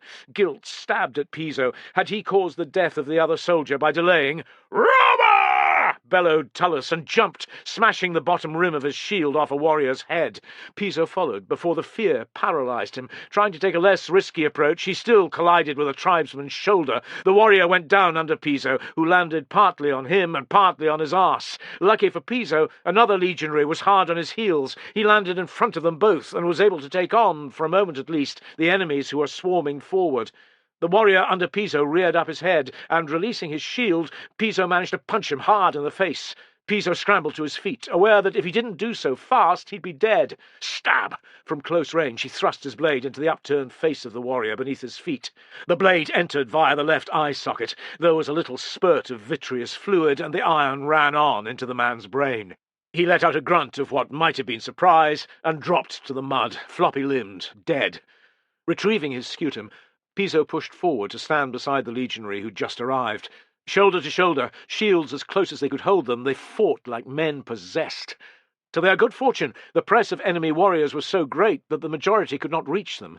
Some men were squeezed so tight that they couldn't wield their weapons. Piso and his companion went to work with grim determination. Thrust, stab, punch with a shield boss, stab, stamp a sandal on a warrior's bare foot. Piso killed or disabled 2 men, and then 3, 4, 5. He even head-butted a warrior who came close enough, smashing his nose with 2 blows of his helmet rim before running him through the belly.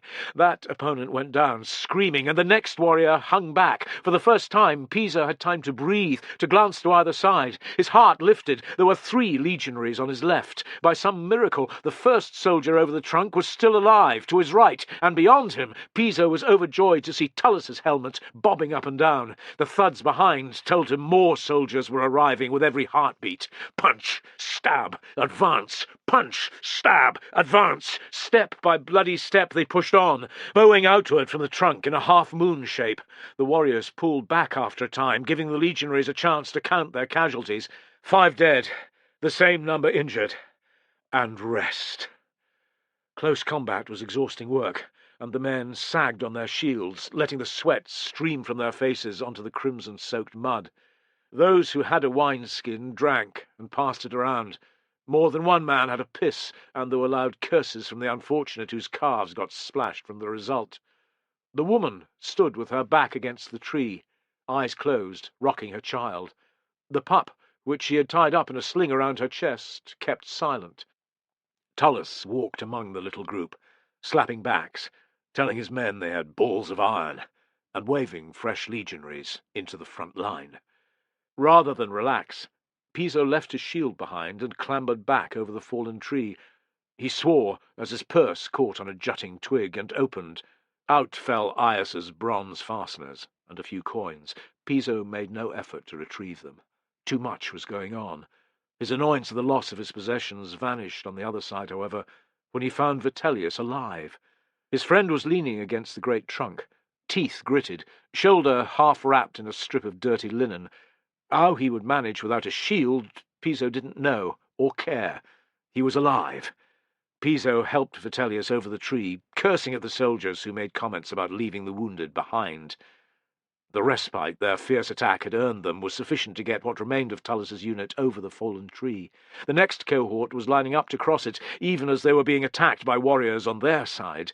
By the enemy's rampart on Piso's side, the warriors were massing again. What concerned Piso even more was the fact that the first cohort had vanished, and the trunk, which was as thick around as 3 men, would take time to cut through. 8 legionaries were chopping at it with axes, but the tribesmen would be on them like a pack of wild dogs long before they succeeded, that was certain. The Baratus, which had stopped, was being sung again, louder and louder. 3 berserkers were running up and down before their fellows, exhorting them to follow. In an attempt to stop himself from panicking, Piso concentrated on getting a decent bandage on Vitellius's arm with strips torn from his own tunic. He could hear Tullus conferring with Fenestella.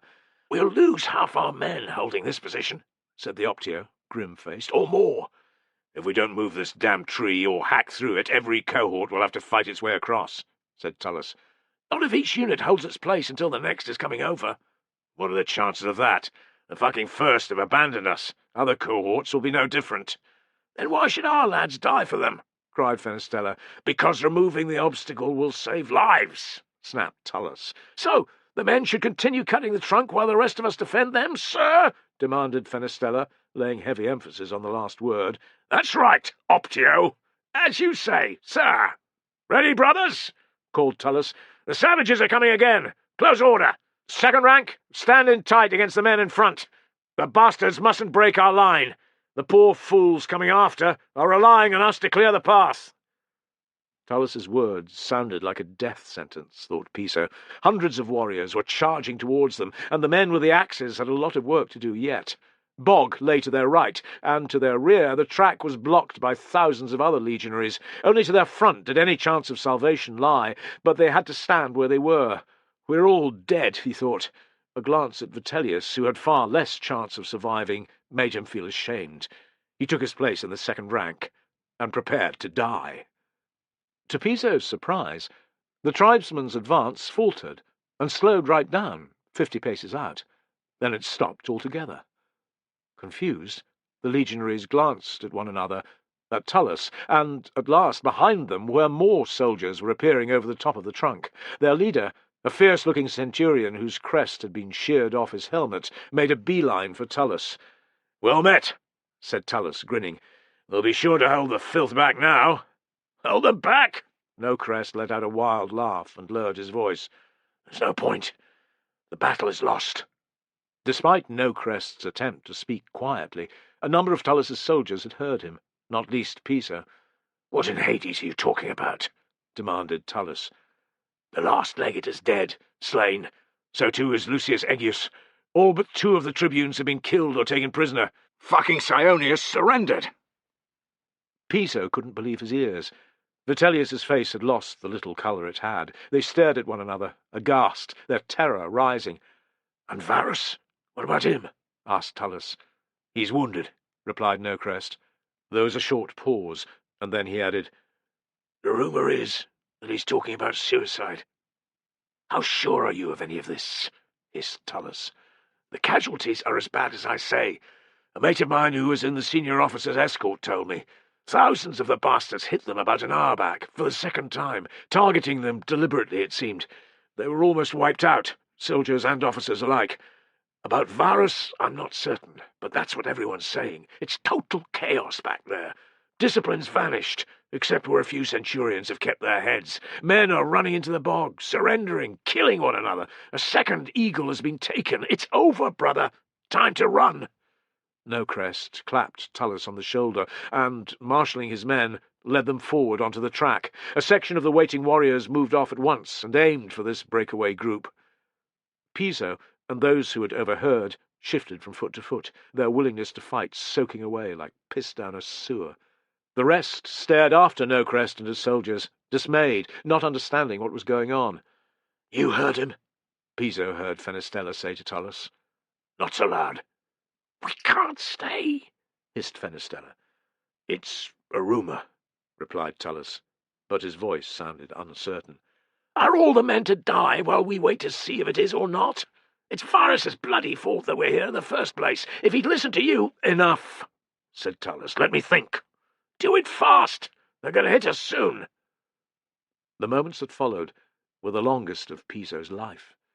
Between his comrades' shoulders and heads he could see the wave of tribesmen advancing once more, hundreds of them, with a constant stream of reinforcements following from the gaps in the embankment. The warriors came into walk first, then a lope, and finally a full charge. The fearsome berserkers were in the lead. Piso could see 6 of them. One was frothing at the mouth, and another was wielding a club big enough to smash in a man's helmet or to split his shield in two. The soldier in front of Piso began to cry. "I want to go Home, I want to go. Home, I want to go home. Shut your mouth, said Piso. But the harm had been done. Fear poured through the ranks. The men at the front began backing away from the enemy. There was precious little space to move. The trunk was only 10 steps behind Piso. Despite his own fear, he shoved back, trying to stop the soldier in front from retreating. "Hold, you shower of shit-eating maggots!" His men stopped, gaped. Tullus was in front of them, with nothing between him and the enemy. Seeing Tullus, the berserkers increased their speed. Perhaps 30 paces separated them from the Romans. Their fellows thundered after them in a great death-offering tide. "We're going down that track, brothers," said Tullus in a loud but calm voice, even as he sidled back into the front rank. "First, though, we have to throw back these horsens. Can you do that for me? Can you?" 25 paces. "Yes, sir!" Piso and the rest shouted. 20 paces. "I can't fucking hear ya!" 15. "Yes, sir!" 10. "Roma!" Tullus roared. 5. And then the tribesmen hit. Chapter 29. Varus stood in the middle of a circle of legionaries, holding a ripped piece of tunic to the wound on his thigh, and watching as the last men of his escort fought for their lives. They were in the middle of the track, surrounded by a horde of screaming warriors. Rain sheeted in from overhead, as it had since dawn, drenching Roman and German alike. The ground was long since sodden, and water was gathering everywhere, pooling in the ruts and footprints that had been left in the mud, lying around the bodies, filling the curve of a dropped shield, an upturned helmet, and dripping into the open mouths of dead men. Most were legionaries, Varus noted, feeling a dull sense of shame. The Empire's soldiers, Augustus's soldiers, his soldiers. I should have listened to Tullus, Varus thought for the 100th time. That bastard Arminius was responsible for it all. Deafening rumbles of thunder were accompanied by dull, white-yellow flashes in the clouds. The light was poor enough to make a man think it was near sunset, but Varus knew it couldn't be much after midday. Gloom or no, he could still make out the damnable bog. It ran along their right side, close by, a brown-green blur of heather, cotton grass, goatweed, and bog rosemary. There was nowhere to go in that direction. To the left there would be no escape either. The earthen rampart appeared to have no beginning or end, and behind it were an endless supply of warriors. To Varus's rear, most of the legionaries appeared to have given up hope. Many were trying to run, even shoving past his escort. The tribesmen were cutting them down in droves, easy prey for their stabbing, flickering framii. Other soldiers were slaying their injured comrades, or falling on their own swords. A few clusters still fought on, as did the men around Varus, but they were too few, too isolated. They would die soon, as would the men around him. Had Aristides been slain yet, he wondered. He hoped that whenever the Greek met his end, it was swift. What a pity that he hadn't left him in Vetera. At least his wife was there, safe. Despite her incessant carping, it would have been good to have seen her one last time, and their grown-up children. The thought of his family caused a different type of fear to tear at Varus. His name would be mud for evermore, and it was easy to see the same happening to his loved ones, who were blameless. Gods, let them not be harmed because of my mistakes, he prayed. "What are your orders, sir?" The question had been repeated twice more before Varus realized it was being directed at him. He blinked, focused. A bloodied centurion stood before him, sword dripping gore, shield peppered with holes made by enemy spears. Varus didn't recognize him, which was irritating. "What's your name?" The centurion frowned. "Claudius Cornelius Antonius, sir. Which cohort do you serve in, and what legion?" "Never mind that, sir," cried Antonius, gesturing at the warriors around them. "I think we should make a break for it. You, me, and a dozen men. Replace your commander's cloak and helmet with those of an ordinary legionary. We'll get through somehow." "Flee? Like a coward?" Varus gave him a sad smile. "The imperial governor of Germania does not run." "There aren't too many other options, sir," said Antonius, failing to keep the exasperation from his voice. "We're being butchered. These legionaries are brave, but they won't hold for much longer." A sense of deep calm eased over Varus. It was pointless that more soldiers should die defending him. "My time has come," he said, starting to unbuckle his breastplate. Help me take this off." Shock rose in the centurion's eyes. "At least 2 eagles have been lost. All my senior officers are dead, or taken prisoner, and most of my army is food for the wild animals." "It is over," said Varus. "I deem it best to die by my own hand rather than be taken or slain by the enemy." "Sir, I must protest. You—" "Enough!" barked Varus. "When I am gone, do with your soldiers as you see fit. Run, surrender, or die fighting. It's your decision." "Very well, sir." With a resigned look, Antonius began to help Varus unbuckle his armour. "Burn my body if you can." "Yes, sir." The centurion watched, stony-faced, as Varus dropped his breast and backplate into the mud and drew his sword. It was ironic, thought Varus, that his blade was as yet unbloodied. The closest he'd come to killing one of the enemy was the warrior who'd speared his thigh, but an anonymous legionary had slain the man before Varus had had a chance to do so. He knelt. Rain cooled his sweaty face as he stared at the heavens, offering a brief prayer to Jupiter and another to Mars. Thunder rumbled, as if to tell him that only the Germans' god, Donar, was listening. Varus tried not to think like that, and pictured his dead father and grandfather, who had both died in this manner. He asked them to ensure he didn't botch the job, as he had with his entire army. Gripping the ivory hilt of his sword with 2 hands, he reversed the blade so that its tip was sitting under the bottom rib on his left side. Its sharp point dug into his flesh a little, but he welcomed the pain. This was the best place, he had been told, near the heart. Hum! Hum! Fresh screams, the clash of metal on metal, the thud of something heavy, a club, cracking onto flesh. The bubbling sound of blood filling a man's throat. Antonius cursed, roared at his men to fucking hold. The sounds and the deaths they signified came to Varus down a long, dark tunnel. More than anything now, he wanted to go somewhere else, a place where he could forget the infernal mud, the bloodshed, his dead soldiers, and, most of all, his failure. He bent at the waist. If his thrust wasn't enough, his body had to slide onto the sword and finish what he had started. He could taste bile in his mouth now, feel his heart racing, almost as if it was trying to escape his blade. Varus clenched his fists on the ivory and tensed his muscles. With a mighty effort, he wrenched the sword towards him. A ball of white-hot pain exploded in his core, eclipsing anything he had ever felt. Varus used the last of his strength to pull the iron deeper into his body and to fall forward. The mud came up to meet him with sickening speed. Arminius, he thought. Chapter 30. Tullus didn't know how he had dragged any of his men away from the tree trunk. If there had been more berserkers, they would have all died there. As it was, half the surviving soldiers in his century had fallen before they'd slain the berserkers and thrown the tribesmen back. Despite this tiny success, their enemies didn't withdraw more than a couple of dozen paces. There was no need. Tullus's men were too exhausted and outnumbered even to contemplate a counterattack. The warriors were human too, though. They had also suffered many casualties.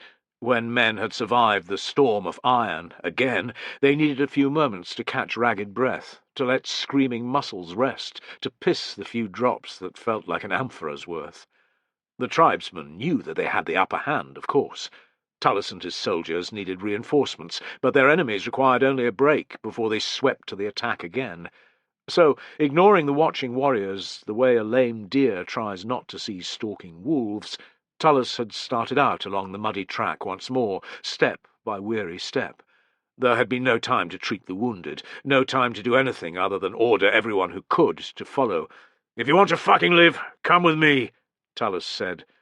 Fewer than 20 men had broken away with him, the vast majority bearing at least one wound. Fenestella was still there, and the new recruit Piso, and his friend Vitellius, who wasn't even able to hold a shield. Most incredibly, the woman he had rescued and her child had survived. So had the pup. It was far fewer than he'd wanted, but it was better than none, Tullus told himself. Better than none. Bitterness washed over him. How had it come to the point where he could envisage his soldiers being annihilated? Little groups from the rest of the cohort, 6s, 10s, sometimes more soldiers, trailed in their wake, but Tullus didn't stop to rally them. That was up to their centurions and optiones, if they lived. His command had reduced to his century, just his century. It was a brutal choice, but if he tried to save any more men than that, they wouldn't make it. The tree had been the final straw. Such a simple thing to do, but so effective. You whoreson, Arminius, he thought. After 100 steps, the warriors hadn't moved. Tullus cast a look over his shoulder at them. Maybe he and his men were in luck at last. Maybe the bastards were going to wait for the next legionaries. They covered another 50 steps, and his hope was borne out. Summoning what remained of his reserves of energy, Tullus drove his men into a speed that approached the double pace. Not long after, he was delighted to see a massive stony outcrop to their left, which had prevented the rampart from being continuous. From the look of it, it went on for some distance. Who knew what lay beyond? But having a guaranteed respite from the enemy's attacks felt like a God's-given gift. Tullus let his tired soldiers slow down, bandaged a man's leg, gave several a hearty clap on the back, smiled at the woman, squeezed Fenistella's arm. He kept moving, however. In this pit of despair, to stop was to die. The rise in his spirits did not last. Around the far side of the outcrop, more earthen ramparts loomed. Atop them, a mob of screaming warriors was raining spears down on what had to be what was left of the first cohort. Heaps of bodies on the track were evidence that the fighting had been going on for some time. Tullus slowed up, stopped, and fought a rising despair. He'd cursed the first for deserting them, but had also hoped they had escaped. Here was a warning sign as to their own probable fate. It was as if Tullus's body realized how beaten he was feeling. Every part of him began to protest at the same time. His thighs ached, his arms shook with fatigue, the base of his spine throbbed as if an unhappy smith were beating on it with his heaviest hammer. Darts of pain radiated from the point beneath where the sling bullet had struck his mail shirt. A miserable crone was stabbing needles into the old injury in his calf. His eyes felt as if they were full of sand. His mouth and throat were dry and sore, yet his face ran with sweat. What he wanted, longed for, was to lie down and close his eyes. The fucking soothsayer had been right, he decided. The mud would be the end of them all. "Don't give up on me, you dog!" Eh? Annoyed that he hadn't noticed Fenestella creep up, shocked by what he'd hissed, Tullus wheeled. His optio was close enough for it to be uncomfortable, eyes understanding, but flint-hard. He sees the fear in me, thought Tullus, feeling like an old man, like a failure. "If you give up, Tullus, we're fucked. Fucked. All of us," whispered Fenestella. "Take a look at the men. One look. They're only marching because you're leading them. You are giving them hope. You! If you can't find a way out of this shithole, there's no chance that they will. As for the woman and her child, they'll be dead by sundown." Fenestella was right, thought Tullus. He had been watching his soldiers sidelong since they had set out that morning, seen their morale being nibbled away, piece by tiny piece, with each successive attack. Like as not, they were doomed, but he owed it to the men not to give up, and the woman. What point would there have been in saving her if he abandoned her now? He took a deep breath, straightened his creaking back. "I hear you. We keep going." Fenestella looked relieved. He jerked his head at the beleaguered legionaries ahead. "The way I see it, our best chance is to avoid fighting and barrel on past them, heads down, right along the edge of the bog." Tullus studied the maelstrom, and saw that Fenestella's eyes had been sharp indeed. Fear of the marshy ground had kept both sides away from it, which had left a narrow strip at its border clear of combatants. "A good plan," he said. "Form the men up in single file. We'll take it at a slow pace until I blow my whistle, then double-time it through the fighting. Instruct everyone to focus on the ground, not the enemy." "Aye." Fenestella went to leave, and Tullus reached out to stop him. "What you said, I thank you." "You do the same for me." Tullus's heart clenched. "I would. See you on the other side." "On the other side," repeated Fenestella, winking. Off he went, repeating Tullus's orders. "Ready, brothers?" asked Tullus, battening down his fear that Fenestella's flimsy plan would fail. "Yes, sir," his soldiers croaked back. "Aye! Get us out of here, sir." With a low blast of his whistle, Tullus led the way. It wasn't possible to double-time it through the combat area. In places they had to wade through the edge of the bog, sinking to their calves. Yet, thanks to the savagery of the battle and the mud that covered them from head to toe, they went unnoticed by tribesmen and legionaries alike. Tullus was reminded of the thieves who had once robbed the largest wine merchant in Rome of his best stock by simply overpowering the workers inside his premises and loading the amphorae into their wagons on the street before everyone's eyes. Men often go unseen if they act with purpose, as if they were born to be there. Perhaps half a mile later, they had left the doomed first behind. Breaks in the German ramparts started to appear. To everyone's amazement and relief, they were unmanned. Tullus took heart. Clever though he was, Arminius wasn't fully able to instill Roman discipline into his allies. Like as not, the warriors who'd been assigned to these positions had grown tired of waiting for legionaries to arrive and decamped to where the fighting was. His hunch proved correct. Some distance further on, they came across the corpses of the last auxiliaries, Gauls, sprawled along a section of track only a few hundred paces in length. The Gauls had stayed together and forced the tribesmen to pay a heavy toll before they had fallen. The mounds of corpses were the only signs of the enemy to be seen, however. Tullus began to hope again. The further they travelled without hindrance, the more likely it was that they had gone beyond the last of Arminius's forces. The cynic in him thought that it was too good to last, and he was right. A short while later, the only thing that saved them from immediate discovery was a slight bend in the track. Hearing the sound of men coming from beyond it, Tullus forced, shoved, cursed his soldiers off the path, behind the enemy rampart. If there had been a single warrior still in position there, they would have been undone, but they were met by nothing more than pools of flood-water, a few discarded rinds of cheese, and the smell of men's piss. Tullus's men sagged against the banked earth and turf wall as if it were the softest of beds, while he kept a lookout from a gap in the fortifications. Tullus watched, dry-mouthed, as several hundred tribesmen went by, heading towards the fighting. Not a single one as much as glanced towards their position, until, the girl let out a whimper. Tullus saw a warrior's head turn at the back of the group. "Fucking brat," he thought, wheeling around. "You'll be the death of us all." The woman had already clamped a hand over her daughter's mouth, and he gestured furiously that she should continue to do so, and that his men should also stay silent. Peering back, his heart sank. The warrior had broken away from the party, and was sauntering their way. A comrade called out. Tullus heard the man reply that he had heard something, which was probably nothing, but he needed a shit. He'd catch up soon. Tullus looked out of the gap until the risk of being seen was too great. The warrior still appeared to be on his own, which was something. Leaning his sword against the earthen wall, Tullus tugged out his dagger and stepped to the other side of the gap. "Fortuna, I've tested your patience more than once," he thought, "but be good to me one more time, and I swear I'll offer you the finest bull money can buy." Heart thudding, knife ready, he waited, listened. Nothing. Tullus breathed in and out through his nose. His backache got worse. Still he heard nothing. Had the warrior decided to empty his bowels in front of the rampart? Seeing a questioning look on more than one man's face, he pointed outside, squatted in mime, and put a finger to his lips. They might escape discovery yet. It was possible that the warrior wouldn't check behind the fortification. The unmistakable sound of a footstep close to the gap put paid to that hope. Tullus pressed his back against the earth, cursing himself for a fool.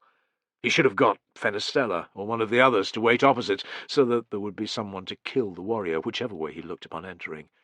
It was too late, however. Tullus had to hope that the warrior turned his head to the right, or that if he looked in his direction, there would be enough time to kill the man before he shouted in alarm. Sweat coated Tullus's palm, loosened his grip on the dagger. He clenched his fist, pricked his ears. A loud fart from outside almost made him laugh. The sound of a man shitting, diarrhea, it sounded like, was enough to propel him into action. He wouldn't get a better chance. Tullus stuck his head around the gap a fraction, enough to check that the group of tribesmen had passed out of sight. They had, and then he came round the corner as fast as his legs would carry him. The warrior was crouched against the rampart, breeches down, frown of concentration on his face. Too late he heard Tullus coming. Too late his mouth opened in horror. Stab! Stab! Stab! Stab! With the urgency of a smith beating a white-hot sword into shape, Tullus hammered the blade into the side of the warrior's neck and chest 4, 5, 6 times. Blood gouted from the wounds onto Tullus's hand. A choking gurgle left his victim's lips, and Tullus stabbed him twice more for good measure. There was a final bubbling fart, and the warrior slipped sideways to the ground, his expression still disbelieving. Tullus gagged, not from the coppery tang of blood, but from the harsh reek of fresh shit. A quick check down the track, he saw no warriors, was enough to make him swear to Fortuna that the bull was hers. If he made it, that was. Remember that, Fortuna, he thought. I have to reach Vetra to be able to fulfill my vow. It wasn't wise to hold the deity to account, but the slaughter had seen Tullus lose all inhibition in that regard. If it had been the pup that had made a sound, he might have slit its throat, but it wasn't in Tullus to kill a child. In particular, one whom he'd rescued. It was almost as if the woman knew. She gave him a pathetic smile as he urged his men from behind the rampart. "I'll keep her quiet in future," she whispered. "See that you do," Tullus replied, grim-faced. "We won't be so fortunate again." Aware that their fate yet hung by a thread, Tullus sent ahead Piso, one of the 3 uninjured men. His instructions were to spy out any tribesmen before the group was seen. A difficult task. Piso set off without a word of protest, however, asking only that someone keep an eye on his friend Vitellius. The battle had turned him into a proper soldier, thought Tullus, with a degree of pride. Piso proved his worth twice in the hours before nightfall. Loping back down the path to warn them that warriors were approaching, they hid behind the rampart on the first occasion, but the second time there was nowhere to go but into the bog. Shrinking behind the inadequate cover of heather bushes, worming themselves chest-deep into the mud, lying flat behind goatweed plants, the terrified party waited for what seemed an age before the tribesmen, many of whom sounded drunk, had gone on their way. As it grew dark, Tullus picked a spot to spend the night. It was nothing more than a dense copse of beech to the left of the track, but at 150 paces distance it was too far for a tribesman to stray for a piss or shit. The rampart had finished some time before, meaning that they were once more in the forest. Despite his little group's miraculous escape, Tullus felt ill at ease. Bands of warriors would pass their position at some point and see them. The child or the pup might give them away again. They had no food or blankets. Water could be had from the pools lying about, it was true, but his shattered men needed more than that. It was too dangerous to light a fire, even if they had had dry wood. The list of Tullus's fears was endless, and they gnawed away at his guts, an incessant pain that rivaled any of his other aches. What concerned him, too, was that he had spotted a fork in the track. He had no idea which way was the fastest route to the Lupia and a Roman fort.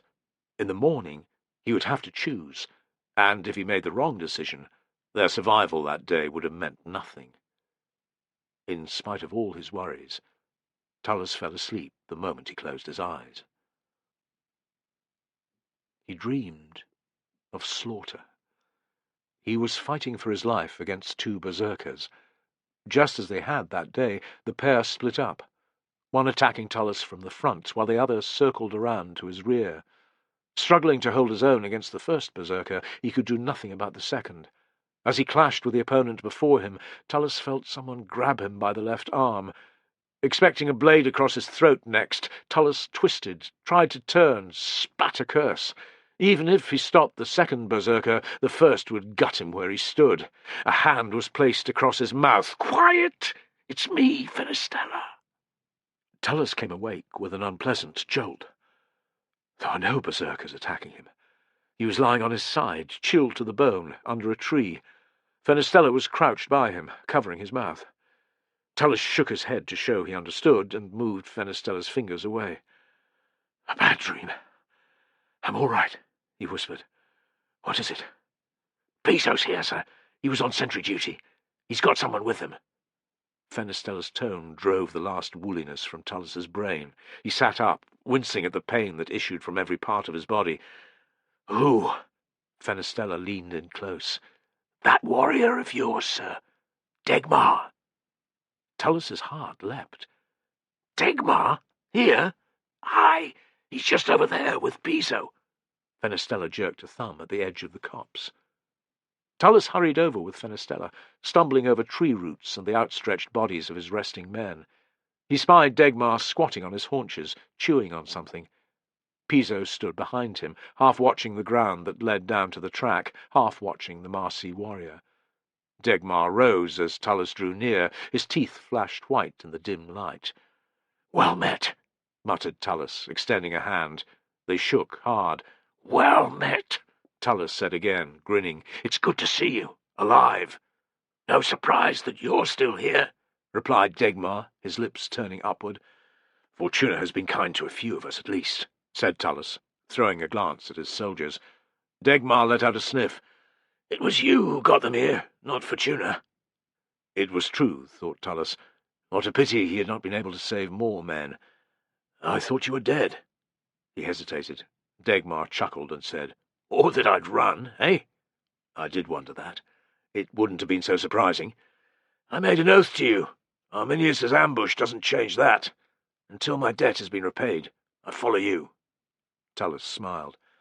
"To find me here, you're better than any scent-hound I've ever come across." "It was complete chance, to be honest. I couldn't find you after I'd finished scouting, and it was too dangerous for me to join another unit. They'd have killed me. I hid for 2 more days, and then followed after the army. There was no point checking if you were among the dead. There were too many. I assumed that you'd survived, and kept skirting around the fighting. That wasn't hard, given the way I'm dressed." Degmar indicated his tunic and trousers, which were typical of any German warrior. "I continued moving when it grew dark today, listening out for anyone speaking Latin.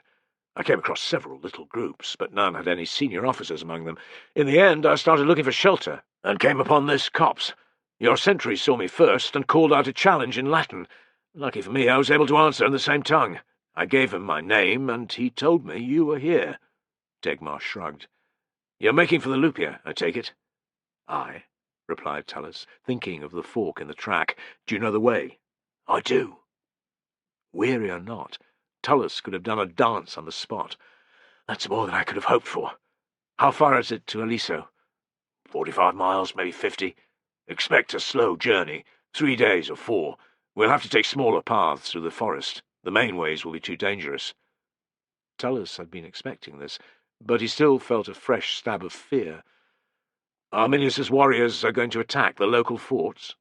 "From what I heard, they're going to set alight every Roman settlement east of the Rhenus. Aliso may well have fallen by the time we reach it," said Degmar. "If we reach it," he added without apparent irony. "Caedicius is a crafty old bird," Tullus said, remembering the night he and Tubero had spent with him in the spring, and the wine they had consumed. It seemed a lifetime ago. "The camp will prove hard to take with him in charge." Degmar's grunt was non-committal. "May the gods grant it be so. The road between Aliso and Vetera will be long indeed, if we have to march it on our own." Chapter 31.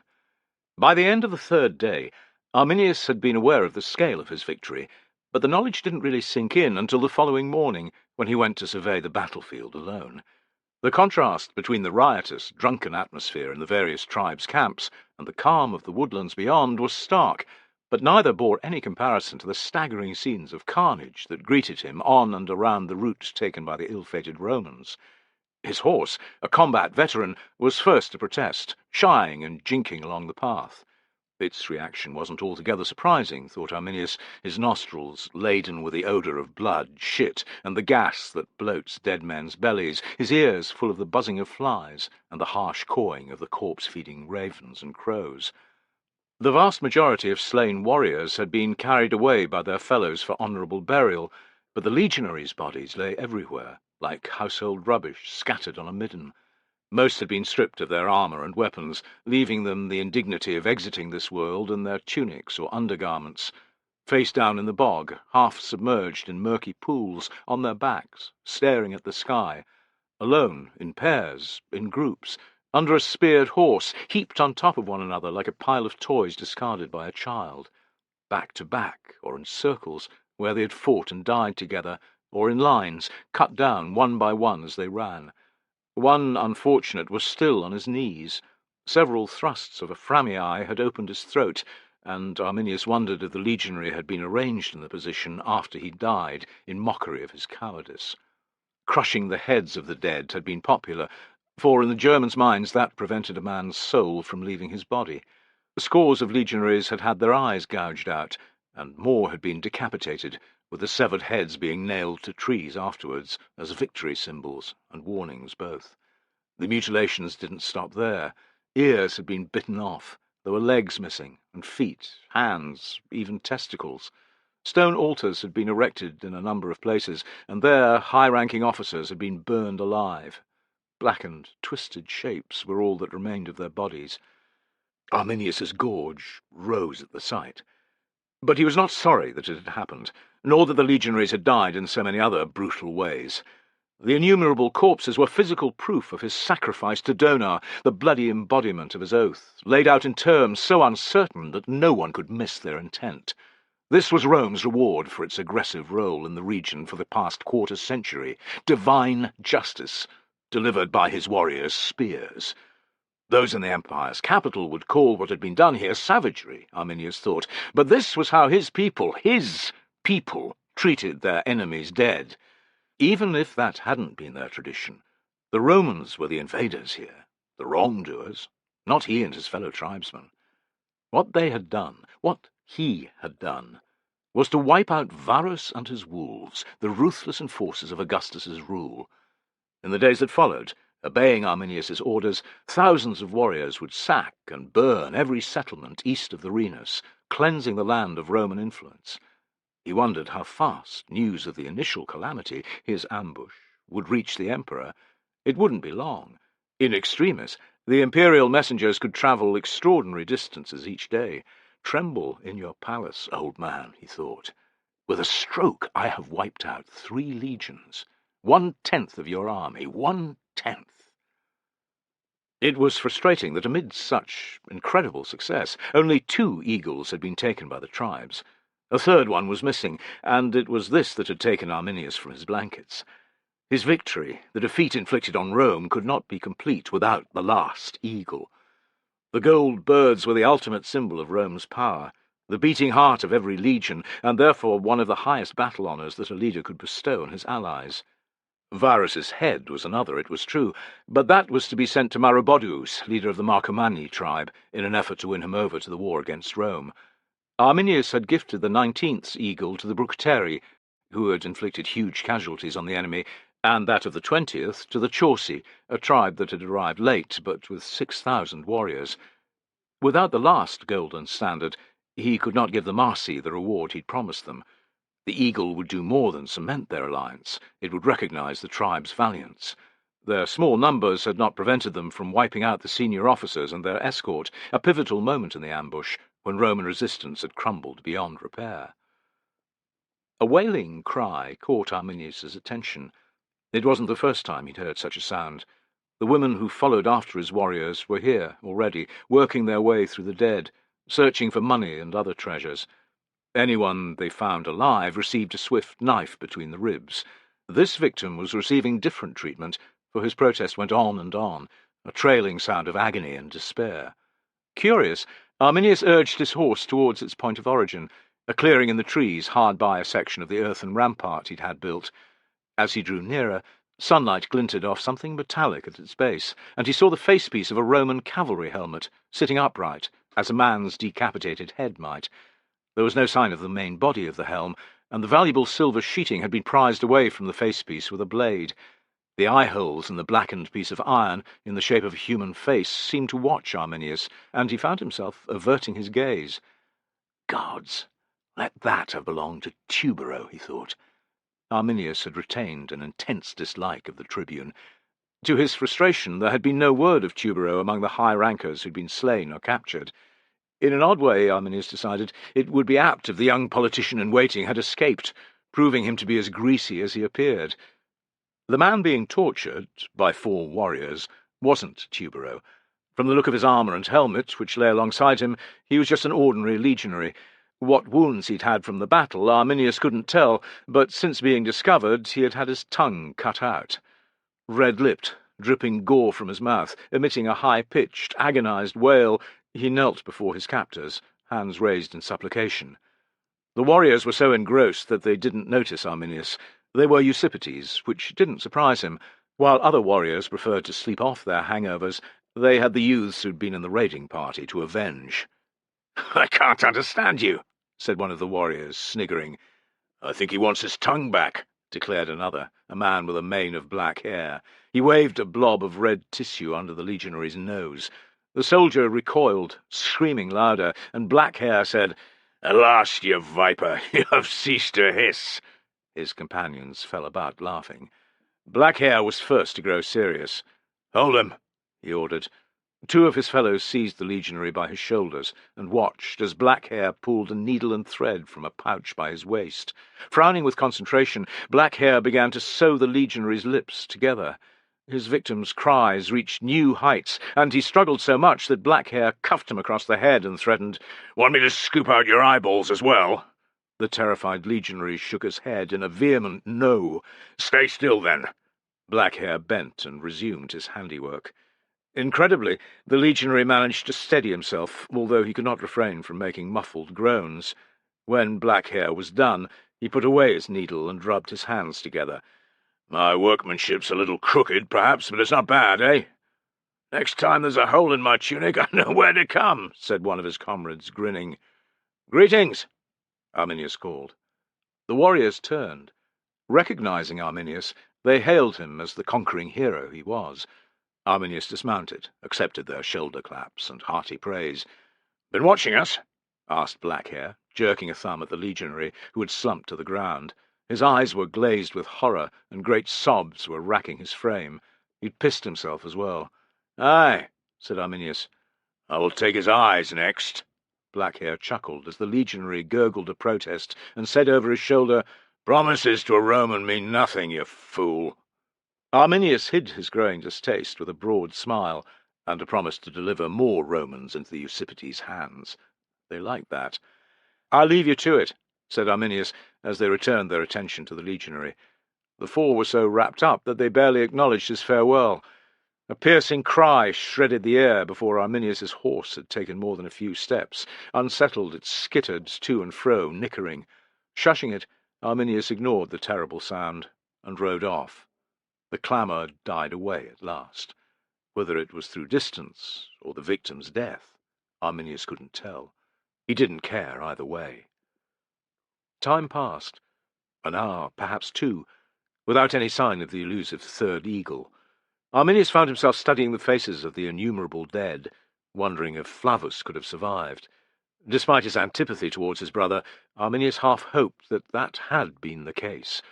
There would be no way of knowing. Arminius could never again cross to the western bank of the Rhenus, and if Flavus lived, the same applied to him in reverse. "My brother is dead to me from this day on," he decided, putting Flavus from his mind with grim deliberation. Arminius found the site where Varus had committed suicide, and the blackened patch of ground where his aides had failed to burn his body. He counted the bodies of no fewer than 30 centurions. None of them was Tullus, which he was grateful for. Part of Arminius hoped that Tullus had been among the handful of survivors he'd heard of. Yet it was the eagle, and the fact that it wasn't in his possession, that kept niggling at him. The damn thing might even have been carried away by the legionaries who'd escaped. Chewing his cheek, Arminius didn't see the raven rise up from a body right at his horse's hooves. Its sharp, disapproving cack startled his mount so much that it reared in panic. Down he went, off its back like a child who'd never ridden before. Arse first in the mud, splattered from head to toe in muck, he watched in disgust as the horse took off at a fine pace. The raven alighted on a nearby branch and watched him with a keen eye. "Crack," it said, as if satisfied. "Crack, crack." Arminius threw a sardonic glance at the body it had been feeding on, a legionary with, now, only one eyeball. "Keeping you from your lunch, am I?" "Crack," replied the raven. "It's all yours." Arminius got to his feet, thinking, Donor is having the last laugh. Ah well, he's entitled to it. His bird, his body, his victory. It would be a long walk back to the camp and a change of clothing, but that didn't matter, Arminius decided. He would think of other gifts that would honour the Marsi for what they had done. Perhaps a couple of cohort standards and an image of Augustus would do. Something metallic, glinted at the edge of his vision. Arminius turned his head, spotting a body face down in the bog some 30 paces away. It was just another corpse, but then he noticed that under its cloak it was wearing scale armour. In general, only centurions and standard-bearers wore such mail, and it was unusual for either to run away. His interest piqued. Arminius began to squelch his way towards it, what was a little more mud in his boots. There was no sign of a helmet near the body. Like as not, the man had thrown it away to reduce his visibility to the enemy. There were no visible signs of mutilation either, which made Arminius wonder if the soldier had died of his wounds. This was confirmed when he rolled the corpse over and saw a deep wound in the man's left thigh. He had bled to death, Arminius decided, or maybe the poor bastard had drowned, face down in the mud. It was still unclear whether the man had been a centurion or standard-bearer, but it didn't matter either way. "You're food for the ravens now," thought Arminius, using his boot to flip the body back onto its front. Pain radiated from his toes as they met something more solid than armour and flesh. So surprised that he didn't even curse, he tugged at the man's cloak. It took a moment or two to unwrap the woolen folds, and his heart began thumping as if he were about to go into battle. When the cloak fell away, a golden eagle with upraised wings was revealed. Arminius lifted the standard, savouring the weight of it, and the miracle that had delivered it into his hands. When he looked, the raven was still on its branch, watching him. Arminius shivered. Never had a creature seemed more like a messenger from Donar. Never had he been offered such tangible proof of the thunder god's favour. He gave silent, fervent thanks. Anything seemed possible now. Donar was backing his mission to rid the tribal lands of all Roman influence. What more could a man ask for? Chapter 32. Tullus and his men spent 4 long, wet, tiring days on the march. For that entire time they were each and every one soaked, chilled to the bone, and hungrier than a tied-up dog with an empty food bowl. If it hadn't been for the plentiful supply of blackberries and an occasional rabbit trapped by Degmar, they would have gone without any sustenance. The tough conditions were too much for 2 of the wounded, who died in their sleep. Tullus was left with 15 soldiers, the woman, her girl, and the pup. It was a pathetic total, but he kept telling himself it was better than none at all. 12 swords, Vitellius and 3 others wouldn't be able to fight for a month at least, would be an addition of some sort to Caedicius's garrison. Their chances of reaching Aliso rested on Degmar's shoulders, and Tullus felt ever more grateful that they had chanced upon each other. Without the Marsi's unerring sense of direction, they would have lost their way. Appearing not to need the sun, which for the most part was hidden behind dense banks of rain clouds, Degmar led them along winding, narrow tracks through the forest. When they came across boglands, he seemed able to find a path through that didn't involve drowning. He skirted past the areas of farmland at dusk or dawn, when the local inhabitants were in bed, without the alarm being raised. His one slip-up came when he took the group onto a larger track that led southwest. A close call with a party of Angrivari warriors, they were not seen, ended the attempt soon after it had started. Late on the afternoon of the 4th day, Degmar brought them to the top of a low hill. It was perhaps a mile from Aliso, he told Tullus, pointing to the south. Tullus peered through the drizzle and cursed. Fenestella spat. Across the tops of the trees, in the direction that Degmar was pointing, rose spirals of smoke. There were so many of them, spread out, that they could not all be coming from the camp. "It's under attack." As I said it would be. There was an I-told-you-so look on Degmar's face. Tullus swore again, long and hard. So did Fenestella. "Do you want to skirt around it and head for the river, a few miles downstream?" asked Degmar. "Arminius might have sent warriors to watch the road to Vetra, but it's possible that they're just concentrating on Aliso." Tullus remembered the sick, guilty feeling he'd had when they had fled from the fallen tree. "No, if the garrison is still holding out, and it's possible to find a way in, we do so." "You're sure?" Degmar's expression now showed he thought Tullus was insane. "I am fucking sure." Degmar shrugged. Stay here. I'll take a look. Straight from the frying pan into the fire. Fenestella's voice was resigned. Maybe, said Tullus. We can't leave them there, though, can we? It's damn tempting, but I suppose we can't. No, we can't. Tullus tried not to consider the fact that Vetera lay less than 40 miles to the west. Dying here would seem even more pointless than in the forest. Remember the bull I promised you, Fortuna, he thought. A big bastard he'll be, with fine horns and broad shoulders, and balls so big that they almost touch the ground.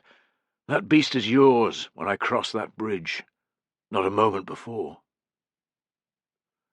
Degmar returned, with the news that the tribesmen's encirclement of Aliso was incomplete. He had also spotted a small gate in the northern wall, which appeared to be unwatched. The information was enough to cement Tullus's decision to enter the fort. During the late afternoon, the group crept close to Aliso's northern side and hid themselves in the woods. When it was almost dark, they moved to the edge of the trees. Dots of light marked the fires in the enemy camp, which sprawled in disorder as far as the eye could see. The sound of men talking, laughing, arguing carried through the crisp autumn air. So too did the hunger-accentuating smell of cooking meat. Tullus would have wished for a good plan of action, but that was impossible. What they were about to do bordered on madness. Even if they sneaked past the enemy camp, they risked being taken for attackers by the garrison. He quelled his disquiet. Taking the road to Vetera instead wouldn't guarantee them a safe passage either. For all he knew, Arminius's warriors were guarding the entire route. By the time several hours had passed, peace had fallen over the tribesmen's encampment. Most of the fires had gone out. There appeared to be few, if any, sentries. Degmar appeared by Tullus's side. "Ready?" he whispered. The knot in Tullus's stomach twisted a little tighter. There was no good time, no right time, he thought. Aye. Out they slunk, Degmar leading the file, with Tullus next, and the legionaries after. The woman and child with the pup followed, and Fenestella took up the rear. Tullus was relying on his soldiers' cloaks to disguise their armour. He'd ordered each man to sling his helmet around his neck, removing another telltale sign that they were Roman. More than that he could not do. They reached the enemy position without difficulty, but from there things became problematic. Finding the gap between the groupings of warriors' tents and lean-tos that Degmar had spied proved close to impossible in the darkness. Unable to stop for long, that would attract attention, they had to walk through part of the camp, aiming for the black shape that was Aliso. It was beyond fortunate that any tribesmen in the vicinity who were still up had congregated around a large bonfire, allowing Tullus's party not just to pass by, but to orientate themselves again. Respect for the defenders' ballistae meant that more than 300 paces of empty ground lay between the last enemy tents and the fort's walls. Tullus felt relieved to reach it, but too exposed. Any warrior who saw them from this point onward would be suspicious. An alert Roman sentry might raise the alarm, trapping them in no-man's land. When Degmar glanced at him, therefore, he indicated that they should keep moving. "Quiet as you can," he hissed in the ear of the first soldier. "Pass it on." Dry-mouthed, with a thumping heart, Tullus stole after Degmar. 200 paces later, he began to dream that they might make it.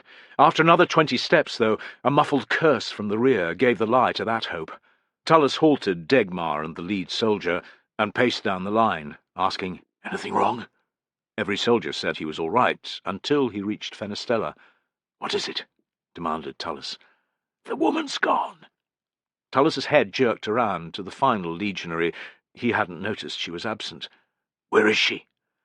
"Her brat let go of the pup, and it ran off. The woman told her to forget the damn thing, but she went after it. The mother took off too," Fenestella muttered. "To Hades with both of them." Peering back at the enemy camp, Tullus could see nothing. He clenched his jaw. To go after the woman would put all of his men at risk. Bad as he felt, he couldn't do it. "To the wall," he ordered. The last 80 paces felt to Tullus like the final steps of a condemned man walking down the tunnel and into the arena. Yet there was no outcry from atop the rampart, and they were able to cross the defensive ditch over a section that the warriors had filled with turves. It didn't take Degmar long to find the door. Throwing up a prayer, Tullus rapped on it with his fist. There was no response. So he struck it with the hilt of his sword. The hollow thumping noise was loud enough to carry. Tullus's nerves were stretched as tight as wire as he waited, but, to his huge relief, a sentry within responded before any of the enemy. Tullus met his suspicious challenge with a reply, in Latin. Quickly, Tullus said who he was, and to prove that he had to be Roman, gave Caedicius his nickname, 20-miler, after his habit of doling out long punishment marches to soldiers. The dutiful sentry insisted on getting his officer, but the door was opened soon after, and in Tullus's soldiers went.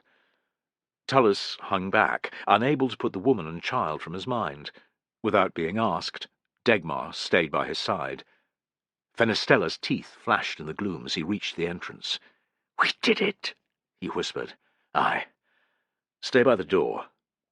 Fenistella sensed Tullus's purpose at once. "Leave her!" "I can't. Imagine what they'll do to her when she's found." "That's not your problem." Ignoring Fenistella, Tullus stalked back into the darkness with Degmar. "We'll be lucky to find her," muttered Degmar. "Go back if you wish," retorted Tullus, wondering why he was risking his life yet again.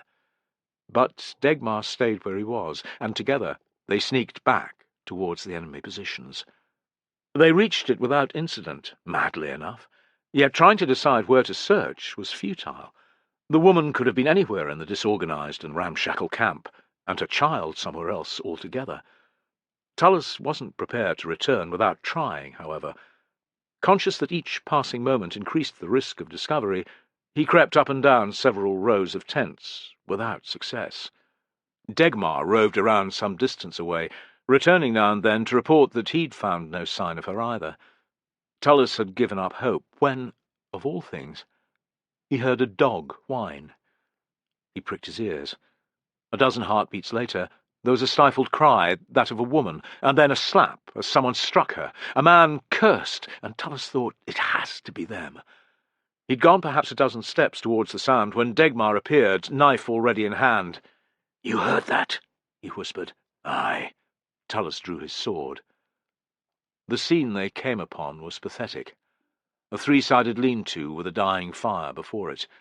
The girl crouched down, the pup in her arms, her mother on her back, with a warrior's bare arse thrusting up and down between her open legs, two other warriors watching with smirks on their faces. The standing men were the greater danger, Tullus reasoned. A quick command to Degmar, and they fell on the pair like vengeful ghosts. The two died before they could utter more than short, surprised cries. What Tullus hadn't taken into consideration was that the warrior raping the woman might be holding a blade to her neck. The instant he realized his companions were under attack, he ran the iron across her throat. He died not 3 heartbeats later, Tullus's sword slicing deep into his back, but it was too late. Tullus could only hope that the woman heard him say, "Your daughter is safe." He watched the light fade from her eyes, with Degmar hissing in his ear that they had to go. "Come with me." Grabbing the sobbing girl's arm, Tullus ran for the fort. Once again, the darkness and the late hour combined to help them reach the walls without harm. Fenistella was waiting as ordered, and the door opened before Tullus had time to knock again. "The woman?" he asked as they barged in. Tullus gave a savage shake of his head. "You saved the girl," he thought. "That's better than nothing." The knowledge did little to ease his bitterness. Late that evening, Tullus was once more a guest of Caedicius in Eliso's run-down praetorium. He had seen his men to their quarters, and delegated Fenistella to look after the traumatized girl. A warm bath had followed, and then he donned the clean clothes he'd been given. Now he was in civilized surroundings, being served tasty food and drink. The luxuries, although welcome, did little for his mood. The woman was dead, despite his best efforts, and the thousands of warriors whom they had sneaked past to enter the fort were still outside. Tullus's disquiet wasn't helped by the presence, alongside Caedicius's 2 cohort commanders, of Tubero. Wounded, dazed-looking, and with a black eye, but Tubero nonetheless. He hadn't as much as acknowledged Tullus's existence thus far, other than to grunt when Caedicius had announced him. That suited Tullus to the ground. It was bad enough seeing the prick alive when so many better men were not, without having to talk to him. If what Tullus had heard was true, Tubero had survived because he'd fallen in with a seasoned optio of the 17th, who had somehow managed to drag him and 7 ordinary soldiers to Aliso. Rather than seem grateful for his luck, Tubero kept mentioning the fine helmet he'd lost. At length, Caedicius told him to shut up. The talk was all of what they should do, and when the next enemy attack would be. Bone-weary, grieving, worried, Tullus took no part in it. Caedicius was watching him, however, and saw his long face. Ordering a servant to top up Tullus's wine, he said, "Aliso hasn't fallen yet, Centurion, nor is it likely to any time soon. We've thrown back the savages 3 times now, with heavy losses on each occasion. Our ballistae reaped them like wheat, and will continue to do so. Apart from filling in the ditches with cut turves, the stupid bastards have no idea how to take a fortress. That won't change." "Aye, sir." Tullus pulled a smile. Caedicius was soon drawn back into conversation by Tubero, and Tullus was content to fall silent again. He threw back a mouthful of wine. It was tasty, reminding him of the night he'd got drunk with the 2 men a few months back, yet his pleasure soured as he fell to brooding about the brutal events of the previous few days. Other stragglers from the battle were still coming in. The tribesmen's cordon around the camp was incomplete in many places, allowing men to approach the walls under the cover of darkness, as they had, but the total stood at fewer than 200 legionaries and a couple of score civilians. 200 left, out of 14,500, Tullus brooded. His legion hadn't been the only one to suffer the dishonour of losing its eagle. All 3 standards had been taken by the enemy. These were the most severe losses that Rome had suffered for generations, perhaps since the Battle of Carrhae, more than 60 years before. The shame of the defeat, no, massacre, was beginning to sink in at last, and the woman, why couldn't she have survived? Another swallow of wine, and his cup was empty. He raised it in the air, but took scant relief from the way a servant filled it at once.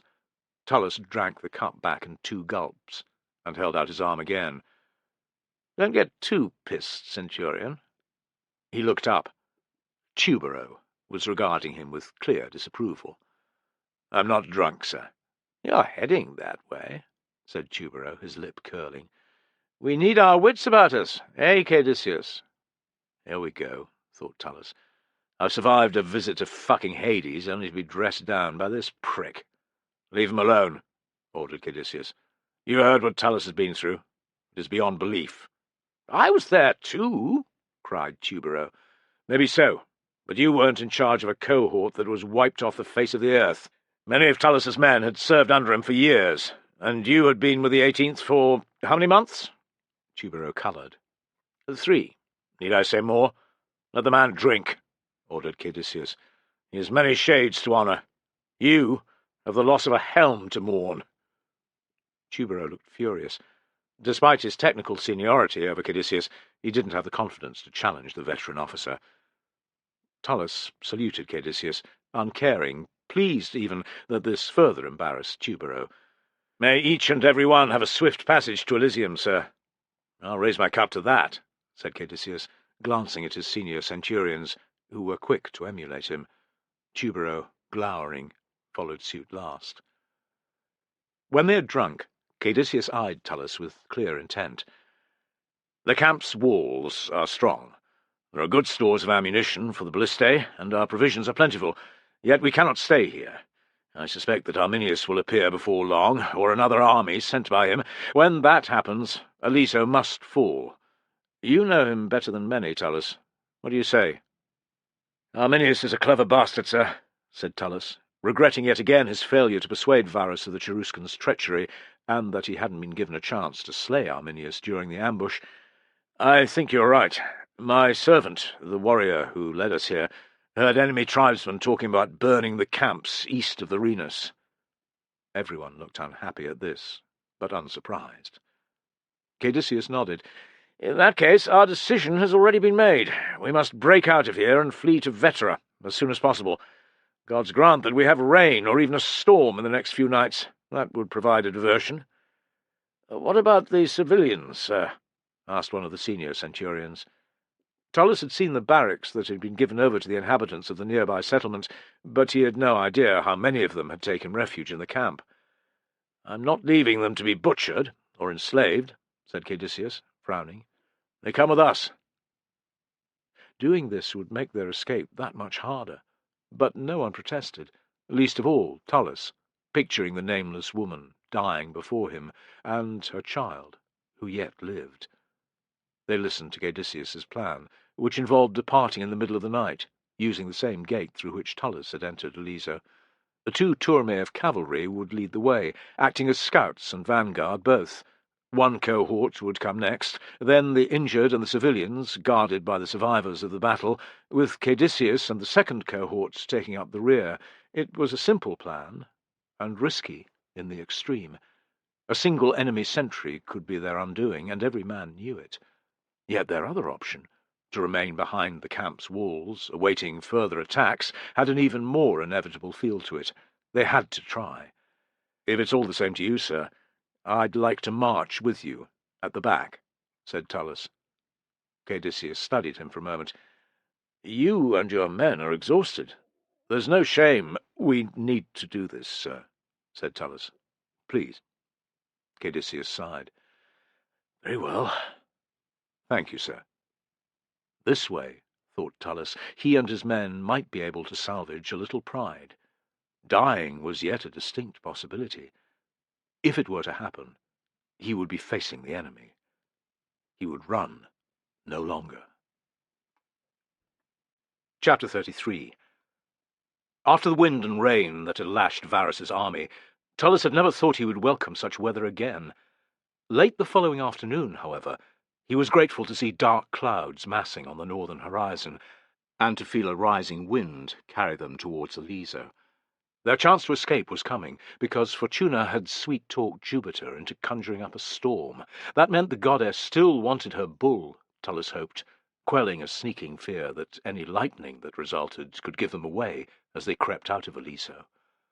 The rain came bucketing down a while later. A grinning Caedicius gathered his senior officers and declared that if the severe weather continued, they would leave that night. Tullus spread the word among his men, who, like him, had been enjoying the comforts of being warm and dry inside one of the many unused barracks. They listened to his news in silence, their faces wary and fearful. None protested, though, and when he asked them if they were ready, they managed to cheer. Tullus's pride in them flared bright once more. "Be sure to have a hot meal," he advised. "A stew or a hearty soup. It'll help to stave off the cold and give you strength for the march." "And the shits too, sir, like as not," cried Pisa, to a chorus of laughter. Tullus let them enjoy the joke, and the inevitable good-natured insults about who was most likely to soil himself that were flung in its aftermath. "Make your own decisions, brothers, but it's better to risk ruining your undergarments than to get a bad chill. Muffle your weapons and armour as best you can. The last thing we want is for some fool's scabbard to knock off his mail at the wrong moment. Blacken your faces and hands, too, any exposed bits of flesh." They seemed to take that in. Tullus was about to leave when his eye was caught by the girl he'd rescued at the back of the room. She had stayed with his soldiers, where else would she have gone, and hadn't joined in the hilarity. She crouched on her bunk, looking downright terrified. The pup was there too, oblivious to everyone's concerns, its limbs twitching in a happy dream. Tullus was going to ignore the child. His life would be easier if he did so, yet he found himself walking towards her. He hadn't asked for her mother's name, even less hers, before now. He had never even spoken to her. His reasoning had been harsh but sound. Tullus had expected both to fall by the wayside, and knowing nothing about them would have made things easier when it happened. The girl was still here, though, and in a strange way that proved her worth. He gave her an awkward pat. "Stay strong. We will escape." She made a brave face and nodded. "Get what rest you can, and eat something. I'll find you a place with the women and children before we leave. You'll be fine with them." "I want to stay with you," she protested. "You rescued me." "You can't." He stared, hoping to make her look away, but she held his gaze. "I'm going to be at the rear with my soldiers," he said in a harsh tone, "nearest the enemy." "What will happen if we're pursued? Attacked again?" Out of the mouth of babes, thought Tullus. If that comes to pass, we men will be dead. You will be a slave of the Germans. Out loud he said, "We will get away in the storm. By the time the tribesmen notice, we'll be halfway to Vetera." Tullus wasn't sure if she believed him, but he had few words left. Mind the pup." With what he hoped was a reassuring smile, he left her to her sorrow. As Tullus watched the light leaching from the sky, his worries grew. He found a degree of solace in gripping the ivory hilt of his sword and sliding it away out of its sheath. It had taken him an age to clean the blood from the blade, and the base of the pommel was still a faint pink colour. Stain or no, it was sharper than ever. He had seen to that. Whatever happened, he and his men would extract a heavy price from anyone impeding their path to Vetera. The evening dragged by, however, and Tullus felt more and more on edge.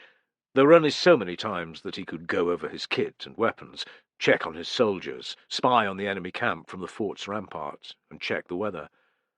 Following his own advice, he'd had some food, mutton stew, which had warmed his bones for a couple of hours.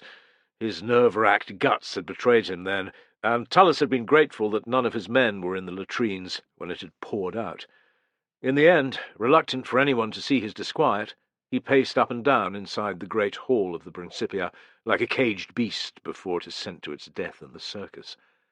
The emptiness of the shrine there, its standards and eagle long since departed, seemed to mock him, but Tullus preferred to stay dry and unhappy than to take his restlessness out into the heavy rain, where he risked catching a chill before they even left.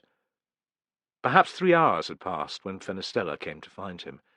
"It's time," he said. "Caedicius has given the order."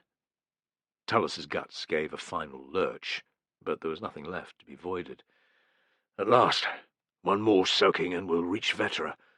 I swear I never want to be wet again." Fenestella chuckled. "Nor I. I've only just managed to dry out my cloak, too. Are the men ready?" "They are. None of the boys with wounds would travel with the rest of the injured. Said they'd rather take the chances with us." Tullus rolled his eyes, but pride rippled through him. "You told them they'd be left behind if anything happens." "Aye, it didn't change their minds." Tullus cracked a grim smile. "So be it." From the moment that the gate opened and the first men filed out, Tullus's heart began to beat like that of a trapped wild bird. At the back, with Caedicius, he could see nothing of what was going on beyond the wall, which raised the tension even higher. On tiptoe, as if that would help his hearing, he listened and waited, and held his breath. His expectation was that there would be a shout or a cry of alarm from the enemy, and the situation would dissolve into total confusion and panic. But there was nothing. Nothing other than the pounding rain beating down off their helmets, and the flapping in the wind of loose tiles on the barrack roofs. Some time later, word came that the cavalry and the first cohort had passed beyond the enemy tents without discovery, and that the civilians and wounded were on their way. It was good news, and so was the fact that the rain continued to hammer down. Rather than relax, Tullus's nerves were stretched tighter. It was a relief to see that Caedicius, even he, was affected by their weight. Caedicius paced to and fro, watching the gate as if it were the entrance to Hades, and a host of demons was about to emerge from it. After what seemed like an age, the men before them began to move, treading lightly to prevent their hobs clashing on the ground.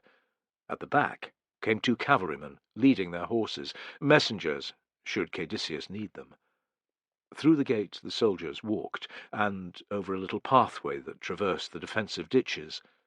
Tullus's eyes flickered from side to side, searching for the enemy, but he saw nothing. It meant little, though, for the place was as dark as a cavern. Getting lost was going to be easier than finding their way through the tribesmen's lines. A bolt of lightning flashed out of the clouds, rendering the area as bright as day, outlining his men's fear-struck faces, the sheeting rain, the mud beneath their feet, and the enemy tents and lean-tos. There were scores, Tullus saw, and they would have to pass gut-wrenchingly close to them. The blackness closed in again, but his spirits had risen a fraction. Like him, the men in the lead would have seen where to go. As long as there was more lightning, and the rumbling thunder seemed to promise that, they ought not to trample over an enemy tent. That didn't mean the sentries wouldn't see them, of course, but it was something. The time that followed was as nerve-shredding as anything Tullus had experienced. Surreal, even otherworldly, because of the darkness, the crashing thunder, the driving rain, and the irregular, blinding flashes of lightning. Difficult, thanks to the mud, the proximity of the enemy, and of so many other soldiers, each trying not to trip or to bang into his fellows. Fearful, because of the insanity of what they were doing, the numbers of the Germans surrounding them, the worry that the storm might ease. At any stage the horses might be panicked by the thunder and whinny, or worse, stampede. Overriding everything was the stark knowledge that their fates rested on a knife edge, a razor-sharp, hair-thin knife edge.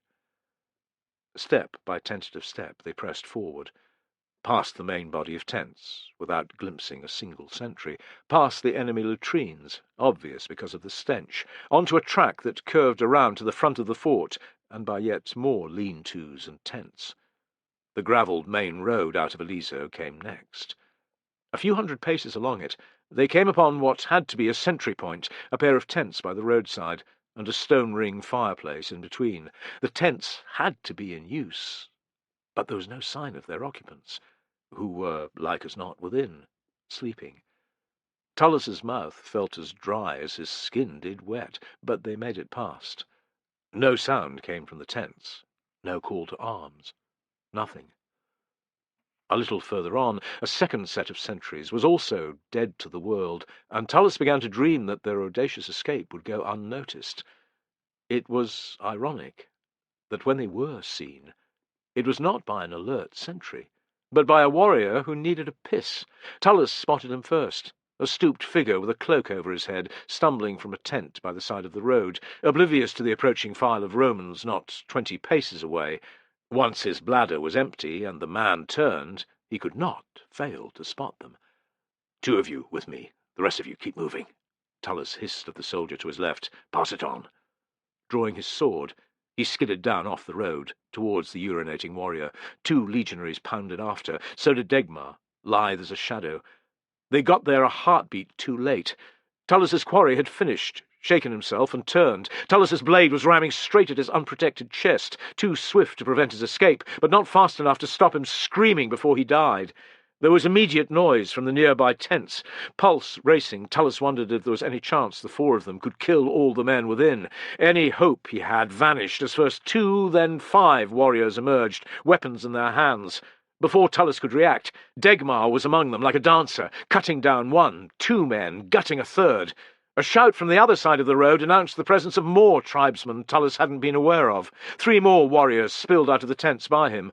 On the road, the last ranks of Caedicius's unit were passing. To stay was to die, thought Tullis, needlessly. "Fall back!" he shouted. "Degmar!" To his relief, the Marsi obeyed. In the short time it took the 4 to rejoin Caedicius, who was in the rearmost rank, the alarm was being well and truly raised. A number of the sentries had horns, which they were blowing with gusto. "We killed a few, sir, but there were too many," Tullis said to Caedicius. "I'm sorry." "What's done is done," replied Caedicius. "You did well to spot them before anyone else." Despite the wind and rain, Tullis could hear the enemy camp coming awake behind them. Soon thousands of warriors would be on their trail. His weariness, which had eased, returned with crashing force. Tullis shoved it away. He could endure this trial. He had to, for so many reasons. His men, the girl. Ridiculous it seemed, but saving her and the pup had become important. There was also his burning desire to recover his legion's eagle, and to revenge himself on Arminius. Dead, he could not do any of these things. Alive, there was a chance. At that point, the sentries who had woken ran onto the road and began hurling their spears. 2 legionaries were wounded, 1 fatally. It was too dangerous to risk having all the men march backwards. They risked breaking their ankles, so Caedicius had only the rearmost soldiers turn to face the enemy. The rest had to march with their shields over their heads for a short time, until the warriors had run out of missiles. Although the tribesmen continued to follow them, jokes about having shelter from the rain at last from their scooter broke out, and Tullis's heart warmed. If men began to think they might cheat death, their spirits soon rallied. Some of the legionaries had been issued with bags of caltrops taken from the stores in the camp. At Caedicius's order, they began to scatter the spiked devices across the road. More jokes were made, this time about the holes they'd make in the warriors' feet. Sure enough, there were howls of pain as the unsuspected enemy walked into the trap. After a quick volley of javelins, the tribesmen fell back. The Romans marched on for a time without further pursuit. The rain eased, as if it knew that it was no longer needed to obscure their escape. Tullus returned to his men. Caedicius sent orders ahead that, if possible, the pace should increase, but that the leading cohort was not to lose contact with the civilians and the wounded. Because of the non-combatants, however, there was little change in their speed thereafter. Tullus felt like a cripple trying to outrun a guard dog that has been released onto his trail a mile down the road. The light-armed, running tribesmen would catch them with ease. He was pleased to be mistaken. A mile marker passed, and then another. By the third, he fell back from his position to confer with Caedicius. "Do you think they're looting the camp, sir?" "A shrewd guess. Preferable to chasing after 1,000 legionaries in the dark, eh?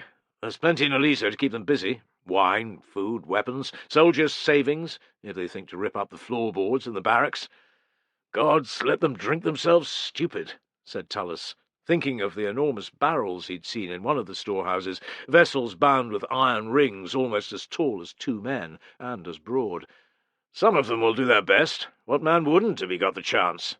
Caedicius let out a wicked chuckle. Their hopes were borne out in the hours that followed, as they marched 5 miles and then 7 from Elisa. Tullus's men, even the injured, managed to keep up with the rest. Dawn arrived, and a watery sun emerged from behind the clouds, lifting the general mood. The soldiers broke out whatever food they had and shared it out. Sodden or not, the bread that Tullus was handed tasted divine. He washed it down with a neat wine that Fenestella had managed to procure. Hum! Hum! The outbreak of the Baratus was far to their rear, yet it set Tullus's skin to tingling. His men's faces changed too. "Ignore it, my brothers," he cried. 5 miles or so, and we'll reach the next camp. Reinforcements will be on their way from Vetera as soon as the cavalry get there. All we'll have to do is hold on." "Roma!" a man, Piso, yelled. His call was like the spark that falls into dry summer undergrowth and starts a wild fire. "Roma! Roma! Roma!" Tullus's soldiers roared. Their chant was taken up by Caedicius's legionaries, drowning out the Baratus. Tullus's ploy to rally his men's spirits had worked, but it would only be a temporary measure. The enemy would catch them before the next camp. He had no idea when their small group of cavalry would reach Vetera. Caedicius had ordered that they ride off at daybreak, and how long after that a force would be dispatched to their rescue. Even if they reached the marching camp, would they be able to defend it successfully? When Degmar asked if he should drop off the road and spy on the men following, Tullus agreed with alacrity, knowing the enemy's disposition might prove useful. Next he went to talk to Caedicius, his worries gnawing at his guts like a dog at a juicy bone. 6 of my riders remain at the front of the column, Caedicius told him, grinning like a madman. "They have trumpets." Tullus shook his head, confused, a little frustrated. "What use are musical instruments, sir?" "Hum! Hum!" The sound was audible again, even though the legionaries were still chanting. Tullus glanced back along the road, and saw the first figures, berserkers no doubt, loping ahead of a massed body of warriors. They were perhaps 3/4 of a mile away. Tullus felt more bitter than he had in the midst of the ambush, when his death had seemed inevitable. It had begun to seem possible that he might survive, that one day he might retrieve his legion's eagle, that Arminius might come under his blade. Vetera was perhaps 35 miles away, but it might as well have been Rome. Stay calm, Tullus thought. He focused again on Caedicius, wondering how in Hades he managed it. "I'm holding back a rider until the enemy are nice and close," said Caedicius, indicating the 2 horsemen alongside their position. "When he reaches the trumpeters, they will sound." He winked, and added, "An advance, at double speed." "Ha!" cried Tullus with delight. "The Germans will think that it is troops marching from Vetera to our rescue." "That's what I'm hoping. It's a gamble, of course. If there are a few level-headed men among the enemy who can steady their fellows, we're done for," said Caedicius, looking sombre. "On the other hand, most of them could be pissed, thanks to the wine they found inside Eliso. Hum! Hum!" The legionaries' singing faltered and died away. "Keep marching, brothers!" shouted Caedicius. "I won't let them hit us from behind. Pass it on!" The order went rolling up the column, and the soldiers maintained their steady pace. By rights, Tullus was supposed to be with his men, further up the line, but his pride wouldn't let him move. If there was to be a fight, he wanted to be part of it. All he'd done for the last 7 days and more was run. Even if it meant his death, he was going to face the enemy. It was as if Caedicius knew. He didn't say a word. Hum! Hum! Tullus took a look. The berserkers were about half a mile back, and a good distance ahead of their comrades. Caedicius barked an order at his last rider, who urged his horse forward. Soon after, Degmar appeared out of the bushes to the side of the road, his chest heaving from the run. Several thousand warriors were following them, he reported, but a sizable number did appear to be drunk. Clapping Degmar on the shoulder, Tullus relayed the good news to Caedicius, who halted the cohort at once. "About turn!" Caedicius shouted. "Rear 10 ranks, spread out, 20 wide, 3 deep, off the road if you have to. Ready, javelins!" Tullus counted the berserkers. There were a dozen, and his gut twisted. That many naked madmen would smash their formation like hammers striking a pane of glass. Their volley was vital, therefore. "Pilum!" he ordered, raising his hand, and one was handed forward from a man in the rank behind. Caedicius was busy too. He couldn't have stood in the front line of a battle for years, yet he hadn't forgotten the little details that stiffen men's spines. Tullus felt his own resolve firm as Caedicius stalked up and down, telling his soldiers that they were the pride of Rome, the best legionaries in the empire. They would fight for each other and to avenge their comrades who had been so foully murdered by the Horsens coming down that road. No quarter was to be given, Caedicius roared, not even if an enemy was crying for mercy. "I want you to cover your blades in blood. I want you to kill every fucking savage that comes near you. Do you hear me? Yes, sir!" Caedicius began to clash the head of his javelin off the iron rim of his shield. Every man joined in. They kept it up until the berserkers were 100 paces away. The rest of the warriors were at least 3 times that distance further behind. Caedicius raised his pilum high, and a gradual silence fell. "Front 2 ranks, ready, javelins!" called Caedicius. "On my command! Ranks 3 and 4 will pass their pila forward." Tullus tried not to think about the gaps in their far-from-ideal formation. On the road there were only 6 men wide. 7 soldiers were standing a little lower down to either side, in the ditches that ran alongside, and on the rough, grassy ground that extended beyond that. He took a tighter grip on his pilum shaft, thinking that it would have to do. Caedicius continued encouraging his men until the berserkers were 50 paces away. They were a fearsome sight, their bodies streaked with white pigment, spears ready, mad war cries leaving their throats. "Front 2 ranks! Take aim!" he yelled. "Pick your target! On my order!" Tullus concentrated on a wiry berserker who was taller than any of his companions. "Ready!" cried Caedicius. "Loose!" Tullus drew back and threw. Caedicius was shouting before the shoal of missiles had even reached the top of their arc. "Ranks 3 and 4, pass your javelins forward, quickly!" Tullus held up his hand and was given another pilum. Down came their first effort, 40 javelins, striking the berserkers like heavy rain on immature wheat. Many of the warriors fell, but Tullus had no chance to count them. Caedicius had ordered another volley, short this time. Up went 2 score more pila, and down again, their pyramidal iron points ripping into the unarmoured berserkers like hot knives through cheese. Tullus stared, counted, let out an incredulous laugh. 2 berserkers remained standing, and one had a javelin protruding from his left leg, crippling him. The pair were no cowards, however. The uninjured man charged on alone, and his companion hobbled after. The mass of warriors behind continued to advance, yet the annihilation of the berserkers had silenced their baratus and seen their pace slow to a walk. Grabbing a pilum from a soldier behind him, Tullus hurled it from 15 paces. The throw was as good as any he'd ever made. It hit the lead berserker in the chest, felling him like an ox struck with a hammer and spike. "Come on, you maggot!" roared Tullus at the last berserker, who had stopped in his tracks. "Come and die on Roman iron!" Tan-ta-ra-ta-ra! Tan-ta-ra-ta-ra! Tan-ta-ra-ta-ra! Tan-ta-ra-ta-ra! The sound of Roman trumpets was unmistakable, and they were sounding the advance, double time. Tullus's breath caught in his chest. The wounded berserker cocked his head. He listened for several heartbeats, and then he began shuffling backwards, away from the Romans. Tan-ta-ra-ta-ra! Tan-ta-ra-ta-ra! Tan-ta-ra-ta-ra! Tan-ta-ra-ta-ra! It was closer this time. The berserker increased his pace, moaning with the pain it caused him. The front ranks of the warriors wavered a little. "Roma! Roma! Roma!" roared the legionaries. "Tantaratara! Tantaratara! Tantaratara! Tantaratara!" like a flock of panicked sheep. The warriors turned tail and ran. They didn't stop. They didn't look back, except in terror. The soldiers' cheering redoubled. It was a small victory, but one to be savoured. Tullus breathed again, and the air felt sweet in his lungs. Caedicius's cunning had left the road to Vetera and safety open. He, Tullus, would survive.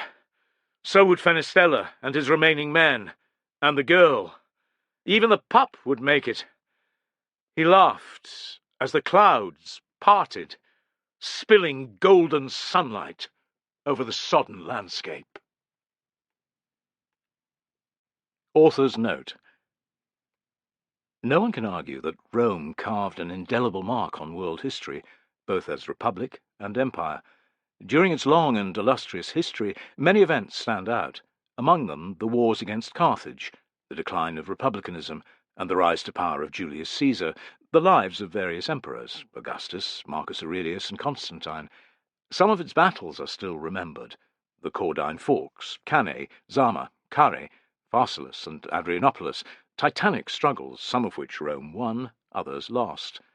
Without doubt, another unforgettable conflict was the Battle of the Teutoburg Forest, which took place in north-central Germany in the autumn of AD 9. It was a devastating defeat for the aging first emperor, Augustus.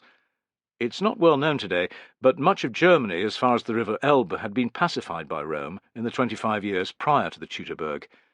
This significant achievement was turned on its head when an ingenious ambush, devised by Arminius, a Romanized German, and carried out by thousands of his fellow tribesmen, wiped out 1/10 of the empire's standing army, 3 legions, in a single, bold stroke. I have done my best in this book to recreate the events that took place during that fateful summer and autumn, and to stick to the historical details that have survived. I apologize now for any errors that I may have made. Many of the characters in the book were real people. These include Publius Quinctilius Varus, Arminius, Lucius Saius Tubero, Gaius Pneumonius Valla, Lucius Nonius Asprenas, Lucius Caedicius, Marcus Caelius, Caonius, Lucius Eggius, Segamer, Segestes, Maroboduus, Fabricius, and Flavus. Even lowly soldiers, such as Marcus Aius, Caesaronius Amausius, and Marcus Crassus Fenestella, existed. More of Aius and Amausius anon. Centurion Tullus is my invention. So too are Aristides, Melo, Degmar, and the soldiers of Tullus's century. It's annoying that almost no real tribal names of the time survive. By necessity I invented Osbert, Degmar, and Aelward. Because I use name stems from the German Dark Age era, I hope they sound authentic. Arminius and Segamundus are clearly Romanized versions of German names. Arminius's real name may have been Armin or Erman, we are not sure. When I began the book, I chose the latter when he was among his own kind, and Arminius when he was with the Romans. In fact, I wrote the entire story in this way. My editor was adamant, however, that to give him 2 names would confuse the reader. There were several long discussions about it, but in the end she persuaded me to change the name to Arminius throughout, apart from one mention in the prologue. I hope this move doesn't make him sound too Roman. The bloody sacrifice in the book's prologue is fictitious, but the ritual described within it, of human sacrifice by German tribesmen, is not. The Germanic tribes were known to have held Donar, their thunder god, in particular esteem. The sounds made by sacred horses are also recorded as being important to the Germans' priests. The tribe's way of life and social customs are not well known, sadly, but the details of their power structure, houses, weapons, and agriculture, and the local fauna and flora that I've described are accurate according to my research. For example, the German method of execution using a wicker hurdle in the bog is recorded. So too are the broad strokes of Arminius's childhood and early life. The word berserker wasn't used at the time, but it wasn't unusual for some warriors to fight naked and to lead the fight to the enemy. The construction of the mighty Roman forts along the river Rhine began in the last 2 decades of the 1st century BC. They stood for many years, and sometimes centuries. Castra Vetera, in which Tullus was stationed, stood on the Fürstenberg Hill, a short distance south of the modern German town of Xanten. It's used as farmland now, but its amphitheatre, still in use as a theatre, can be visited. Nearby is a truly impressive archaeological park that is situated on the site of Colonia Ulpia Traiana, the town that grew up after Vetera. It's by no means certain that the 18th Legion was stationed at Vetera, but it's considered likely thanks to the tombstone of Marcus Caelius, most senior centurion of the unit, which was discovered in the area of Xanten. His is the only known memorial to a soldier lost at the Teutoburg. There were bridges over the Rhine at Vetera, spanning the midstream islands. The inscription I described does exist, but on the still-standing Alcantara Bridge in Spain, erected by the order of the Emperor Trajan. It is possible that Mogontiacum, Mainz, may have been the home of the 19th, but it's unclear where the 17th was based. The location of many Roman forts within Germany is known, but their names are not. The town of Halten am See may have been Aliso, but we can't be sure. The camp called Porta Westphalica, a modern name despite the Latin sound, may have been Varus's summer camp, or, more likely, may not.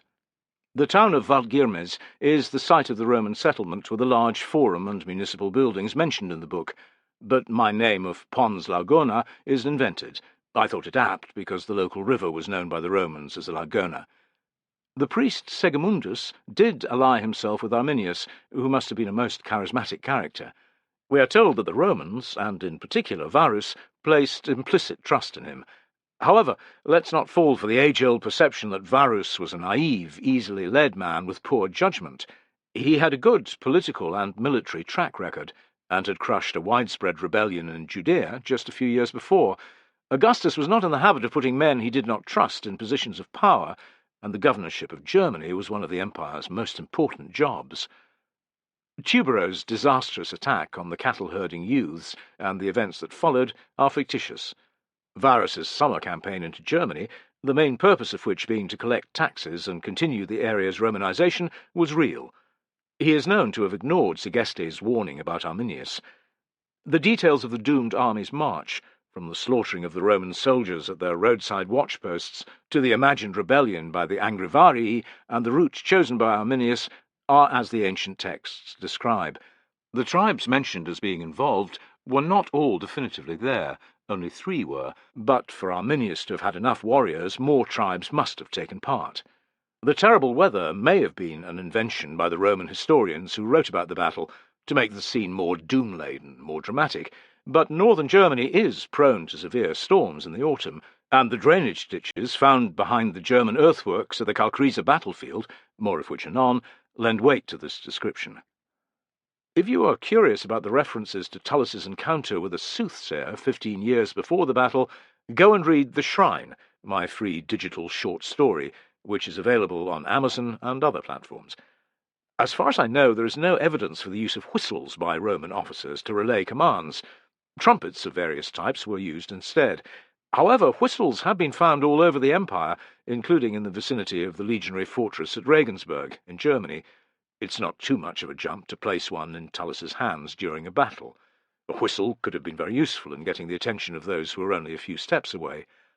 Most academics maintain that the visored Roman cavalry helmets were only for parade ground use, the main reason being their lack of vision. However, increasing numbers of reenactors who ride and train with replicas of these helmets say that it is possible to charge and fight while wearing them. Think also of medieval knights and the helmets they wore in battle. I stayed true to the timeline of the ambush as we know it, and the individual events within it, such as the manner of the tribesmen's attacks, the sounding of the Baratus, the ditching of the Romans' equipment, the legion's cataclysmic losses, Vala's failed attempt to escape with the cavalry, Varus's suicide, and the loss of one eagle in the bog. The gruesome mutilations of Roman prisoners, including the legionary who had his tongue cut out, are described in the histories. Aliso was besieged, yet some of the survivors of the ambush did make it inside the walls. Caedicius was the commander there, and he bravely led his garrison and some civilians to safety as a night storm raged. His ruse of making the Germans think that reinforcements were advancing from the Rhine is recorded, a stroke of desperate genius if there ever was one. I've had great fun weaving real-life people into this book as minor characters. and also using Roman artefacts that had been discovered in that part of Germany. I have already mentioned Caesarinius Amalcius. He was an Ussarius, not of the 18th Legion, but the later 30th, and was stationed at Colonia Ulpia Traiana rather than Vetera. A legionary called Marcus Aius, of Fabricius' century, lost 2 bronze armour fasteners at the Calcresa battlefield. They were found some distance apart, as if they had fallen from a running man's purse. It was my invention to have Piso win them at dice. The cavalry helmet, carried and lost by Tubero, is based on the iconic helmet facepiece that was found at Calcresa. The spices offered to Piso when he goes in search of wine aren't a result of my crazed imagination. Peppercorns and coriander seeds, originating in India, have been found in the sewers of Roman camps in Germany, dating from as early as 11 BC. The large wooden wine barrels mentioned in Aliso are contemporary with ones found in nearby Oberaden. The soldiers' coin hoards, mentioned by Caedicius as being left under barracks floors, have their basis in a real example, on display in the Halten am See Museum, clay pot and all. You can also see vicious spiked caltrops there, similar to the ones used by the legionaries as they escaped. Being a writer of historical fiction is a real privilege, because it means that one of my passions in life, history, is now my day job. Most of the time my work is an absolute joy, which makes me feel even luckier, but with it comes a somewhat unexpected duty of care, that of being as true to history as I can. This is a feeling that has grown on me since my first few books were published, and I hope it shows in my writing. It has come about for several reasons, one of which is the amount of time that I've spent wearing the gear of an ancient Roman soldier while training for and taking part in 2 long-distance charity walks. With a little bit of luck, you will soon see The Road to Rome, the film of our 2014 Romani walk, narrated by Sir Ian McKellen, on a TV channel near you. Here I must also mention and thank the hundreds of people who gave so generously to our campaign. The character of Malo is loosely based on Gwilym Williams, who won a competition I ran during the fundraising. By my rough estimate, I have now walked more than 800 kilometres, wearing equipment and armour that weighs between 15 and 26 kilograms, the weight depending on stage of training, stroke weather, stroke my mood and energy levels. This experience has informed my writing a great deal, and the details you read about marching are, for the most part, direct experience. For example, I believe, as do many reenactors, that marching Roman soldiers wore their shields on their backs. It's comfortable to do so, and the shield can be unslung and held ready to fight in less than 20 seconds. I've tried walking with the shield in my right hand, as do the legionaries depicted on Trajan's column and other monuments, and found that it's crippling after only a short distance. Slinging it over one shoulder by a strap doesn't work that well either. I think that the ancient portrayals were an artistic conceit to allow the viewer to better picture the soldiers and their equipment. Live combat is another matter. Even if I could experience the gut-wrenching fear and the utter savagery, I wouldn't want to do so, but my experiences as a veterinary student in Africa mean that I know how to slaughter a goat with a sharp knife. It can't be that different, even if it's psychologically far worse, to do the same to a human. It's easier than you think to cut a throat and take a blade right to the spinal column. Cursing. It will not surprise you that the Romans were fond, very fond, of swearing. Some of their favourite oaths revolved around the C word, which is regarded by many as one of the worst curse words around. In previous books, therefore, I tended to use the F word, although less attested there is a Latin verb, futuere. In this book I felt it apt to use the C word, albeit sparingly. In an aside, I also had Tullus use the term brother when talking to his men, because it is authentic. There are recorded instances of centurions referring to their soldiers in this way. Trying to recreate how life might have been is helped by travelling to the places, or the general areas, where the historical events took place. I have been to most of the locations in my books, and walked the ground there. Doing this is a great help when creating the various scenes in the story. As I write this in November 2014, I've just returned from an 8-day trip to Germany, during which I drove, cycled and walked more than 1,000 kilometres along the River Rhine, from Zantem in the north down as far as Mainz. On this journey I visited many museums, the wonderful archaeological park at Zanten, and the sites of several Roman forts. The rich variety of ancient artefacts in Germany, both military and civilian, is really impressive. and set my mind racing with new ideas. I cannot recommend enough a visit to the park in Xanten, where you can see accurate reconstructions of a 3-story gate to the town, a sizable section of its wall, the large amphitheatre, workshops, guest house, and a tavern and restaurant that are open for business.